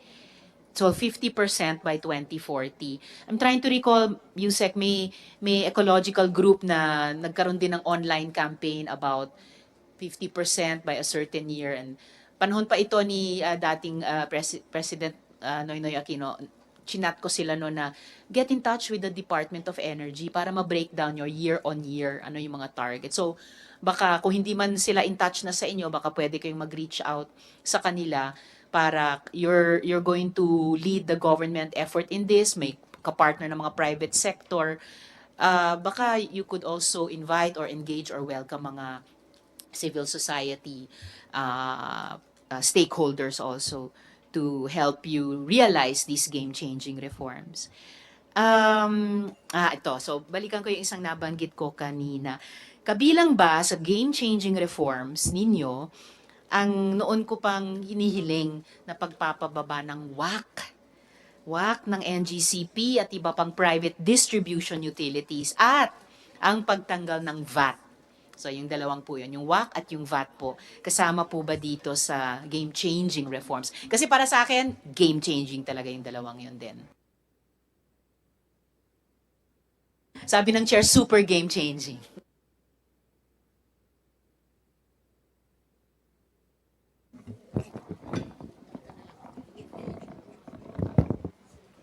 Salamat po, Madam Senator. Ako na lang po yung sasagot kasi po toka naman po ng Energy Regulatory Commission yung usapan ng WACC at rates ng ating mga regulated entities. So we are pleased to report that we have that the Commission has actually already completed the reset for the fourth regulatory period po ng NGCP. Kung maalala po natin, ito po yung overdue na reset. Dapat nung 2016 pa po nangyari. So nakumpleto na po namin yung review for 2016 to 2020. Hindi pa lang po na ilalabas po yung report, hinahabol nga po sana namin na bago mo nag-start po itong mga hearing na to ay mailabas. Pero fina-finalize na lang po yung sulat. Kasi po... Pwede pa naman by plenary through our chair. O sige po. Kasi po, if you recall, yung WACC po ay isa lang sa mga building blocks. 5 building blocks po ito. So tinalakay po namin bawat isang building block. Natapos na po namin yung review na yon. Ngayon po, pinuput together na po yung report po para dun sa review. Ayoko lang pong unahan po yung paglabas, pero kasama po yung WACC, Senator, dun sa na-review po yan. This is for the transmission sector. For the distribution, i-resume na po namin yung review for the distribution utilities. And isa nga po yun dun sa, kaya din po hinihiling namin na i-restore sana yung mga ilang nawala, tinanggal na budget. Kasi po some of those amounts are really to engage consultants for the completion of the reset review for the distribution utility. Kasi po, habang natapos na namin transmission, punta na kami sa distribution. Hindi po talaga kaya without those experts, external experts, for us to complete our review. So, siguro po, hindi po siguro, sigurado po ako, pagbalik po namin ulit dito, yun sa distribution naman po yung maire-report po namin. At yung pong pagtanggal ng VAT. Okay. Yun pong pagtanggal ng VAT, may ilang usapan na po kami ng BIR dun sa pagtanggal po ng VAT, particularly on systems loss and the subsidies. Kasi po kung maalala po ninyo, even the systems loss and the subsidies that we provide to lifeline rate consumers and senior citizen are still subject to that 12% VAT. Medyo ilang balikan na lang din po kami dito ng BIR, but I think nagka-breakthrough po dahil naghumarap din po sila sa House of Representatives for their budget, and mukhang may way forward na po kami doon on how we can do that. We will have to reformat the electric bill para pong mag-iba yung base na kung saan natin ini-impute yung 12%. And just thinking maybe a few steps forward, if this is not an unfair question. So, reachable ba within the next 5 years, maibaba ang presyo ng kuryente by 1 to 2 pesos per kilowatt hour para sa consumer? Ma'am, we're happy to report that actually nung December, we closed last year, 2022, with an average generation rate of 8.6 pesos per kilowatt hour. As of August 2023, the average generation rate is already at 6.95 pesos per kilowatt hour. Down from, sorry, 8 From point... 8.6 of December last year. So, naibababa nyo na by 2 pesos? Ma'am, hindi po kami naman yung nagbababa. The Yung cost of fuel. cost of fuel. And kasi din po, siguro po yung contribution namin doon, naglilinis din po talaga kami ng mga authority. So yung mga walang authority na ini-implement, pinatigil na po naming i-implement. So that's one. And second, because as you know, we're conducting the fuel audit. So the generators are forewarned that we are watching what they are charging to the consumers. So hopefully that increases the level of discipline in the industry, so that what we see, the ultimate goal is that we see really the real price, the true cost of generation. Mr. Chair, I will concur with the opinion of the ERC. These are set to be super game changers, like the chair has said. Modest ang ERC to say, and ang DOE na external factors ito, pero if for the first time, ERC is not telling us na ganito yung mga changes sa external environment, and is not telling us na therefore yung real cost is going down from 8 pesos to 6 pesos, hindi malalaman ng tao, hindi magiging siyang information para mag-claim ng entitlement. So, at least sa ganitong mga importanteng impormasyon, which are very empowering, are game-changing, malaman ng mahihirap na, okay, baka palapit na ma-enjoy naman ng pamilya ko sa bahay yung kuryente talaga. Malaman ng mga business people, entrepreneurs na, okay, we're approaching this lower cost of electricity para sa pagnenegosyo. I really appreciate not just the responses to the questions today, Mr. Chair, pero the fact na ginagawa itong mga review, kinakausap ang BIR, and now responding very openly to the Senate. Hindi natin laging alam yon, Mr. Chair, but I gusto ko lang i-express yung appreciation ko sa trabaho ng ERC on these reforms, Mr. Chair. Teresa, I just want to add, maybe Chair Mona might want to add, the removal of the franchise tax, no, which is also for me, it's a game changer for many years. It might not be as significant, no, but still, it's the intention of removing unwarranted pass-on charges to our consumers, no, and I think Chair Mona, you might want to elaborate on that. Apo, if you recall, NGCP is entitled to just 3% franchise tax under its franchise. But its franchise, the law, does not say that they can pass it on.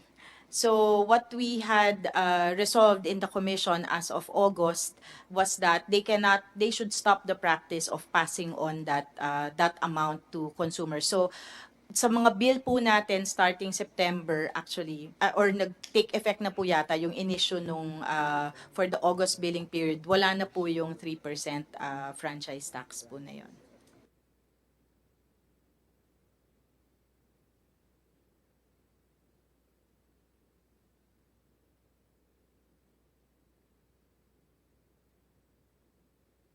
Teresa, Salamat, Mr. Chair. So, actually, na-anticipate din ni Mr. Chair yung ilan sa mga susunod kong tanong. Kasi at this point, Chair Mona, babalik ako sa WAC.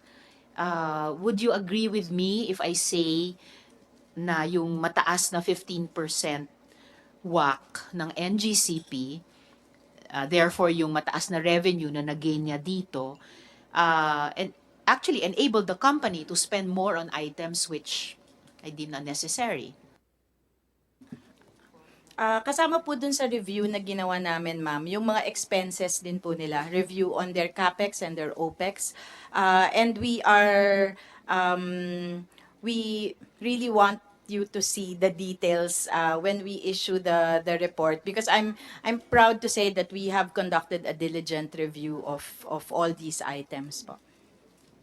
Salamat po. So, subject to the release of the full report with all its gory details, at least i-make of record ko na lang yung mga tanong ko, and then kung ano na lang yung pwede nyong isagot sa ngayon in open hearing prior to us receiving a copy through the chair. Follow up on that, Senator Risa. 15% is obviously not in tune with the times. Without disclosing, is it going to go down?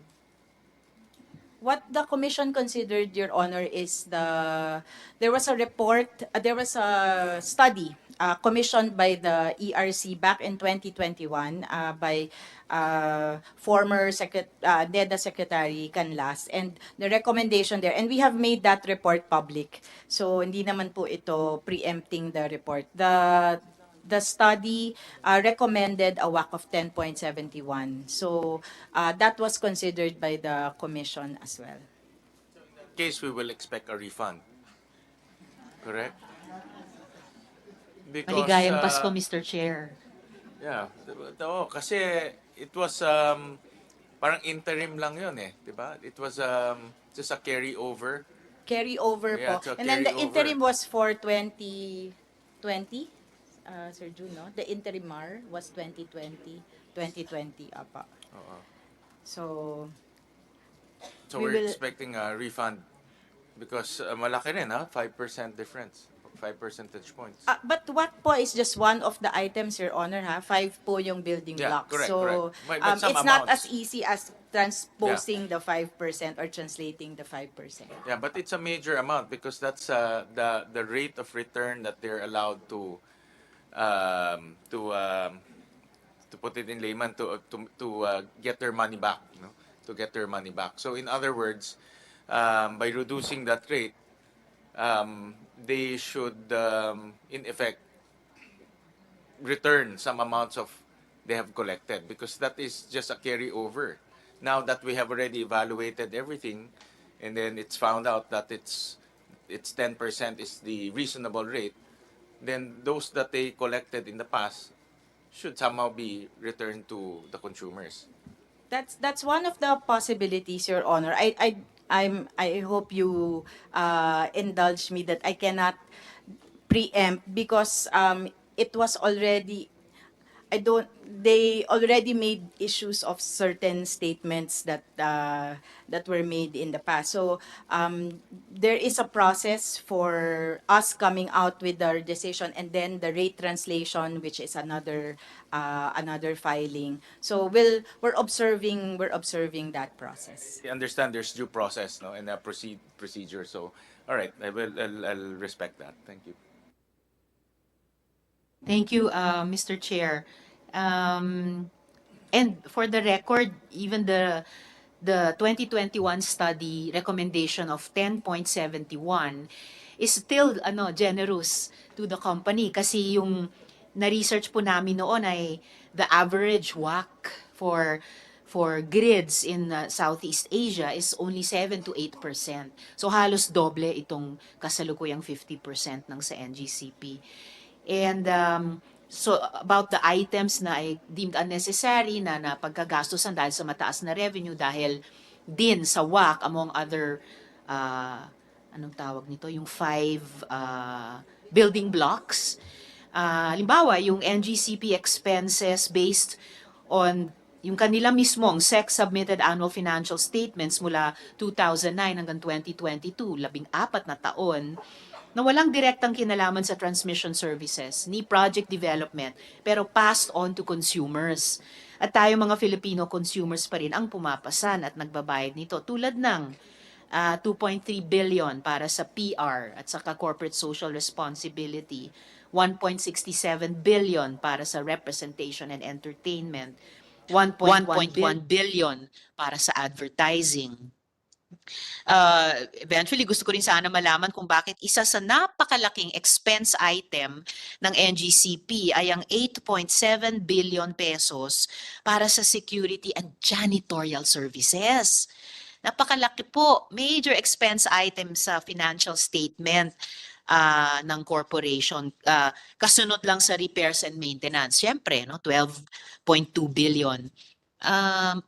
Mapapaisip ka, marami bang dumi sa loob ng NGCP na kailangang linisin ng linisin? Bakit ganito kalaking budget sa janitorial services? O may malaking banta din ba sa security ng transmission system? But consumer ang dapat kumarga nito sa pamamagitan ng transmission charge. At di yung na lamang malaking intelligence fund ng OP at ng mga ating security forces kasi dun properly, 'di ba, naka-lodge. Oh, by the way, may intelligence o may confidential fund din ba ang DOE o any of the agencies tulad ng NPC, Transco, NEA, PISALM sa proposed budget ng department? Pwede bang humirit, Senator? The word of the day, Mr. Chair.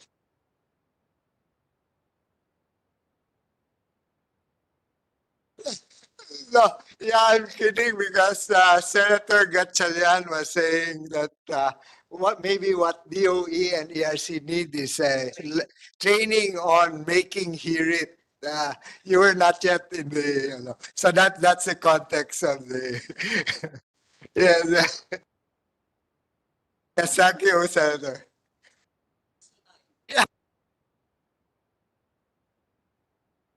Secretary, Chair Mona, you might want to answer Senator Risa directly, just to put it on record. No? Salamat, Mr. Chair. Apo. For the Energy Regulatory Commission, wala po. If you recall, for last year, we asked that that amount be realigned to our digitalization program. Dapat We have not sundin restored ng it po.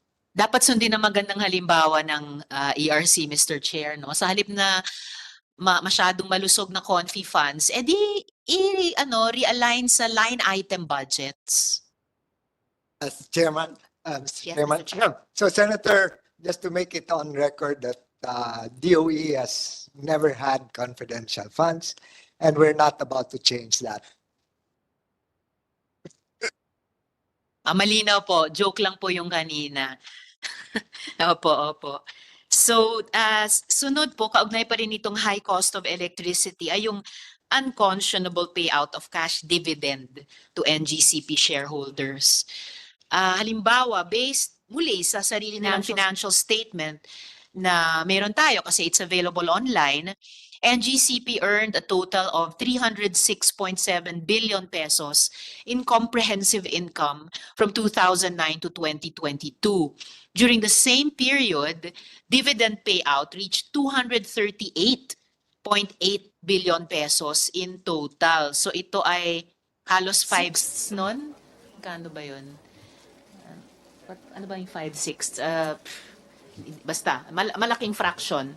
So, mapapatanong ulit ang tao, no, hindi ba highly irregular? Ito, kung 77% ng income ng kumpanya ay mapunta sa dividends ng mga shareholders ng grid habang super delayed ang kanyang mga projects, kung kaya't paulit-ulit tayo nakakaranas ng blackouts o power supply shortage, yung yellow and red alerts, especially during summer seasons.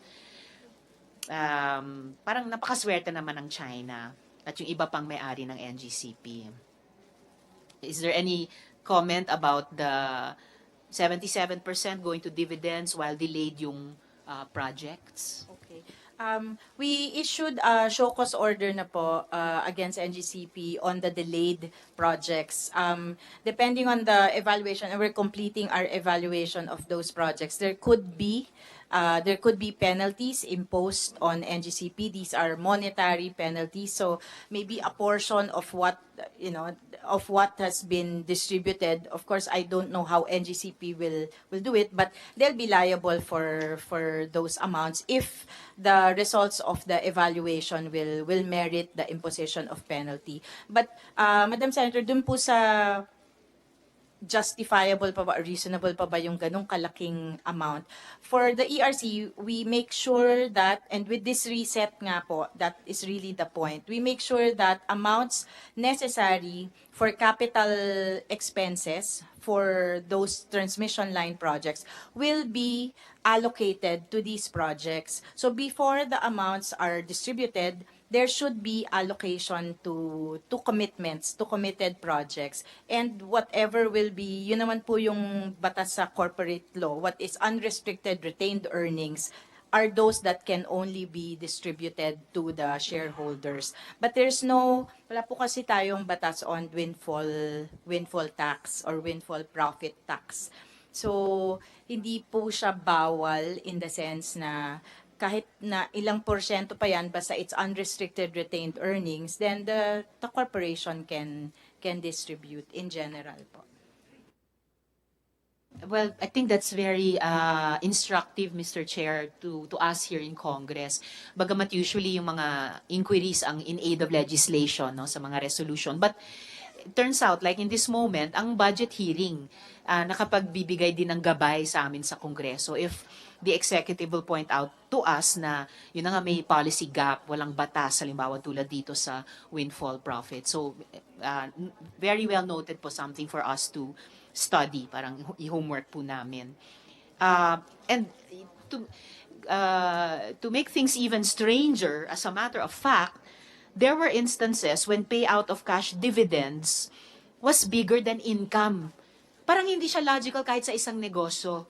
In 2011, NGCP's comprehensive income was 21.5 billion pesos, but dividend was 22 billion pesos. Parang, paano nangyari yun?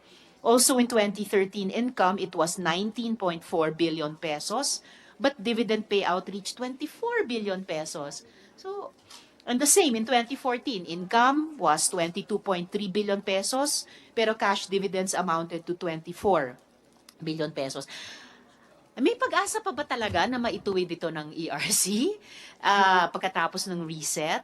Naalala ko yung pangako ni Chair Mona noon na by December last year ay posibleng maitama na ito, kabilang yung tinatanong din ni Chair ng refund, posibilidad, no, ng refund or rebate.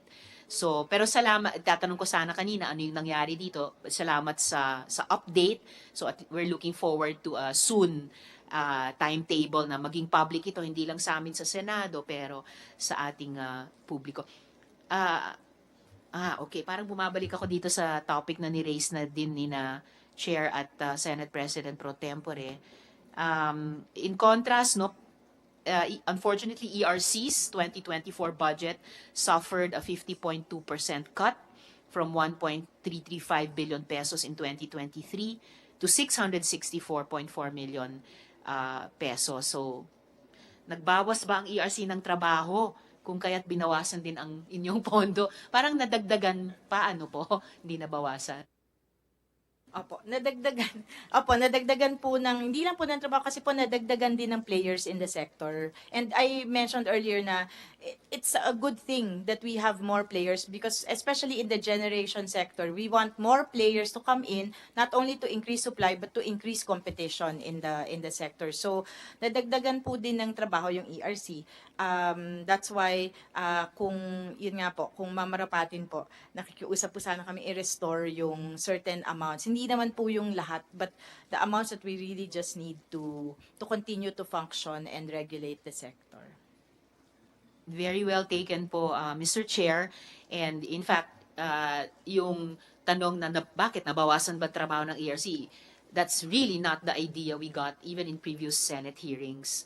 And in fact, it's the reverse, given the complex regulatory challenges you face and you seem to be facing. In short, gaya ng pinangunahan na ni Senate President Pro Tempore at ni Chair, dapat pangangdagdagan ng pondo at personnel ang ERC dahil sa mas maraming trabaho. I think, Mr. Chair, my last question at this point on high cost of electricity vis-a-vis NGCP. So, sorry. In-update nyo po kami, Chair, muna about the rate reset.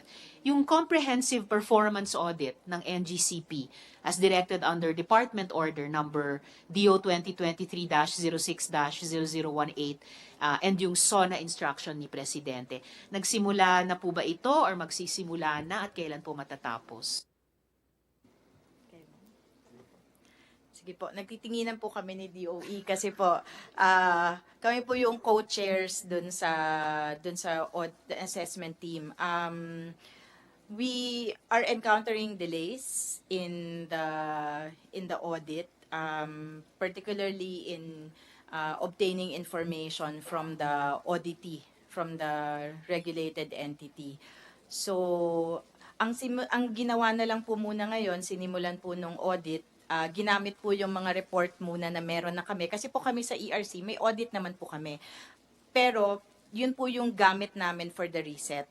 So, para lang po masimulan na rin po yung review, we shared copies of those reports to the audit team. But there are additional documents that we still need. So, di pa po namin nakukuha dun sa regulated entity. Mr. Chair, I was thinking something na nagliliprid ako kay SEC. Kailangan pa bang isabina ng Chair yung mga dokumento para kumpleto naman ang aaralin ng ERC in that comprehensive performance audit directed not only by the department itself but SONA instruction ni Presidente? Mr. Chair, actually po, what we find ourselves in is that we find ourselves in the position that we're constrained to explore other legal remedies na to make sure that the information is provided to us. Pinag-aralan na rin naman po namin ni DOE how we can move forward. In fact, Mr. Chair, I recall in an earlier hearing, but of the Senate Committee on Energy, nung kayo pa ang nag-chair, or baka si Chair Sen. Rafi na ang nag-chair, but nandun po tayong lahat, na tinanong po natin both yung actually, we asked Transco pala and NGCP at that time kung pwede bang magkaroon ng access dun sa information, dun sa ongoing na kaso ninyo, arbitration, opo. And then, ang sagot sa atin, Mr. Chair, ay pwede basta mutually mag-agree, nag-agree yung PISAM, ayaw mag-agree ng NGCP. But they both, including NGCP, said, pag in-instruct ng appropriate authority. And they recognize the Committee on Energy of the Senate as an appropriate authority. So, grabe no, meron ng department order, may SONA na ang presidente. Kailangan pa explore ng legal solutions. It's very exasperating, Mr. Chair. Baka the straw that will break the camel's back could be coming from the Senate, the committee, Mr. Chair. As a regulator, Chair Mona, I'm sure you have many tools and powers that you can use to compel them to submit reports. Initially kasi, Mr. Chair, we were exploring, we wanted this to proceed with all the parties giving their consent, cooperating to limit na rin the adversarial environment. But if we really cannot move forward with that approach, then we're prepared naman po. May resolution na rin po yung ERC dito following the President's directive. So we can use the regulatory powers of ERC to compel disclosure of information. In line with the number of transmission projects that are very delayed. No? So, and it affects all of us, no, in terms of delivery of power and electricity. So, we're very interested as consumers to know whether their performance is up to par, they're complying with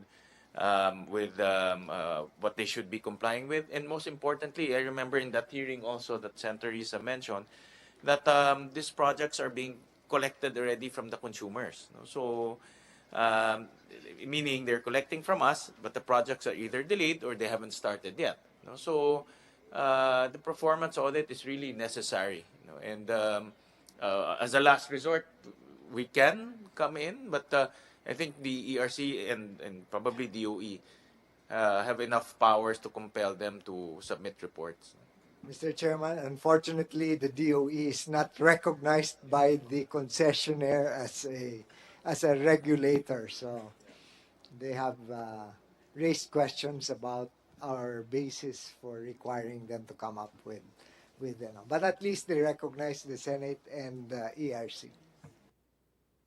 That's really amazing, Mr. Chairman. But I also submit to the opinion of the chair earlier that the ERC, for one, has all the regulatory powers, and we can only support you, give you all our moral and legislative support in that exercise. And I also recall, Mr. Chair, in that hearing, dumako na nga po sa extent na ano kaya katulad sa ibang mga bansa, kahit sa UK, on which our tama ba, transmission law was based, or transmission system was based, na eventually binawi din ng gobyerno nila yung isang aspeto ng trabaho ng grid.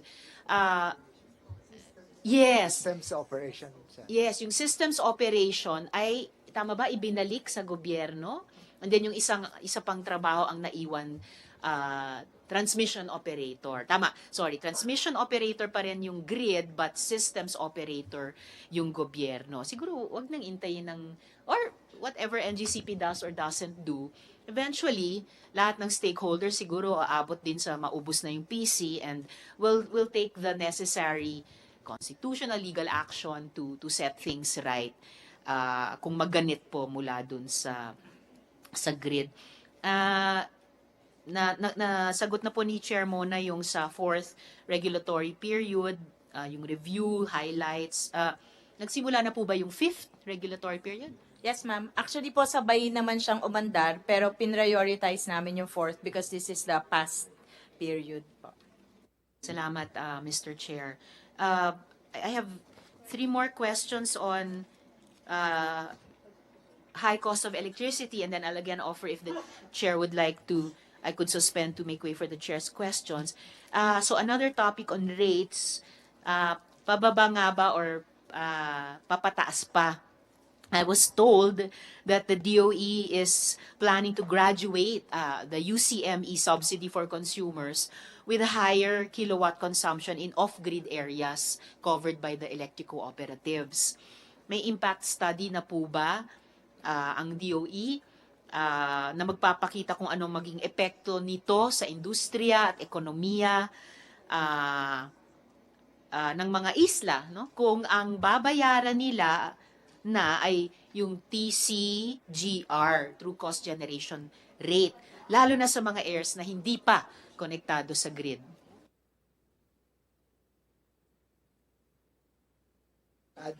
Mr. Chair, Director Esconde will respond, please. Yes, ma'am. Yes, please, Mr. Chair. Yeah, so good afternoon, Chair and the members of the committee. So we actually engaged the UP School of Economics in 2019 with regards to the UCME rationalization, wherein we conducted a pilot study of 10 off-grid electric cooperatives. And what we did is we tried to gather the information available with regards to their socioeconomic profile so that we'll be able to determine which of these off-grid areas will be able to contribute significantly once we try to have several, what to call this, volume tariff differentiated. Because right now it's a uniform rate for all. I mean, everybody in the off-grid areas are benefiting from the UCME. But with this study, we try to have, like for example, certain quartiles. The first 25 quartile, 50, 75, and 100. And based on this, since most of the developed areas are in Mindoro and Palawan, and they also have the largest share in terms of the UCME. So yeah, almost 50% of the total. These are just numbers that we have provided. The study provided the numbers of what will be the implication in terms of the reduction in the UCME, and then total UCME plus the peso per kilowatt hour. And we have provided this to the ERC as a reference for them for the regulatory actions that they have to undertake to be able to come up with the reasonable UCME for each of these off-grid areas. So that's all, Mr. Senator.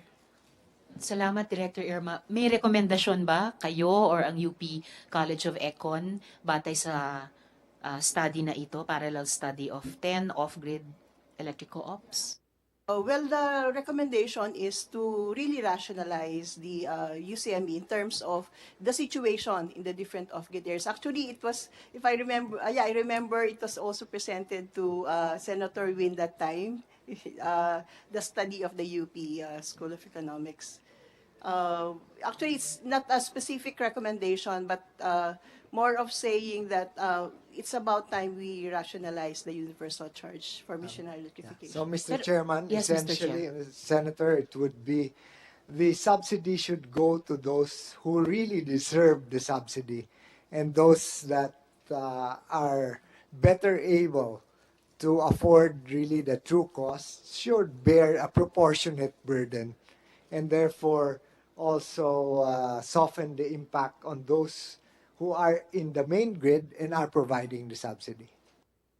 I can Yes, Mr. just Chair. join in. I understand that the USME collection for this year is already at 18 billion. Tama ba? About 12 billion. I'm sure it's thereabouts yan. About 10 to 12 yan eh. The last time I saw that a few years ago, it's about 10 eh. So I'm sure it's more or less about probably 12 to 15 yan, more or less. No? Yeah. And then, of course, you have cities like Puerto Princesa, no, Calapan City, which are really highly urbanized cities already, but they're still getting subsidized rates. No? So it's about time to rationalize it already. It really is about time. So we can lower down that 15 billion because that's taken out from all of us. No? So we subsidize those locations. But then again, there's also danger because the true cost there is about what, 24, 25?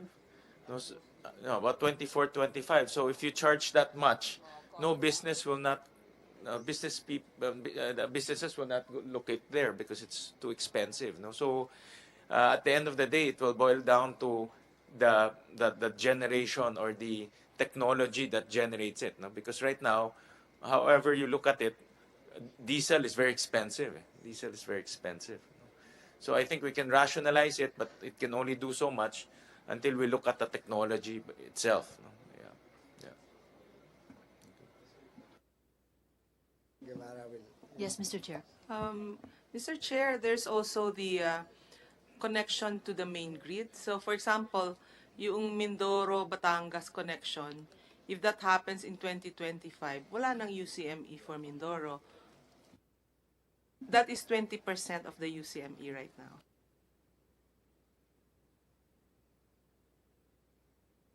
Thank you, Mr. Chair. So, rationalization,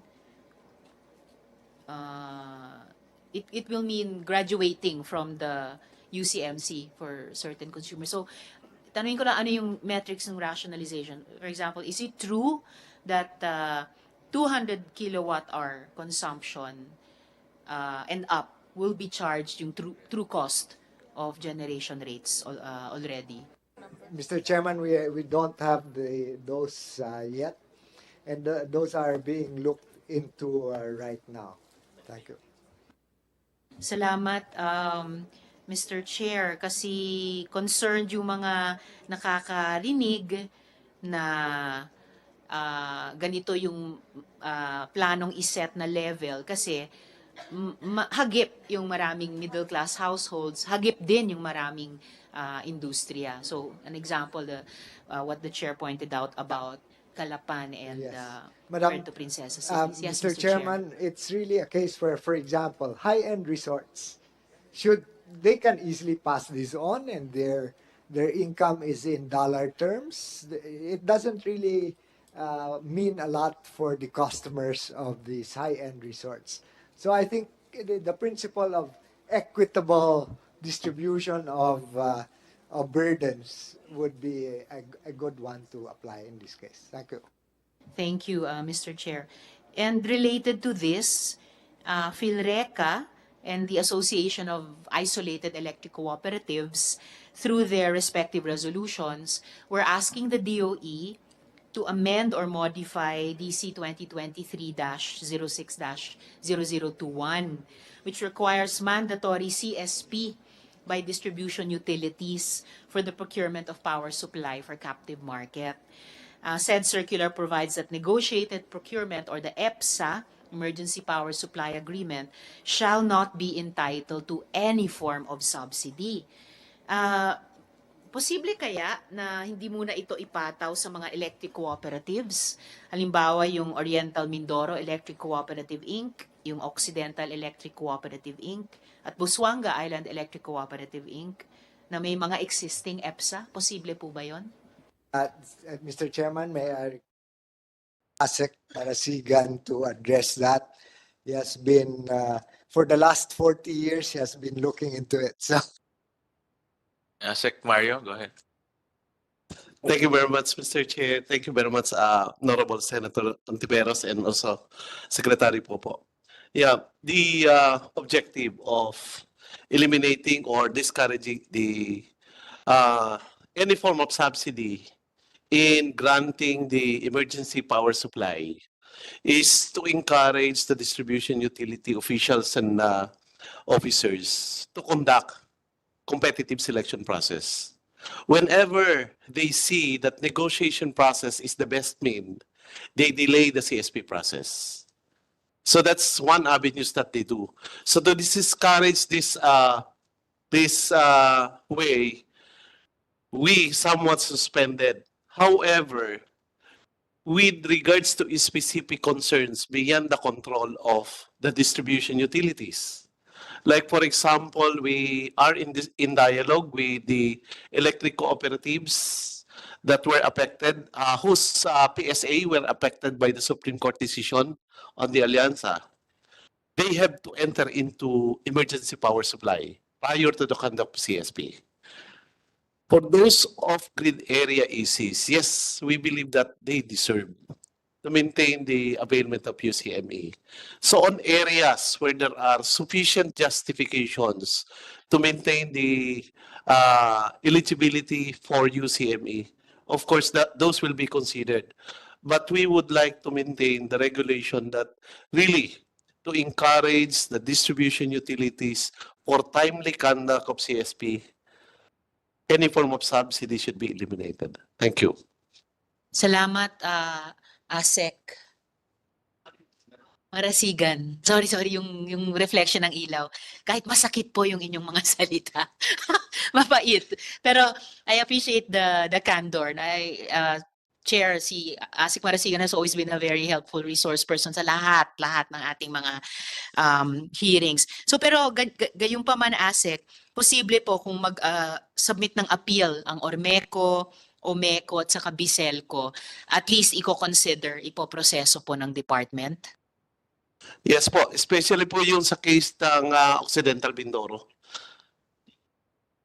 So I'm sure nag-monitor ang Omeco. Take note po mga kasama sa Omeco. And I mean, naalala ko tuloy yung isang kasasabi din ni SEC ngayon about bearing the burden. For sure, dapat may equity. And at the same time, may timing kasi yun eh. Yung mga mas malalaking stakeholders, mas kaya nila mag-absorb. Yung mga mas maliliit na stakeholder, kahit nandun sila sa ecosystem na, okay, mas according to some metrics, dapat mas sila mag-bear ng burden, mas hindi pa nila kaya. So, in redistributing burdens, tingin ko, fair din lang na unang sumalo ng mas malaki o mabigat na burden. Yung mga malalaki, yung mga matagal nang kumikita ng malaki, kumpara sa mga mas maliliit, in particular electric cooperatives. So ayon din po sa AIEC, ang halaga ng kuryente, related to what a figure that the chair mentioned earlier, ang halaga ng kuryente sa mga lugar na ito na hindi pa connected sa grid ay maaring umabot hanggang 25 pesos per kilowatt hour kapag walang UCME subsidy. At katunayan sa isang ulat po ng ABS-CBN, ay may consumer sa Mindoro na nagpahayag ng pagkadismaya dahil ang dati nilang bill na 8 to 10,000 pesos ay umabot daw ngayon ng 40,000 pesos. So talagang magpapanik kapag ganun. Pag tinamaan ang bahay mo, ang maliit na negosyo mo sa Calapan or kung saan man, ang ganyang nag-quadruple na electric bill. So maari kayang alamin ito agad at gawa ng sariling report ng DOE, or may komento o pahayag din ba kayo, Good Secretary, sa kasabay na report nito tungkol sa papataas pang presyo ng langis? So back to my question, na bababa pa nga ba ang presyo ng kuryente or tataas? Kasi per locality, may ibang hugis yun eh. We'll look into that, Senator. But definitely, as far as the cost of fuel is concerned, we really have to look at the hybridization and other options. We cannot really continue to rely on imported fuel for this. Thank you. Yes, Mr. Chair. Asek Mario, so if they enter into an emergency purchase, they're not allowed to get the UCME. But the consequence of that, the consumers will now pay through cost. So only for that portion which is subject to the emergency procurement. Only for that portion. So in other words, they can still blend it with other, but it's still, the prices will still go up. At the end, kawawa yung consumers. I know, I get the intention. I get the objective, no, and sometimes they game the system by postponing all the CSP and then negotiate through an emergency contract. But the consequence of that, the consumers might bear the brunt, no, because it's the consumers that will end up paying. So have you looked at that angle? How is that going to work? Well, Mr. Chairman, I think it's important as well for the local constituents to exert political pressure on their electric cooperative officials. I think accountability, they are the first line of defense. We at the national level are actually at the last line of defense. And therefore, the search for accountability should start from the consumers themselves. So we agree with you. There might be extenuating circumstances, but the extenuating circumstances in Mindoro has been going on for decades. And I think we need to face up to the problems and find a sustainable solution for it. Yeah. Does that warrant an investigation, for example, by NEA If it's if the action is deliberate or they're gaming the system, does that can NEA come in and investigate? Because if it's real emergency, for example, there's a calamity or something, then siguro that's fine. But if you're gaming the system because you wanna negotiate, then that's a different story. There's an element of bad faith there. No? So yeah, ask it. Thank you, Senate, Mr. President and Mr. Chair. Yes, definitely. The Department of Energy and the National Electrification Administration has already intervened in the electricity services in Mindoro. In fact, Administrator Almeida himself uh, personally make sure that the supply in Occidental Mindoro will be restored because the conflict at the time when we had the 4-hour operation in Occidental Mindoro is because of the misinterpretation, misperception on the conducted competitive selection process relative to the issuance of the ERC. ERC has already approved and provided provisional approval on 2 generating facilities, but instead the supplier is operating a different facility. So Administrator Nani, in collaboration with the Department of Energy, personally addressed the situation and find the appropriate capacity that must supply Occidental Mindoro. In fact, we even had organized a standby system. The NEA is ready to mobilize 2 units of 2 megawatts generating facilities coming from Western Visayas if ever the supply would remain to be insufficient. So it's a combined effort po ang ginawa namin just to restore first the supply. Now we have to address the rate. Thank you po. Thank you, Senator Risa. Salamat, Mr. Chair. So, huling tanong na lang tungkol dito sa price of electricity, high cost. Bababa po ba ang presyo kung may problema tayo sa supply ng kuryente? Ang presyo ng kuryente kung may problema tayo sa supply? If the supply is constrained, then prices will go up, Senator. So. As we do energy efficiency. Yeah. Sige, di tulad ng iba, hindi ko aawayin yung law of supply and demand. Mr. Chair, may 3 pa akong topic, so I'm willing to suspend if the Chair would like to proceed with this question. Well, I thank Senator Risa for asking 90% of my questions. So it's good because I'm just interjecting na lang. But you can continue, Senator Risa, and then I'll ask later on just to fill up some of the loose ends. But basically, we have almost the same topics. Salamat po, Mr. Chair. Sige po, on supply and reliability. So, gaya ng sinabi ko po sa kanina, our power system is neither secured nor reliable. Itong konklusyon mula sa mga naging pagdinig natin dito sa Senado, kaugnay ng yellow to red alert sa national grid na madalas mangyari at banta sa seguridad sa harap ng Chinese control sa systems operation ng NGCP. So, may assurance po ba ang DOE sa publiko na hindi na ito mauulit sa kabila ng maraming, yung kaninang natanong, delayed at unimplemented projects ng NGCP, ganoon din sa maraming tumirik na planta na kung minsan ay sabay-sabay pa? Yes, ma'am. Mr. Chair. Madam Senator, yung pong naging problema natin itong summer, actually hindi siya ganun kasama compared sa what we were projecting before. If you recall, in June 2022, tumigil yung 3.2 gigawatts natin na natural gas na plants. So hindi po yun napunuan tapos nag-umpisa lang, for example, yung Ilihan LNG mag-operate at around 600 megawatts nitong mga July, August na So summer was really a precarious time for us when we did not have enough supply. Fortunately, there are a lot of renewable energy generators that are coming in until the end of this year and starting next year.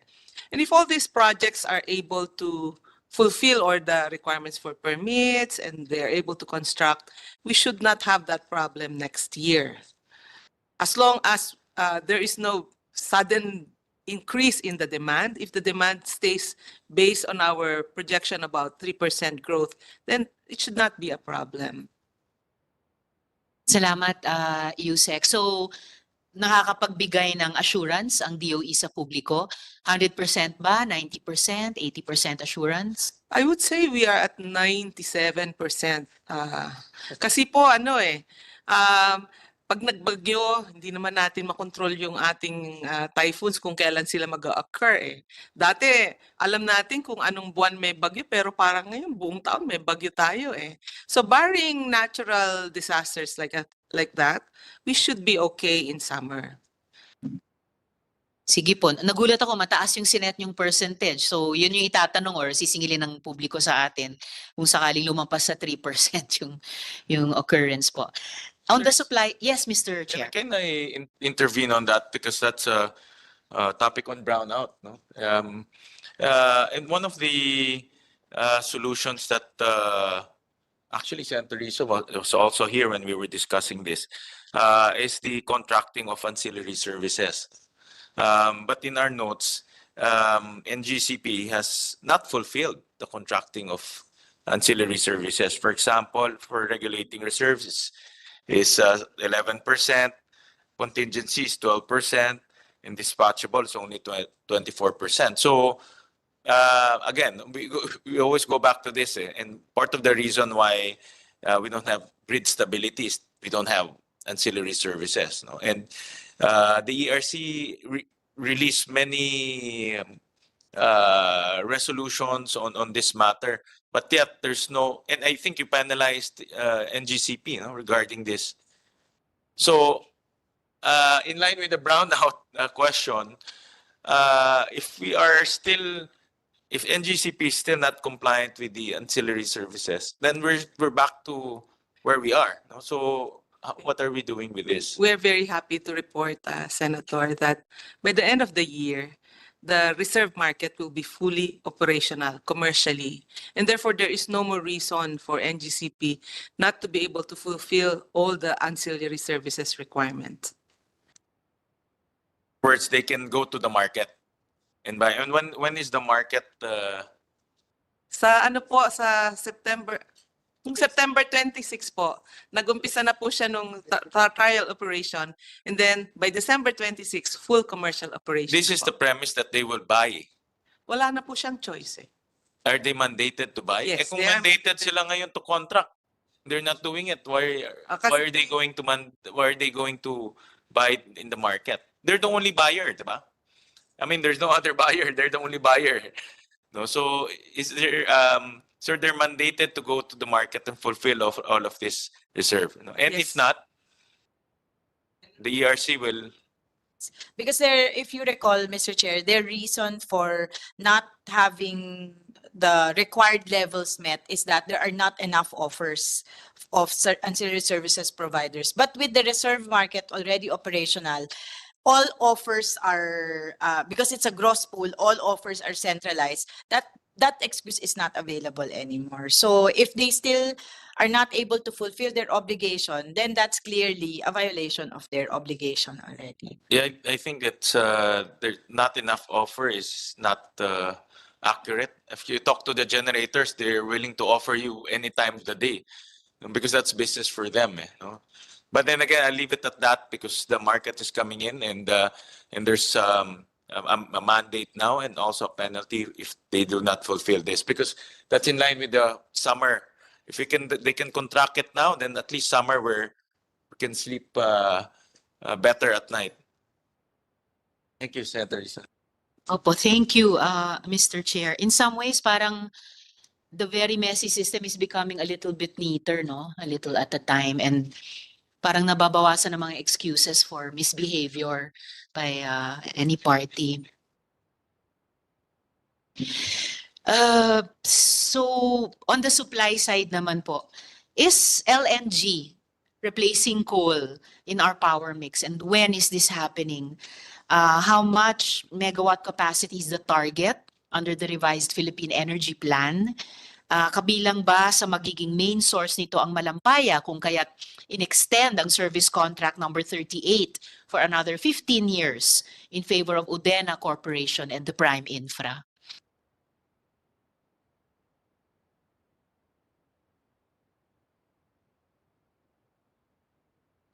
Yusek Sales, Mr. Chairman, will address the last point raised by Senator Tiveras before we address the other one. Yeah. Yes, Mr. Chair. Yes, good afternoon po. Well, with regards sa renewal of the service contract 38, this is the Malampaya service contract. It actually is part of the rights dun sa existing contract for the final 15-year renewal. And of course, the renewal allows for the continued production of the remaining reserves in Malampaya because you cannot produce petroleum or oil without a service contract covering your operations. The other thing it enables the operators of the service contract to go out in the near field and look for additional incremental reserves. So the initial estimate for these additional reserves is around 210 billion cubic feet, and that extends the life of the facilities of Malampaya. So in essence, the renewal was given to enable more efficient use of our resources, enable the extraction of these resources, and to continue the being powered by these resources. So sir, Yusek, kabilang po ang LNG sa magiging main source. Kaya ganito po yung naging mga developments sa Malampaya. Madam Chair, dahil na-deplete po yung ating Malampaya for the natural gas, and we have all these natural gas plants that are ready to produce and which we need to come online such that summers will not have the suffering that we had this past year. So, yung pong LNG, ma-force lang po tayong mag-import ngayon hanggat hindi pa nahahanap yung ibang possible potential sources of natural gas for the country. Currently, we need about 5,000 megawatts of LNG or natural gas para lang po yung ating power system ay maging stable at saka secure for the next mga 2 to 5 years po yan. Pagka na-develop na po yung mga renewable sources natin, which are coming in the next 3 to 5 years, then gradually po pwede nating ma-replace yung mga fossil fuels natin ng mga powered plants. But until then, for the security and stability of the system, we need these coal plants and LNG and NG plants for now. Mabilis naman po yung build up ng mga renewables. We're seeing the appetite in our investors in renewables, and we're seeing also that the permits that they needed are getting approved quicker. And so we expect that they would be able to stick to the timeline that they promised when they got their service contracts from the department. So, Yusek, dahil gradually replacing fossil fuels pa lang ang RE, although may mga nag-argue kung renewable talaga ang LNG, kung natural ba talaga ang LNG, but I won't get into that now. So, hindi pa po consciously na ang equation is LNG is replacing coal. Hindi pa po bang ganon? Hindi pa po, ma'am, kasi we need all the plants that we have right now at this point in time po. Pero kung meron din po kayong target na 50% RE by year 2040, bandang kailan between 2023 and 2040, sasabihin na, okay, now what's happening is LNG is replacing coal? Papasagot ko po dun sa gumawa ng plan, si Director Sina Cruz. Nasa kanya yung numbers yung dates. Yes, Mr. Chair. Okay, thank you, Yusek Kev and Senator Hinteveros. So with regard to the updating of the Philippine Energy Plan, so we see gas capacity addition to about to triple from 3,700 megawatts to around 11,000 megawatts in 2040 under the reference scenario. But under the clean energy scenario, we'll be requiring a lower capacity addition from natural gas. So in our simulation, it's not actually gas that will replace coal, although some amount of coal will be displaced by gas. But basically, the displacement of coal will come from the entry of more renewable energy, specifically that of the onshore and offshore wind. Thank you. Salamat po, Director. Sabi niyo po, under the Clean Energy Act, sorry, scenario. We have several scenarios, Mr. Chairman. In other words, we have to have alternative scenarios, a business as usual, as well as an aggressive one, and another one depending on the power mix. So we have, in other words, we have to be nimble and flexible along the way, because no one country right now can assure us that certain technologies will mature at exactly a certain date. And therefore, we have to be prepared to shift from one scenario to another. Thank you. Salamat po, Mr. Chair. So sabi niyo, Director, under that clean energy scenario, that scenario requires, hindi ko mabasa yung handwriting ko, low capacity addition? Tama ba yung term na narinig ko sa In inyo? terms of natural gas, because the entry of more offshore wind, which is considered having a much higher capacity factor compared with onshore wind, so we'll have a lower requirement from natural gas under the clean energy scenario. However, under the clean energy scenario, we need to have more pump storage type to be able to support the variability of this RE technology. Thank you. Salamat, Director. And sabi nyo nga, you also mentioned explicitly renewable energy, especially offshore and onshore. Pati ba ang DOE hindi pa sigurado kung RE talaga ang LNG? LNG is not renewable energy. It's not RE. Is it natural? Is LNG really natural? May I? Yeah, just Mr. to Mr. Chair. LNG is liquefied natural gas. The thing we produce locally is also natural gas. The only difference between the two is one is liquefied because it needs to be transported long distances. So normally LNG supplies come from the Middle East. The big player is Qatar. It comes from Indonesia. It comes from Australia. And there's a lot of it also in the US. So that's the only difference is the state of matter. It's liquid. So liquefied natural gas. When it's what we produce right now, it's gaseous form and it passes through a 500-kilometer pipeline from Northwest Palawan until it reaches onshore Batangas, where it gets distributed still in gaseous form to the 5 power plants that use it. So yun ang main difference.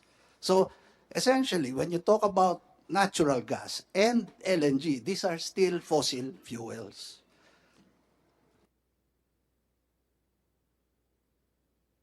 Salamat, Mr. Chair. At dyan natutumbok din yung, alam nyo naman, yung argument ng department at ng mga ecological advocates na hindi naman renewable yan. But I heard you treating it as a transition. It's a live and very interesting discussion or debate. Important Senator, one. I think Yes, Mr. Chair. it's good. It's really good to have continuing conversations on this, because it's also LNG, it's natural gas that is able to provide a balancing power for variable renewable energy. So what Director Sino Cruz indicated is there is going to be an increase in natural gas. And that's a consequence of the fact that for now, the one that can balance the variability of renewable energy from wind and solar is natural gas. So that's why the transition is not something that is exactly predictable and will proceed in a linear manner, and therefore we have to provide for alternatives. In the future, we expect, as Undersecretary Guevara is very optimistic, that at a later point we will be able to use also renewable energy as a balancing power as well for other renewable sources. But for now, we have to be dealing with the limitations that we have. Thank you. Salamat, Mr. Chair. Interesting. At least, thi- thinking ahead na rin yung DOE na pwedeng magamit ang RE mismo bilang balancing power, as they call it, for RE. Medyo na-anticipate yung isang follow-up question ko na, kasi balancing power, LNG as balancing power, ano pang kailangan balansehin? Transition, bakit kailangan ng transition? Bakit hindi na lang diretso from coal to REs? Is it really technological balancing through LNG? Or, okay lang po, you don't have to, it's part of what people think about when we think about these things, di ba? Economic consideration ba yan? O pagkakitaan na muna natin habang nandyan yan, which are also political decisions therefore. Madam Senator. Yes, Mr. Chair. Yun po kasing mga planta natin ngayon, mga rotating machines po yan may mga turbina yan. Yung pong mga renewables po, hindi nila kayang gawin yung sustained na tuloy-tuloy yung voltahe na ganyan ng level. Pag nawala yung araw, bababa po yung production ng solar power plants. Pag nawala yung hangin, bababa din po. So yung variability na yun po, yun ang tinitake into account nitong mas mabilis, fast-acting na mga generators tulad po ng mga LNG plants. Kaya nilang mag-react pagka bumabang ganyan yung solar, tataas naman ganyan yung LNG para balanse po yung ating sistema. Pagka nawala po yung mga balancing generators natin, posibleng mag-total blackout tayo. So, transition po sila kasi hindi naman po forever na yan lang ang technology available. Once we have better energy storage systems, better than batteries, which are very expensive right now, if we have better energy storage systems, pwedeng sila na po yung sumuporta dun sa mga renewables. Kaya nga po naglabas ng policy ang department, ang tawag namin, Energy Storage System plus Renewables. So if you have a plant with a renewable, tapos sinamahan mo siya ng energy storage system at isa lang ang metro mo, tawag namin doon integrated system, and the ESS will get the same benefits as the renewable energy source. Pagka dumami po yung ating mga ganyan na tandem ng RE plus ESS, then our system will be more stable and we can do away with our transition fuel. Yes, Mr. Chair. How about anong potential pa ng geothermal and big hydro? Because that's a potential in a perfect world that can replace coal for base load, but developing that is another question. No? So Share the reality for geothermal. Since the Renewable Energy Act of 2008, we had an addition of 86 megawatts only for geothermal. Pero meron pong padating na 3 projects hanggang sa end of this year. Saka may 381 megawatts in the next 2 years na geothermal na papasok. Pero tingnan niyo po ang language natin, megawatts. Samantalang sa offshore wind, we're talking about gigawatts. Tapos dun po sa pump storage, meron po tayong potential na 7 gigawatts. Meron na pong 2 project developers, isa 1,000 megawatts, yung isa 600 megawatts. Pero ang kanilang delivery date, 5.5 to 7 years from now. So, but these are the replacement for the transition. in other words, geothermal we've already maxed out. Hindi pa po, sir. We have 145 potential sites for geothermal. We have only like you said, 37. in the last, I think 20 years, wala nang additional Sir, capacity. kasi po dati 'di ba ang gobyerno ang nag-explore. Yes, Nung right. nawala, kailangan ng de-risking from the government. And we have a study right now, matatapos by the end of the year, na paano ba ide-de-risk para dumami lahat itong geothermal. Yeah. Yung 37 service contracts natin, sir, 7 lang ang active eh.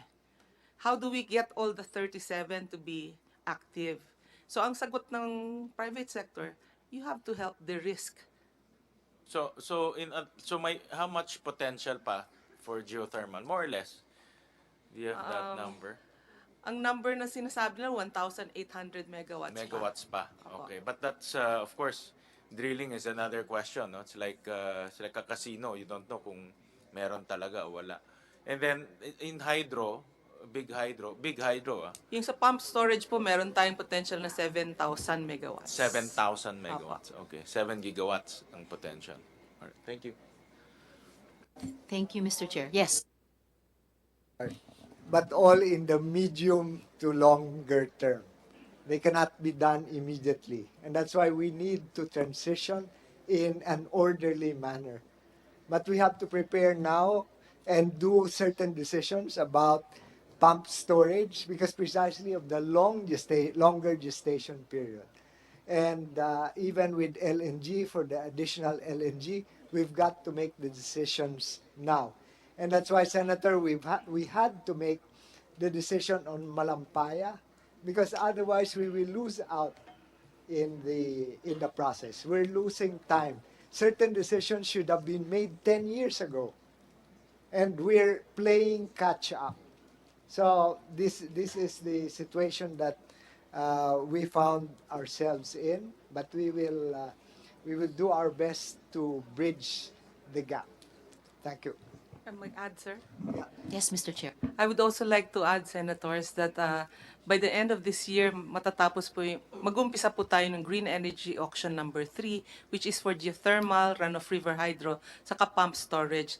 And we are in constant conversation with the developers to make sure na the capacities that we will offer in the auction will be subscribed. Salamat, Mr. Chair. In the West Philippine Sea, what are the DOE's plans and proposals to encourage or effect petroleum and gas exploration in the face of China's continued incursions and threats of trouble in the area? Ano po yung strategy nyo kung mayroon man? Madam Chair, Senator, Mr. Chair, the President has been clear on the point that the Philippines has sovereignty and sovereign rights, and we will therefore proceed in accordance with our national interest. So we will do so, and we are at least happy to inform you that the interested investors in the upstream are looking forward to the resolution of certain issues regarding our incentives for the upstream sector, but there is interest in conducting exploration in several areas of the country, including those which actually form part of the West Philippine Sea. Now, as for the more controversial ones, of course, we are in constant coordination with the Department of Foreign Affairs and the other agencies of government, insofar as this may have an impact on foreign policy of the country. Thank you. Salamat, Mr. Chair. In Reed Bank, PXP Energy Corporation has been there since 2002 holding the service contract. 2023 na po. So, 21 years mula noon, may drilling na ba ng kahit ano? The Chinese were not active there early on. So, kaya ba talaga ng PXP Energy Corp? Afford ba nila mag-drill ng sarili nila? I'll answer that. Yeah, actually, if you recall, the moratorium was lifted sometime in October 2020, and they mobilized equipment to do surveys preparatory to the drilling. In terms of the cost of drilling itself. Yes, we believe the consortium has the capacity to finance the drilling. Once the drilling is established naman, the development normally is financed as well. So the risk money is really the drilling of the well itself. So, but as it stands now, the activities were suspended in 2021. This is part, Chair, of the areas that were the subject of discussions between the Philippines and other parties. So the Department of Foreign Affairs continues to be in the lead on these discussions. And I think we're all confident that DFA can well advise and support the DOE moving forward. Kumbaga, kung kaya ng Coast Guard putulin yung floating barriers ng China sa bandang Scarborough, eh di maigi kung may korporasyon na may kakayahan na i-develop, ipakinabangan yung resources na yun para sa Pilipinas. Does DOE also consider LNG as clean energy and cheaper fuel for energy transition? I think more or less your answer was yes when we were talking about LNG. And yun, yes, Mr. Chair. I heard energy transition a few times. Now, is there a move from the DOE to formalize the transition? Maybe through a formal document or embed that in the PEP. Is there any, because it seems like we are already in the transition, and from the targets that I've seen, 35% RE by 2030, 50% RE by 2040. Obviously, this is a transition of some sort. No? But how to get there, when, what type of policy, what type of legislation, if needed, are we going to see a formal document to that effect so that the whole, everyone, whole of government, including legislation, can support or can go with that formal document?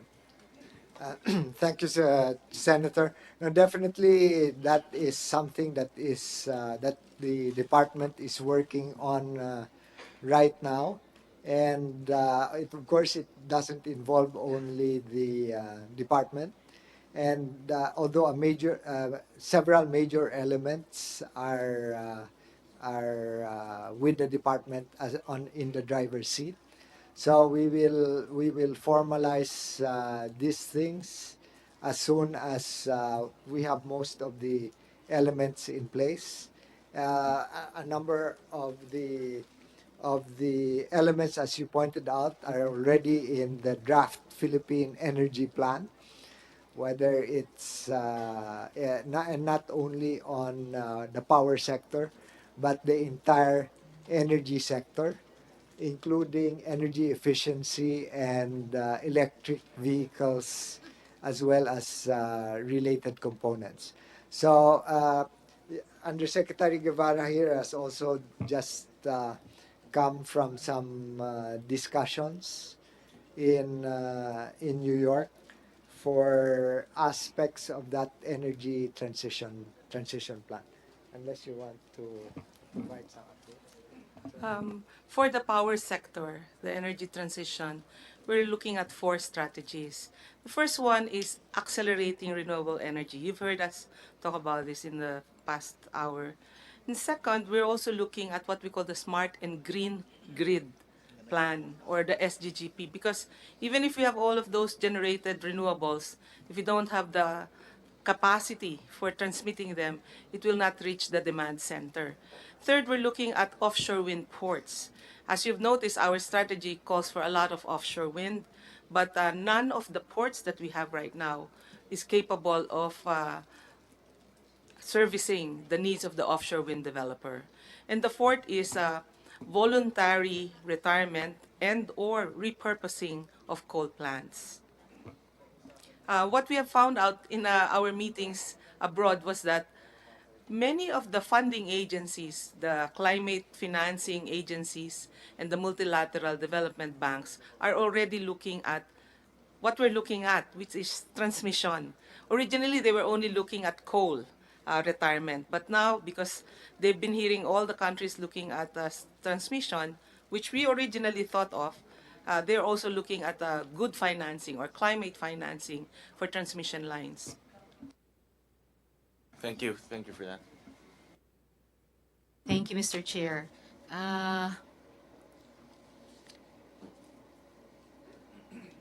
So now there's a plan to build at least 7 LNG terminals in the country, with one already operating in Batangas and several others to follow within the controversial Verde Island Passage, which is rich in biodiversity, CSO say, would be threatened. So may plano po ba ang department to address this environmental concern? Or diretsuhin ko na, may posibilidad ba na i-relocate ng DOE yung LNG plants away from the Verde Island Passage? Yes, some comments on that. There are 7 permits. There are 2 existing, but as the whole power industry is private, government only regulates the price. Although we are issuing permits for them to do preliminary work, at the end of the day, it's going to be a commercial decision for each of these parties whether they will set up. So at the present time, there are already 2 operational LNG receiving facilities in Batangas. So for the rest to proceed in Batangas, there must be commercial viability in terms of them delivering LNG to other customers. So just from that point of view, I guess anybody can speculate now whether these ones will go through or not. Okay, because there's already 2 existing in Batangas. Yeah, they're not on the passage. They are in Batangas Bay, close to the existing the Shell terminal in Tabangao and the gas-fired plants. So there's a self-limiting factor here, the commercial factor. There's already 2. So, and there are only the 5 plants in Batangas. Salamat. Yeah, Yes. these are just permits, but all of them still need to get their ECCs as well. Kasi stage yan parang may pre-dev study, so we give them the permit so they can do the pre-dev studies, but at the end of the day, they have to get to FID. But to get to FID, they still have to get the ECC through the DNR. So, yun lang po. Salamat, Yusek. So yes, ang next stop is yung DENR kasi hindi pwedeng maiwan sa commercial decision lang. Lalo na talagang sinasabi ng mga ecological movements, yung Verde Island Passage, bahagi ng center of biodiversity of the planet. So way beyond commercial lamang. So salamat po dun sa update. And then matanong na rin natin, dahil ba sa LNG ay bababa ang presyo ng kuryente? Meron po bang ganon? Hindi rin. Okay. So it's a transition from the current high price of energy to same high price of energy pero papuntang RE na nakikita natin bababa ang presyo. But your foremost concern previously expressed was about energy security, and that's the one that we want to make sure will be in place. That we have enough power supply. The cost of no electricity. Okay po, Mr. Chair. I promise hindi ko itutuloy yung diskusyon sa LNG kasi baka mamaya maglalabas na ng beer si Mr. Chair. Pwedeng pamorningan na diskusyon. Okay, Mr. Chair. Okay. Well, actually, may mga nagsabi na 9 pesos to as high as 16 pesos per kilowatt hour ang magiging halaga ng kuryente galing sa LNG. So, parang napakamahal naman ito kumpara sa RE, kung saan mayaman tayo sa resources. And then, just for the record, Mr. Chair, more information also points to price and supply volatility in the LNG market in the absence of strong demand and long-term supply contracts with off-takers. Dahil ba dito ay ire-require natin ang ating mga DUs na pumirma din ng mahabang power supply contracts katulad ng nangyari sa coal na maari ulit humantong sa hahantong ba sa stranded assets na babayaran din ng mga consumer? Meron bang ganong panganib din kahit sa LNG, kahit sa transition? Madam Senator, we are looking more of having a competitive selection process for natural gas, which is indigenous to the Philippines, to be a required consumption for our DUs. Kasi we have to support the natural gas industry while we are in transition. But we imagine that for brownfield, it will be 5 to 10 years, and for greenfield, it will be 10 to 15 years. There is a limit because we imagine in 10 years time, nandun na tayo sa more than 35% renewable eh. And then in 15 years time, nandun na tayo sa 50% renewable. So talaga pong transition lang itong gagawin natin. And the way we're going to address that is through the competitive selection process. Salamat, Yusek. And is this also why DOE is reportedly coming out with a circular, ito na nga po yun, mandating DUs, ano po, okay, to source out portions of their power supply from NatGas power Okay, so plants. can Yes, I Mr. Chair. interject? I understand that DUs will be required to purchase certain amount for natural gas. So how will that maintain competitiveness if you're required to buy natural gas? How is that? How does that work? Kasi po pwedeng i-aggregate lahat yung demand ng mga DUs. For example, or ng ISIS by NEA, pwedeng isang CSP lang yung gawin niya for all the demand that is needed by all of these electric cooperatives. Tapos isang bidding lang yung gagawin niya for the generators to bid kung magkano yung kaya nilang i-offer na price for not gas generated power. So there will be a minimum mandated requirement for nat gas. If I'm a DU, I'm mandated to allocate a certain portion of my generation from nat gas. Ganun ba yun? For the indigenous natural gas. For indigenous. Pero isa Yes. lang yun eh. Opo, yun lang po. So that isa lang siya eh. Yes. So and then how will you ensure competition?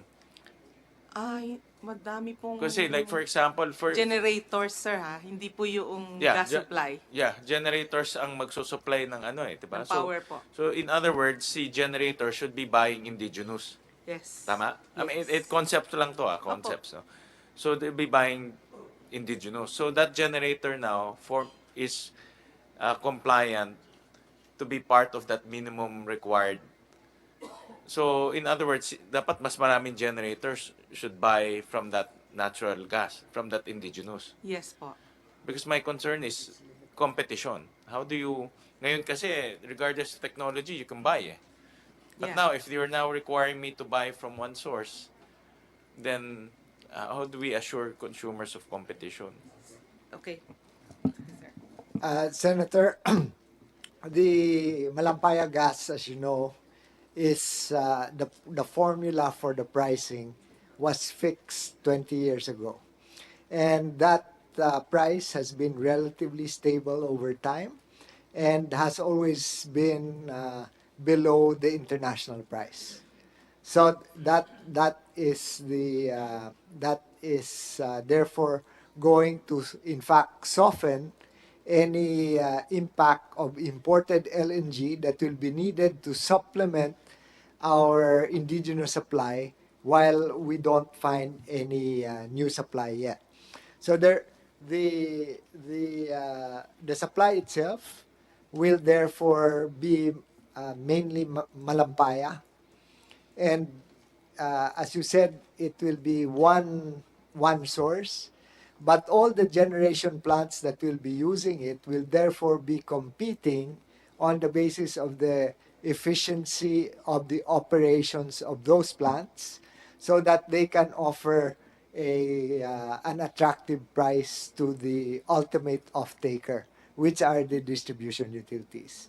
So that's how we're looking at it. We will have to there has to be an aggregation of the supply because it's not adequate at this particular time in order to run the two existing plants. And as we hopefully we pray for being able to successfully find additional gas because that additional gas which is indigenous can then provide the supply that the country needs. Some form of incentive for exploration company or assurance for the exploration companies that they have some off takers. That's They have right, off takers. Mr. Chairman. Because in the end, it will be the exploration and development of new gas fields will depend on the a market that will absorb the what is this the whatever is discovered in within the country. Now, if we project into the future and we get even more natural gas than we can consume, there are alternative uses for them. Like we import all of our fertilizer, but natural gas is the feedstock for fertilizers. So if we have excess natural gas production, it can always feed into the fertilizer sector and therefore meet a major need of the country. Now, as we transition, uh, for example, the LNG gas plants, they are capable of co-firing with hydrogen and ammonia. So their ultimate trajectory is even to transform these LNG power plants into those using more renewable. And then by that time, as I've said, if we still have excess domestic natural gas, then we can use that supply, one, as a strategic reserve. So people are talking about a strategic reserve, and excess natural gas can be there in the fields and can be used in case of any emergency. And the second would be the alternative uses like fertilizer. Thank you. Thank you, Senator Risa. Salamat, Mr. Chair. I'll just skip to, in the interest of time, to my last questions on my last topic. I'll just submit to the chair the questions. I won't ask anymore in hearing. I've submit them in writing. Related to the point of the chair about competition on the aggregation of LNG demand by prime infra and first-gen corporations, and my questions on renewable energy. So yung huling paksa na lang po, Mr. Chair, at dito maghahanap ako ng yung game-changing reforms na sinasabi nyo on the proposed amendments to EPIRA. So in the proposed EPIRA amendments, DOE is supposed to have additional powers or proposing to have such. So could the good secretary explain why such are needed and what they are? We have a number of things that are lined up, but one is actually to reinforce ERC's enforcement powers, including the penalties that it can impose, and simplifying the processes for approval of certain decisions or orders of ERC, because right now the EPIRA prescribes rather detailed requirements on hearing and publication, so we can shorten the periods. The other is on the clarifying the overlap insofar as competition matters are concerned. When EPIRA was passed, there was no Philippine Competition Commission yet. and the Philippine Competition Commission can have synergies with the ERC and with DOE. So some of these issues that we are discussing about competition in the downstream oil industry and in the power sector can be more appropriately handled by the Philippine Competition Commission, which has more of economists and other from other disciplines who are part of their staff. So that those are the ones that we're looking at. We're also looking at the potential provisions that we can place on the electric cooperatives and the reforms that may be necessary, because right now the provisions of IPIRA are just there are just broad alternatives that they may adopt a corporate form, or they may retain themselves as electric cooperatives under NEA, or as electric cooperatives under the cooperative PCA. Yeah. So those are among the things, and for the transmission, so we can be more clear with respect to a number of things, like for example that it should be the government through the DOE that should formulate the transmission development plan instead of its being being given to the concessionaire, as well as other aspects. So we can address also the issue here about the systems operation that you have pointed out, and that could be a neater way of addressing the issue, because at the end of the day, the systems operation does not affect the financial flows of the concessionaire, and transferring that to a more objective, let's say to government, like the government entity like Transco, would introduce more objectivity in the behavior of the systems operator, but will not affect the financial flows of the concessionaire, transmission concessionaire.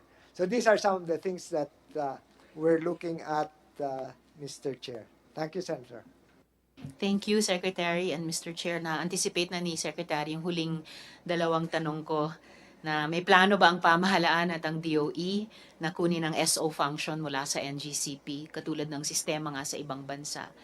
And so lastly na lang, bakit kailangan yung mga additional powers? May mga negative consequences ba tayong na-suffer dahil wala itong additional powers ang DOE nung nakaraang 21 taon? Well, it's part of it, Mr. Chairman, is really because this thing, we spend more time debating on whether the DOE has the power to issue policies regarding certain aspects of the power sector, rather than cooperating on rolling out the expansion and improving the operation of certain services. So we would like that to be clearer. Thank you. Maraming salamat to the good secretary and all our resource persons. Maraming salamat, Mr. Chair.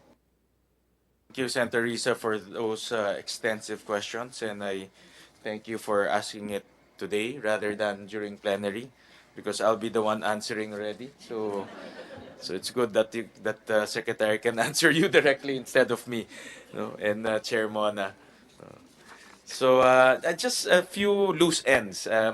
I think Senator Risa, Senator Lauren, and Senator Tulfo have extensively covered all of the policy issues as well as some of the budgetary issues.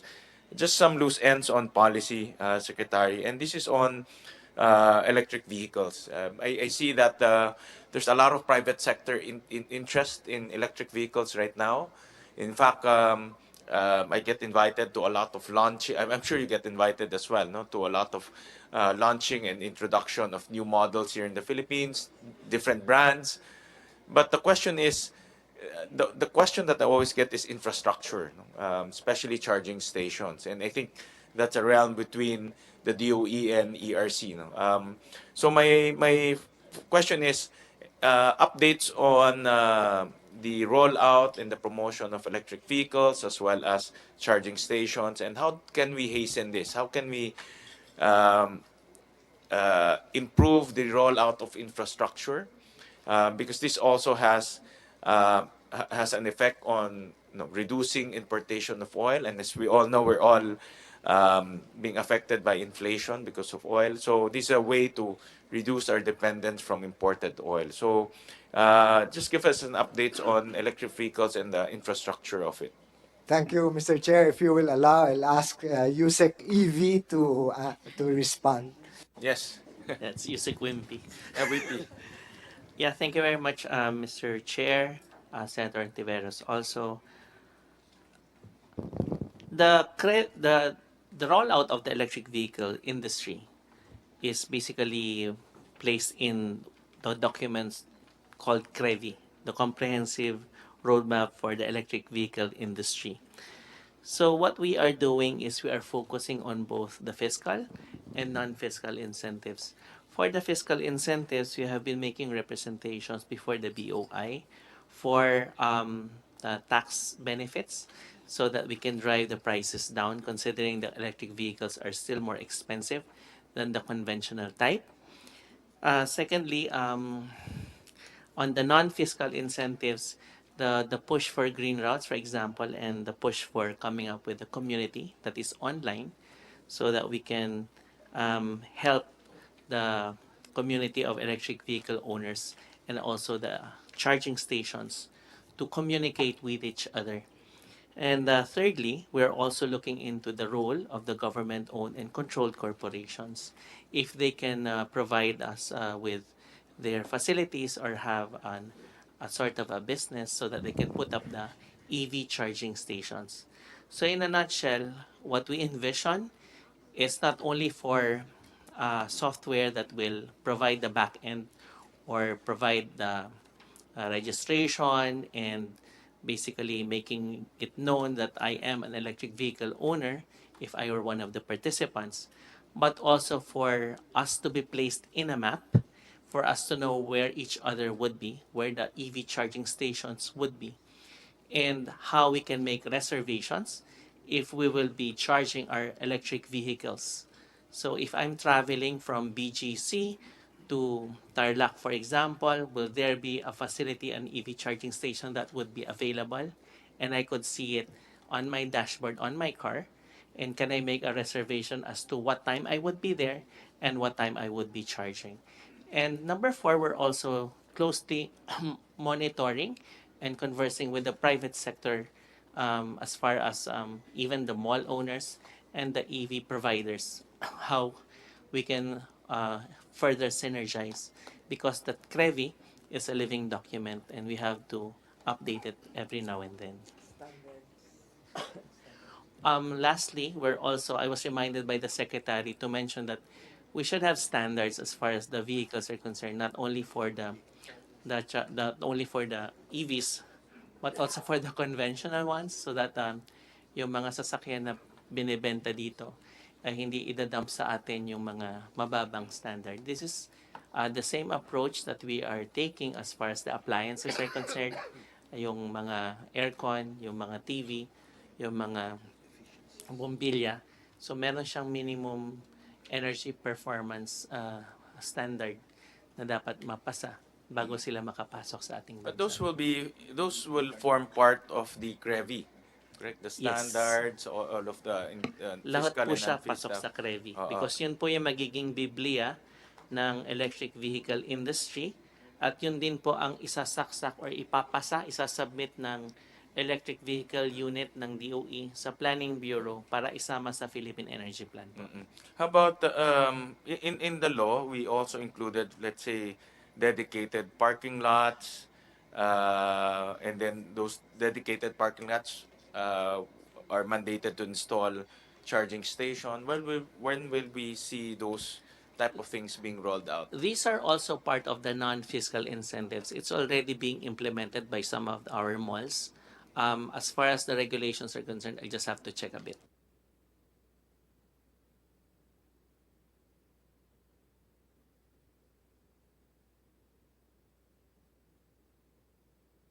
This is still to be out on mandating the same, aside from the voluntary compliance already of certain mall owners in the private sector.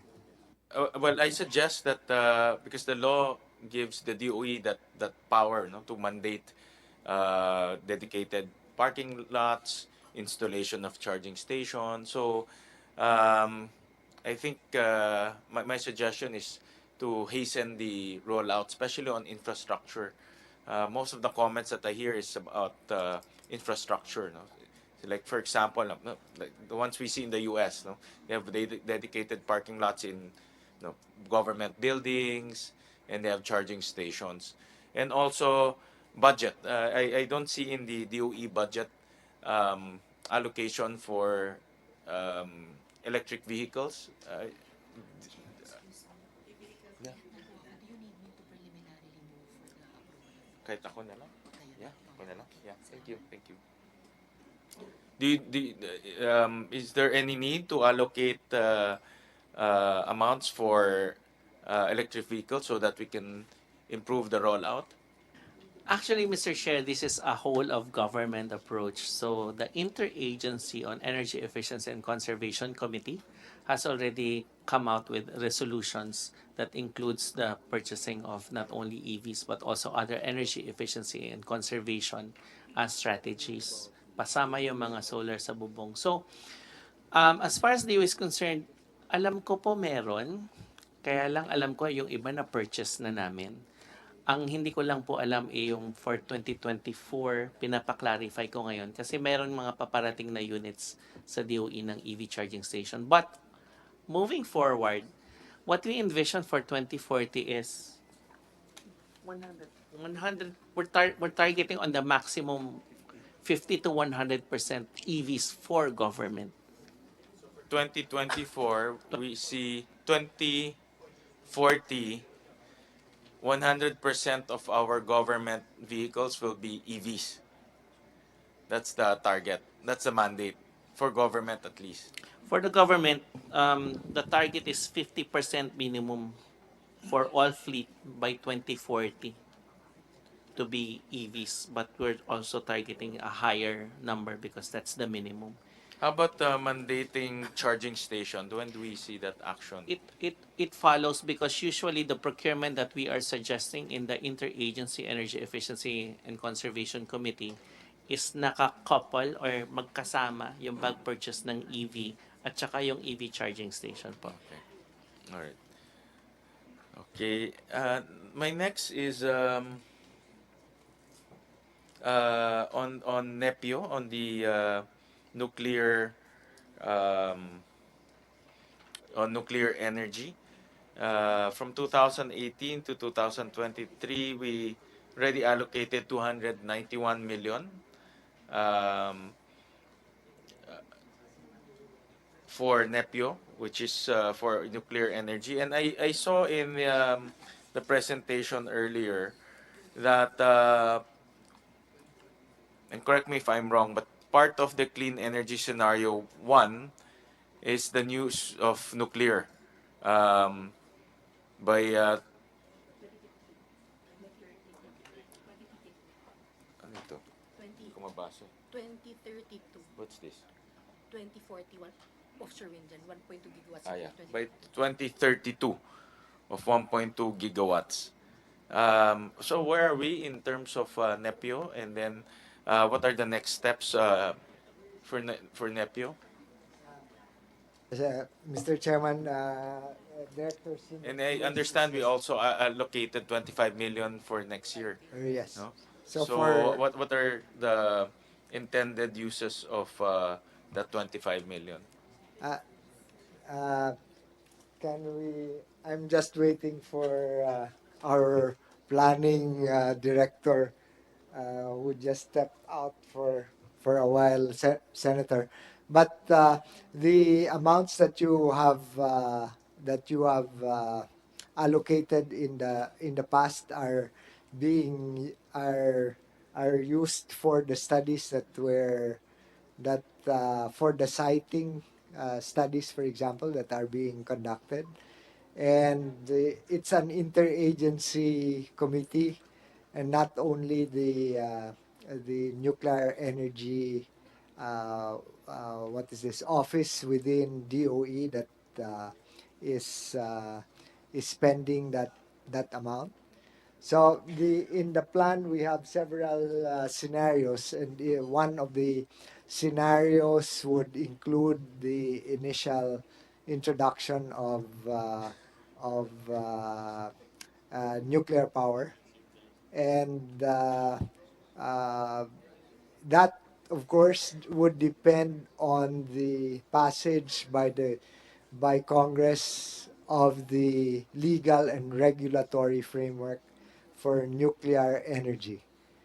Uh, but as I indicated in the past, we will not wait for the law before we conduct the preliminary studies or activities, and siting is among them. So the 25 million for next year, Mr. Secretary, is to already conduct siting studies on siting. Yes, and Potential areas that right. we can build. Yes, Senator. Okay. So, Yeah. as for the specific activities, let me, if as for the specific activities, uh, I will ask Director Sino Cruz to indicate to you what are the specific activities which the 25 million for the NEPIAC and NEPIO is going to be spent for in 2024. Okay, thank you, Secretary. Thank you, Chair. For the nuclear, for next year, we're planning to do a survey, a follow-up survey. At the same time, we're going to formulate a complan based on the survey results po.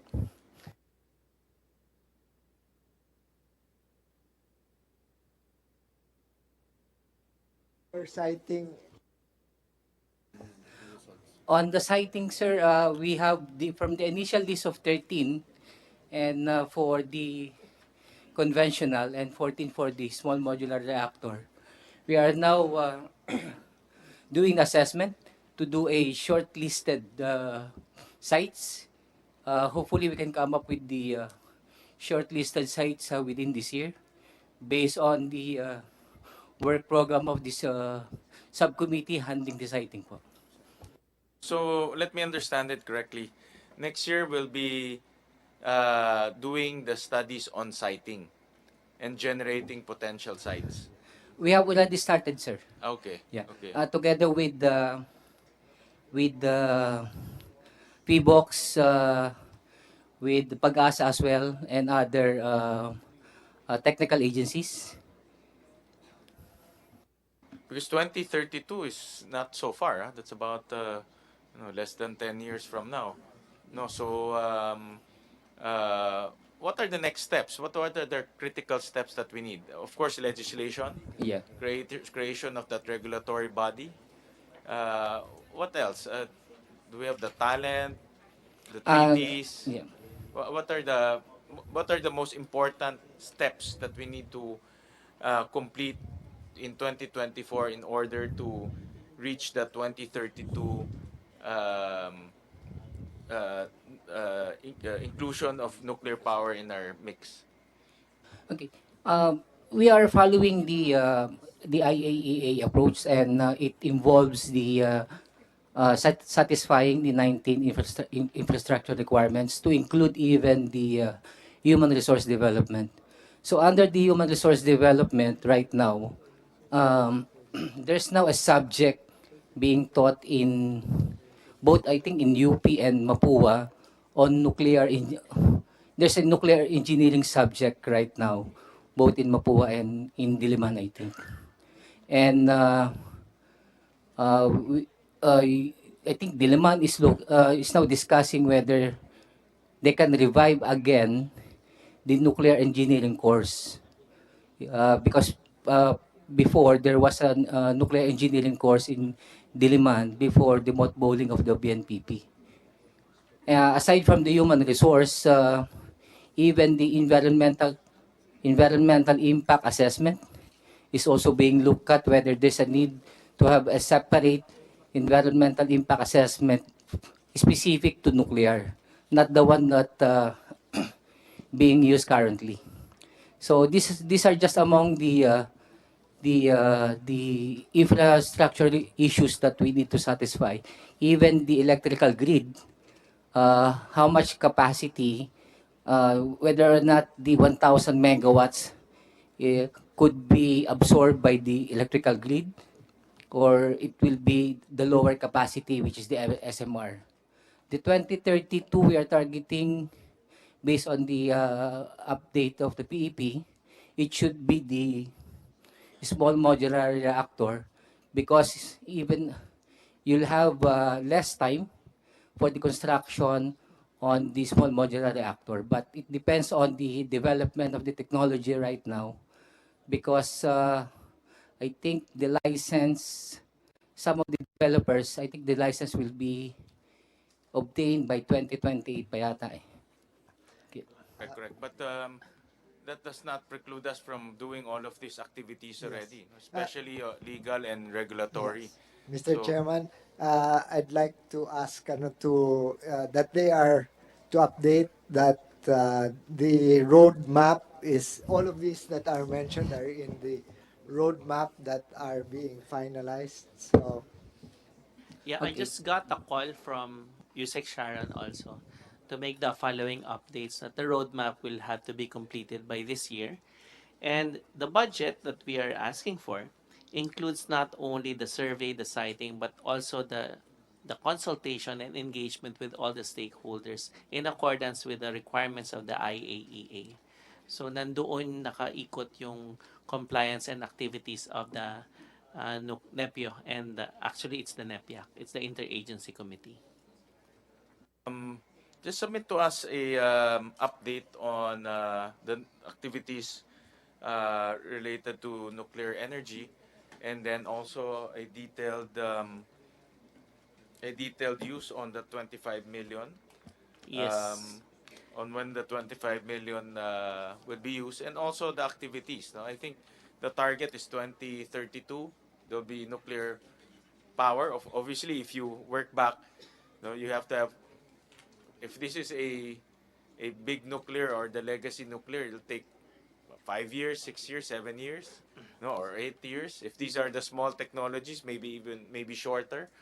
But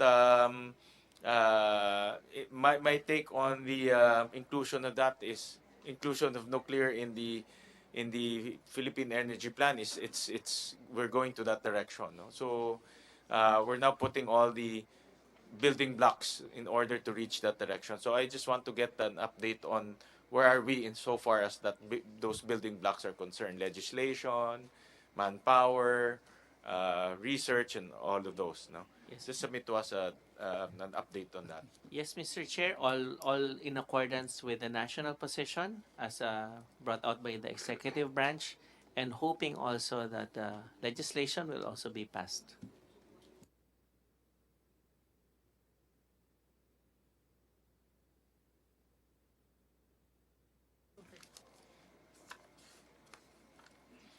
I'll jump to ERC, Chair Mona, and this is on the topic of ARCOA.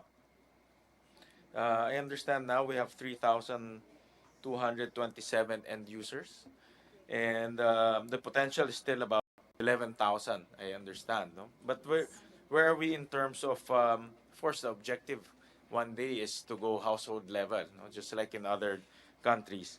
So where are we in terms of pushing it down to household level? And um, I remember last hearing there you told us that there'll be studies to be conducted in order to mitigate some of the technical issues. No? So where are we in terms of those studies? Okay.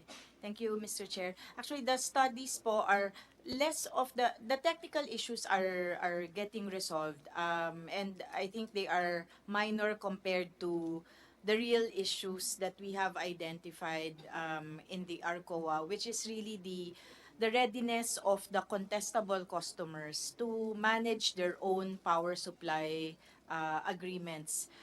We still have, I'll get the numbers from the team, but the number of disputes that are being resolved by the Commission at the moment between retail electricity suppliers and the large customers. So we see that with the profile of these large customers, these are not MSMEs. These are large manufacturing companies, some even global companies that still find themselves in dispute with their ARCOA contracts. So as WESM, as the declaration of WESM in Mindanao has already happened, and the next step is to declare also Mindanao as ready for ARCOA. What we need to the immediate step that we need to take is really conduct a massive information campaign, not just in terms of awareness, but also even training on what power supply agreements actually entail for these customers. We know that it's a deregulated sector, so we cannot dictate upon them the terms of their contract, but maybe what we can identify to them are minimum minimum parameters in their contract so that they don't find themselves in dispute early on or in the middle of their contracts. ERC in a position to settle those disputes within their RES and between the contestable customer and the RES? I remember I was approached. I think I mentioned this to you. But I was approached by some factories in Valenzuela. The long and short of it, I think they have the same RES supplier, but I think there's a provision there that if I remember it correctly, they were offered fixed price, but there's also a provision there that that can be triggered in an event of increase in fuel price, no? Something to that effect. No? So, um, of course, it's a deregulated industry. It's an agreement between them and their RES. But because of the sheer number of contestable customers who entered with that RES, it became a big issue in Valenzuela. No? I think I referred that to ERC. No? Yes. But Yes. my basic question is, can ERC intervene in those type of cases? And is that the main reason, or is that a big reason why we have to take the ARCOA, um, or we have to lower down the requirement for ARCOA carefully because of those type of complications? Uh, Mr. Chair, there is basis for ERC to take jurisdiction on the basis of dispute resolution. So we cannot intervene motu proprio. We cannot step in without any party bringing the matter to ERC. But with either party or both parties invoking the jurisdiction of ERC, because Section 43 of EPIRA has that blanket clause on ERC settling disputes among stakeholders. So that's what we anchor our jurisdiction upon. Of course, there are also those contracts that have arbitration clauses and where the parties preferred to go to arbitration first and they are still in arbitration, and we respect that if they are already in arbitration. There are also some cases where the parties went to the regular courts. The complication we see there is that courts may have conflicting rulings. So it could be that one regional trial court decided it a certain way, and the other regional trial court deciding on the same type of contract with another customer may decide differently. So conflicts will arise. But if the matter were settled with ERC, there is at least an assurance that there will be consistency in the resolution of these disputes. There are currently 28 disputes pending on this matter. Between the RES and the contestable customer, 28 Yes. pending Yes, disputes. Your Okay. Honor.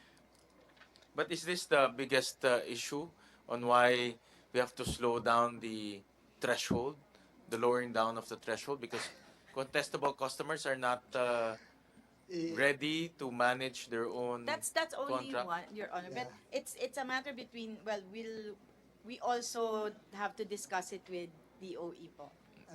Mr. Chairman, of course, the impact on rates is something that, as you have pointed out in the past, we have to also carefully consider.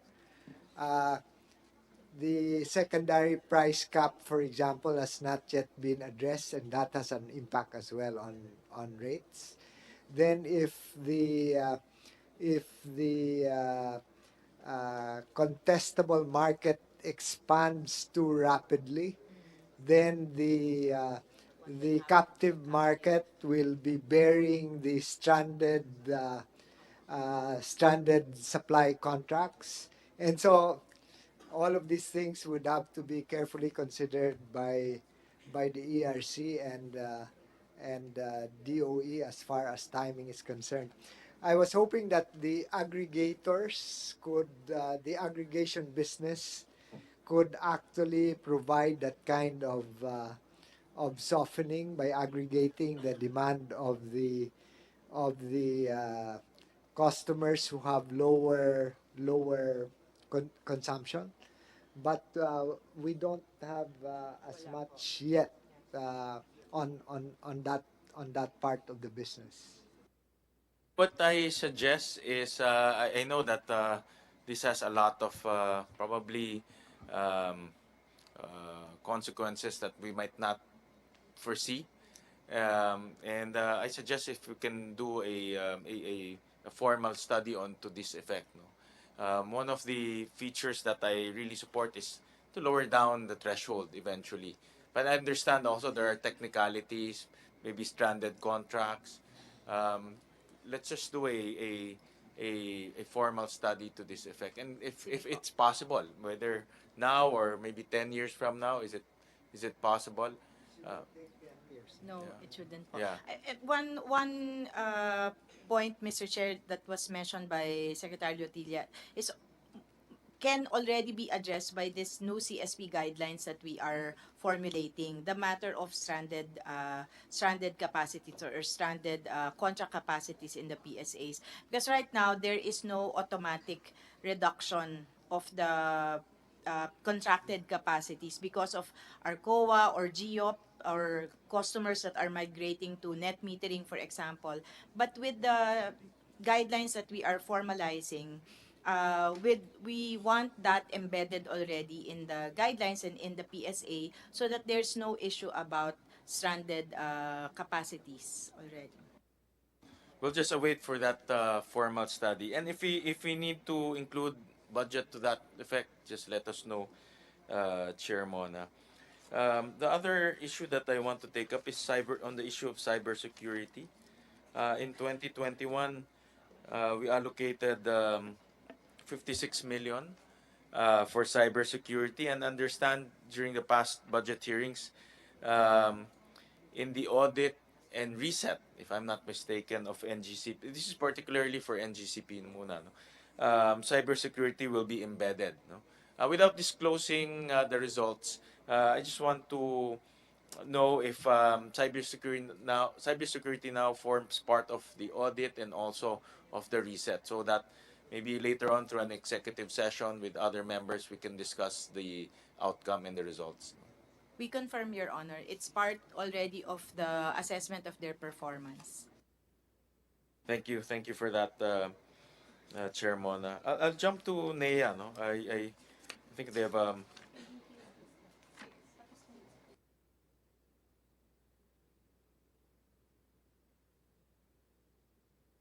I want to touch on the topic of subsidies.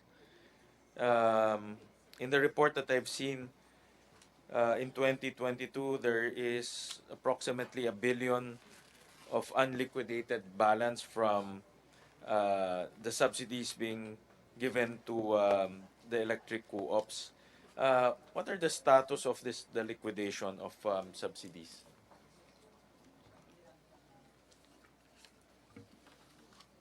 Ito na na-liquidate balance ito as of August.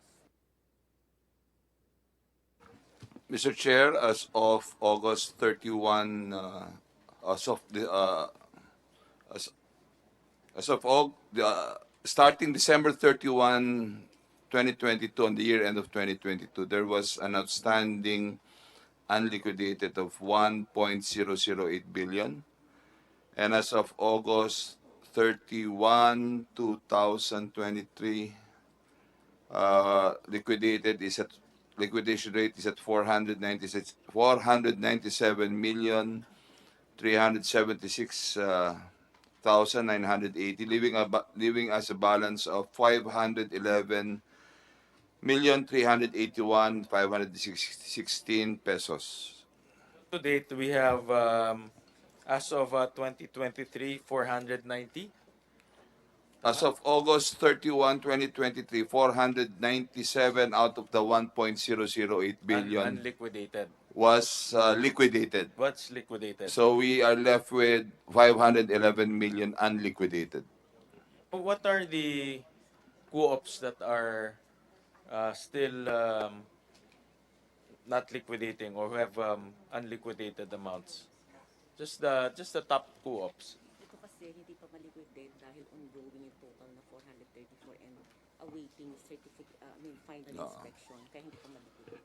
Mr. Chair, out of the 511 million unliquidated, 434 million are still ongoing projects. So what is left to be liquidated are the amounts of 21,945,826 and 55,154,708. So 21 the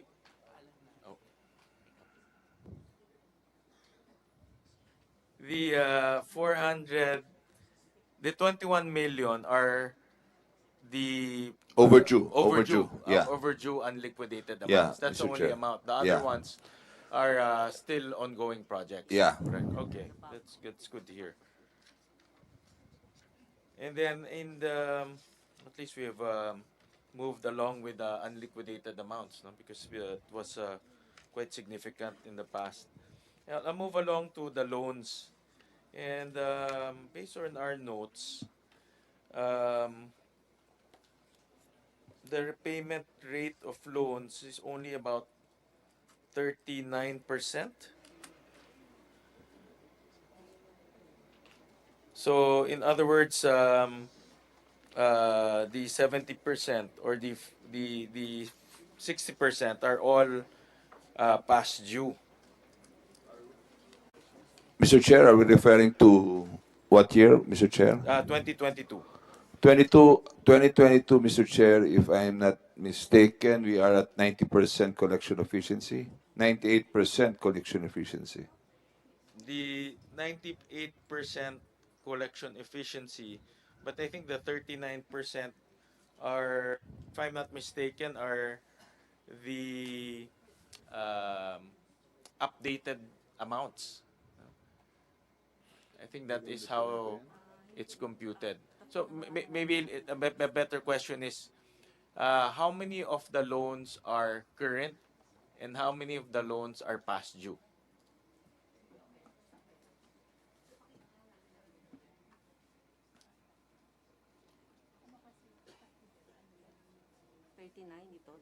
Yeah, 39%. Here, in the slide, 39% repayment rate.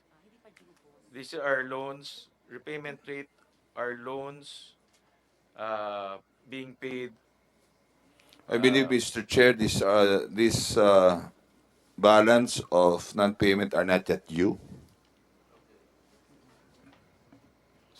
So how many of your loans are past due? That's I think a better question. Yung arrears sa Maselco, Lazareco. Or how many are current? I believe, Mr. Chair, we have only 3 past due accounts coming involving Lazareco, Magelco, and Maselco. How much is that? How much is an amount for? How much the total amount? The total of which is 569,778,585. Right. So those are the past due. Out of the total, what is the total outstanding amount? About 9 billion, About 9 billion. Mr. Chair. So the 9 billion, only 569 is Yes. considered past due. The Yes, rest Mr. Chair. current. Yeah, current. Okay. All right.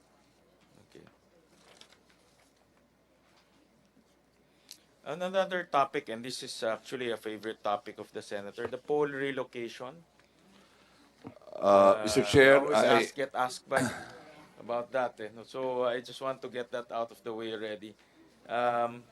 where I'm, if I can update you, Mr. Chair. Yes, please update us so that. Just last week, we had a coordination meeting with the Department of Public Works and Highways team, the PWH team.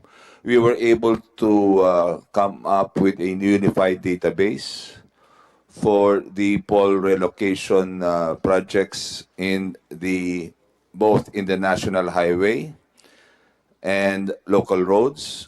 So total number of poles subject for relocation is 87,550 poles.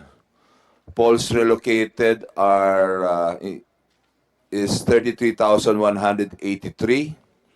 So number of poles for relocation as of June 30, 54,367. There is a 38% accomplishment. Funds needed to relocate the balance of poles is 4.27 billion. I believe I was informed by USEC Charlene, what's her name? No, Charlene.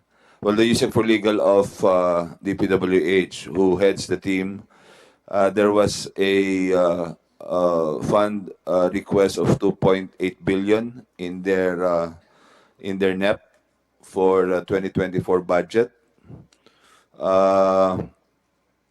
There was early this year, I had a chance meeting with the Speaker of Congress, with the PWH Secretary, Manny Bonoan, and he requested me if I can direct the electric cooperatives to go on, proceed with the pole relocation, not awaiting the the budget approval. So after that meeting, I instructed my electric cooperatives in Region 3, 7, and 8 to advance first the cost of a relocation, and subject for liquidation, DPWH will reimburse them. When do we see a significant movement in the pole relocation? Because there's still 54,000, no? And there's for 20. I understand correct. For 2024, DPWH was allocated 2 billion. Correct. 2024, 2.7 billion. 2.7 billion. So we still need about another 2 billion, more or less. Yes, Mr. Chair. But when can we see a significant movement, a significant reduction on that 54,000 poles to be relocated? Can we do it next year? Well, we have already a unified database, Mr. Chair. We have already the co-op and the DPWH regional offices have identified already, and as long as the funds are ready for disbursement for the fund relocation projects, I believe tatakbo na to, Mr. Chair. So if we can manage to muster 4.27 billion, we can be assured that Yes, in yes. 2024 we can wipe out the 54,000. Medyo marami to, ah. This is Yeah, maybe I cannot commit on the timelines, Mr. Chair, but there will be a substantial, I would say, a substantial completion of the pole relocation. just submit to us later on a timetable. I will do So that, I'll Mr. work Chair. very hard to get that 4 billion. It's again, we once and for all I want to get this out of the way because it's a recurring issue, especially among the senators because they travel Okay, Mr. all over Chair. the world, all over the country. You know, We'll so do that, Mr. Chair. thank you for that.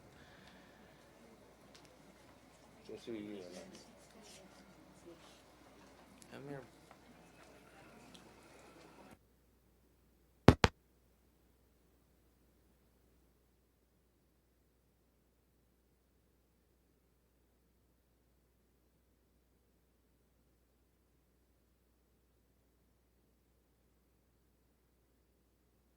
Just want to ask, no, yung there's an unexpended balance of the subsidies, also amounting to about 1 billion. Uh, any update on that? Meaning, if I understand it correctly, the amounts were given to them, but it's not used. So it's with them still, no? Iba yung unliquidated, meaning they've used it, but they haven't liquidated. This one is they did not use it at all, no? So how come they were given 1 billion but not being used by the co-ops? And any update on that?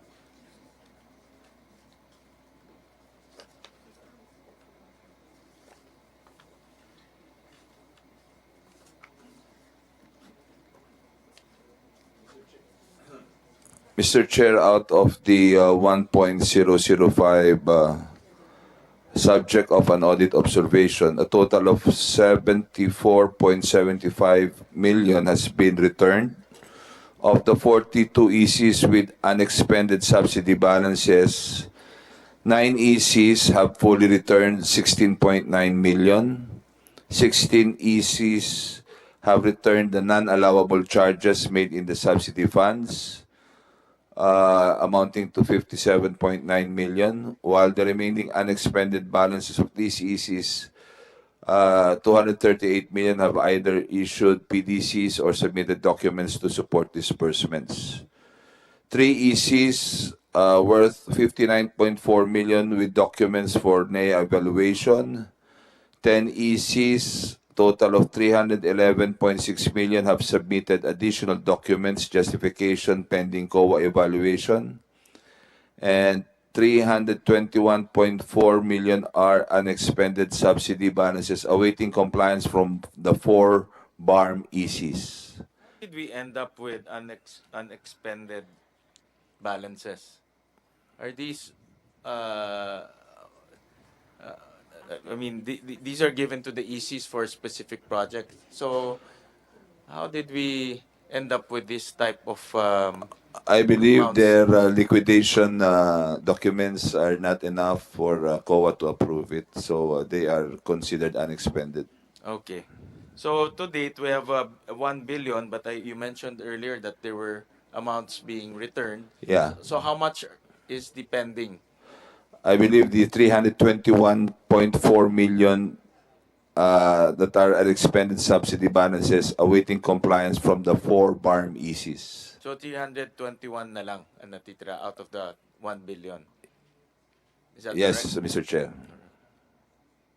But NEA is monitoring quarterly the return of unexpended subsidy balance by the ECs. Okay, let's work hard to get those monies back, no? Because it's hanging in your account. Alright, what else?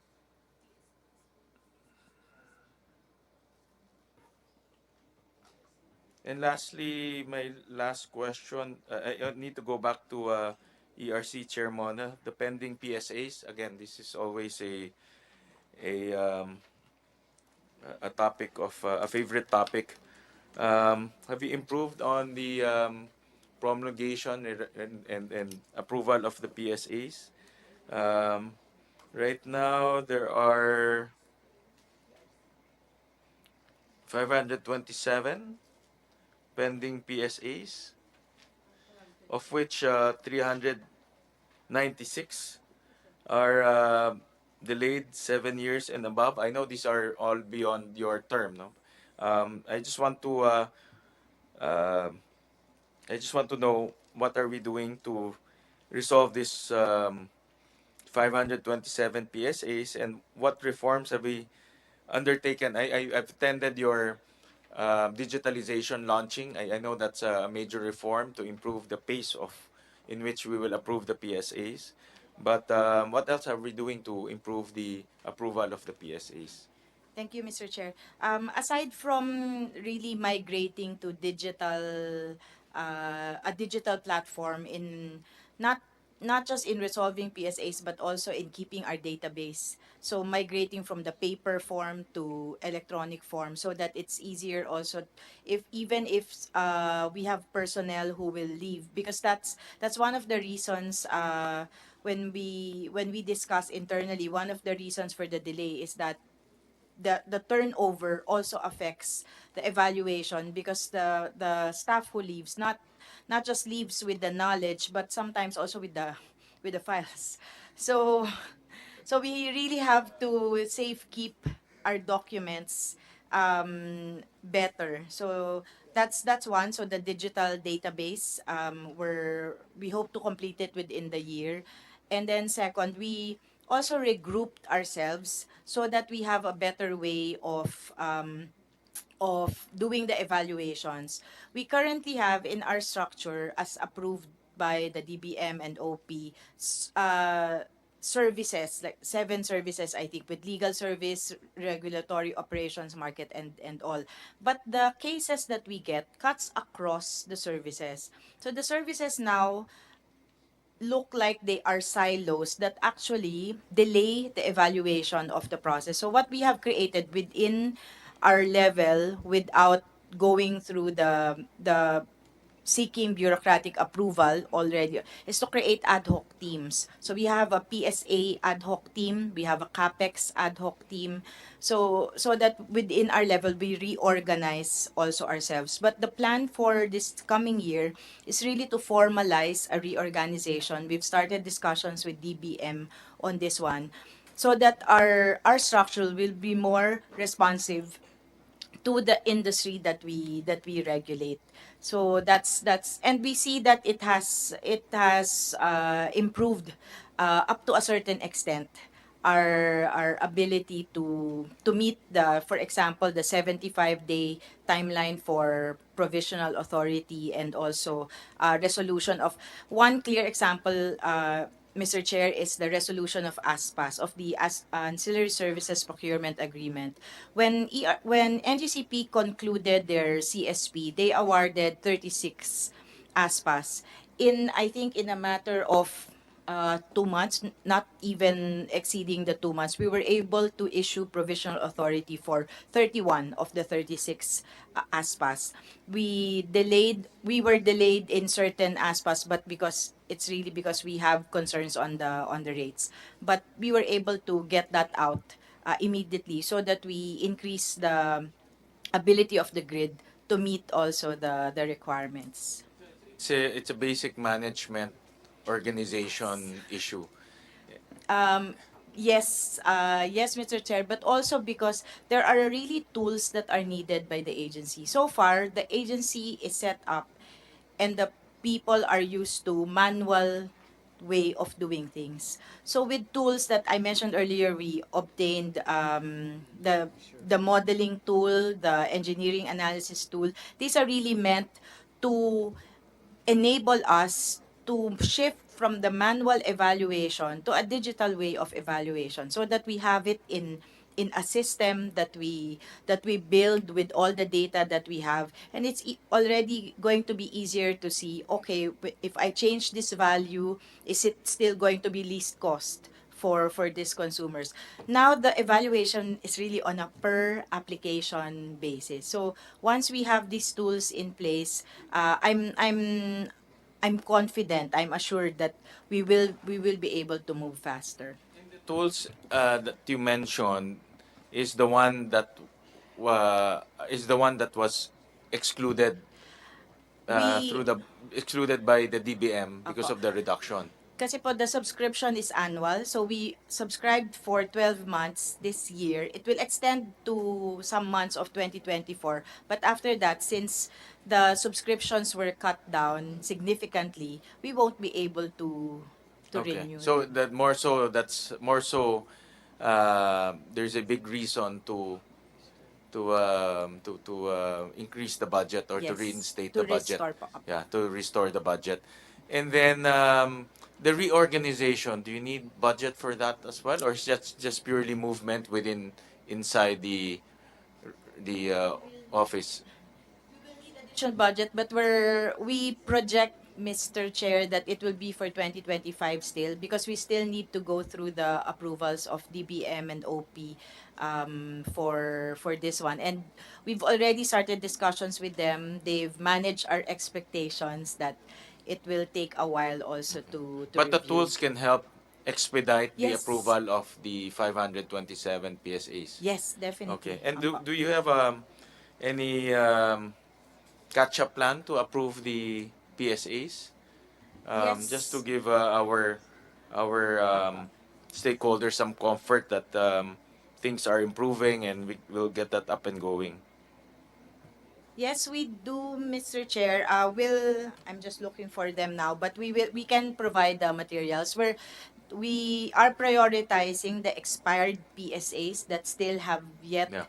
to receive their final authority. That's about I 100. heard that there are a lot of expired na Yes, never got. more than 100 Yeah. PSAs Yeah. po that we need to.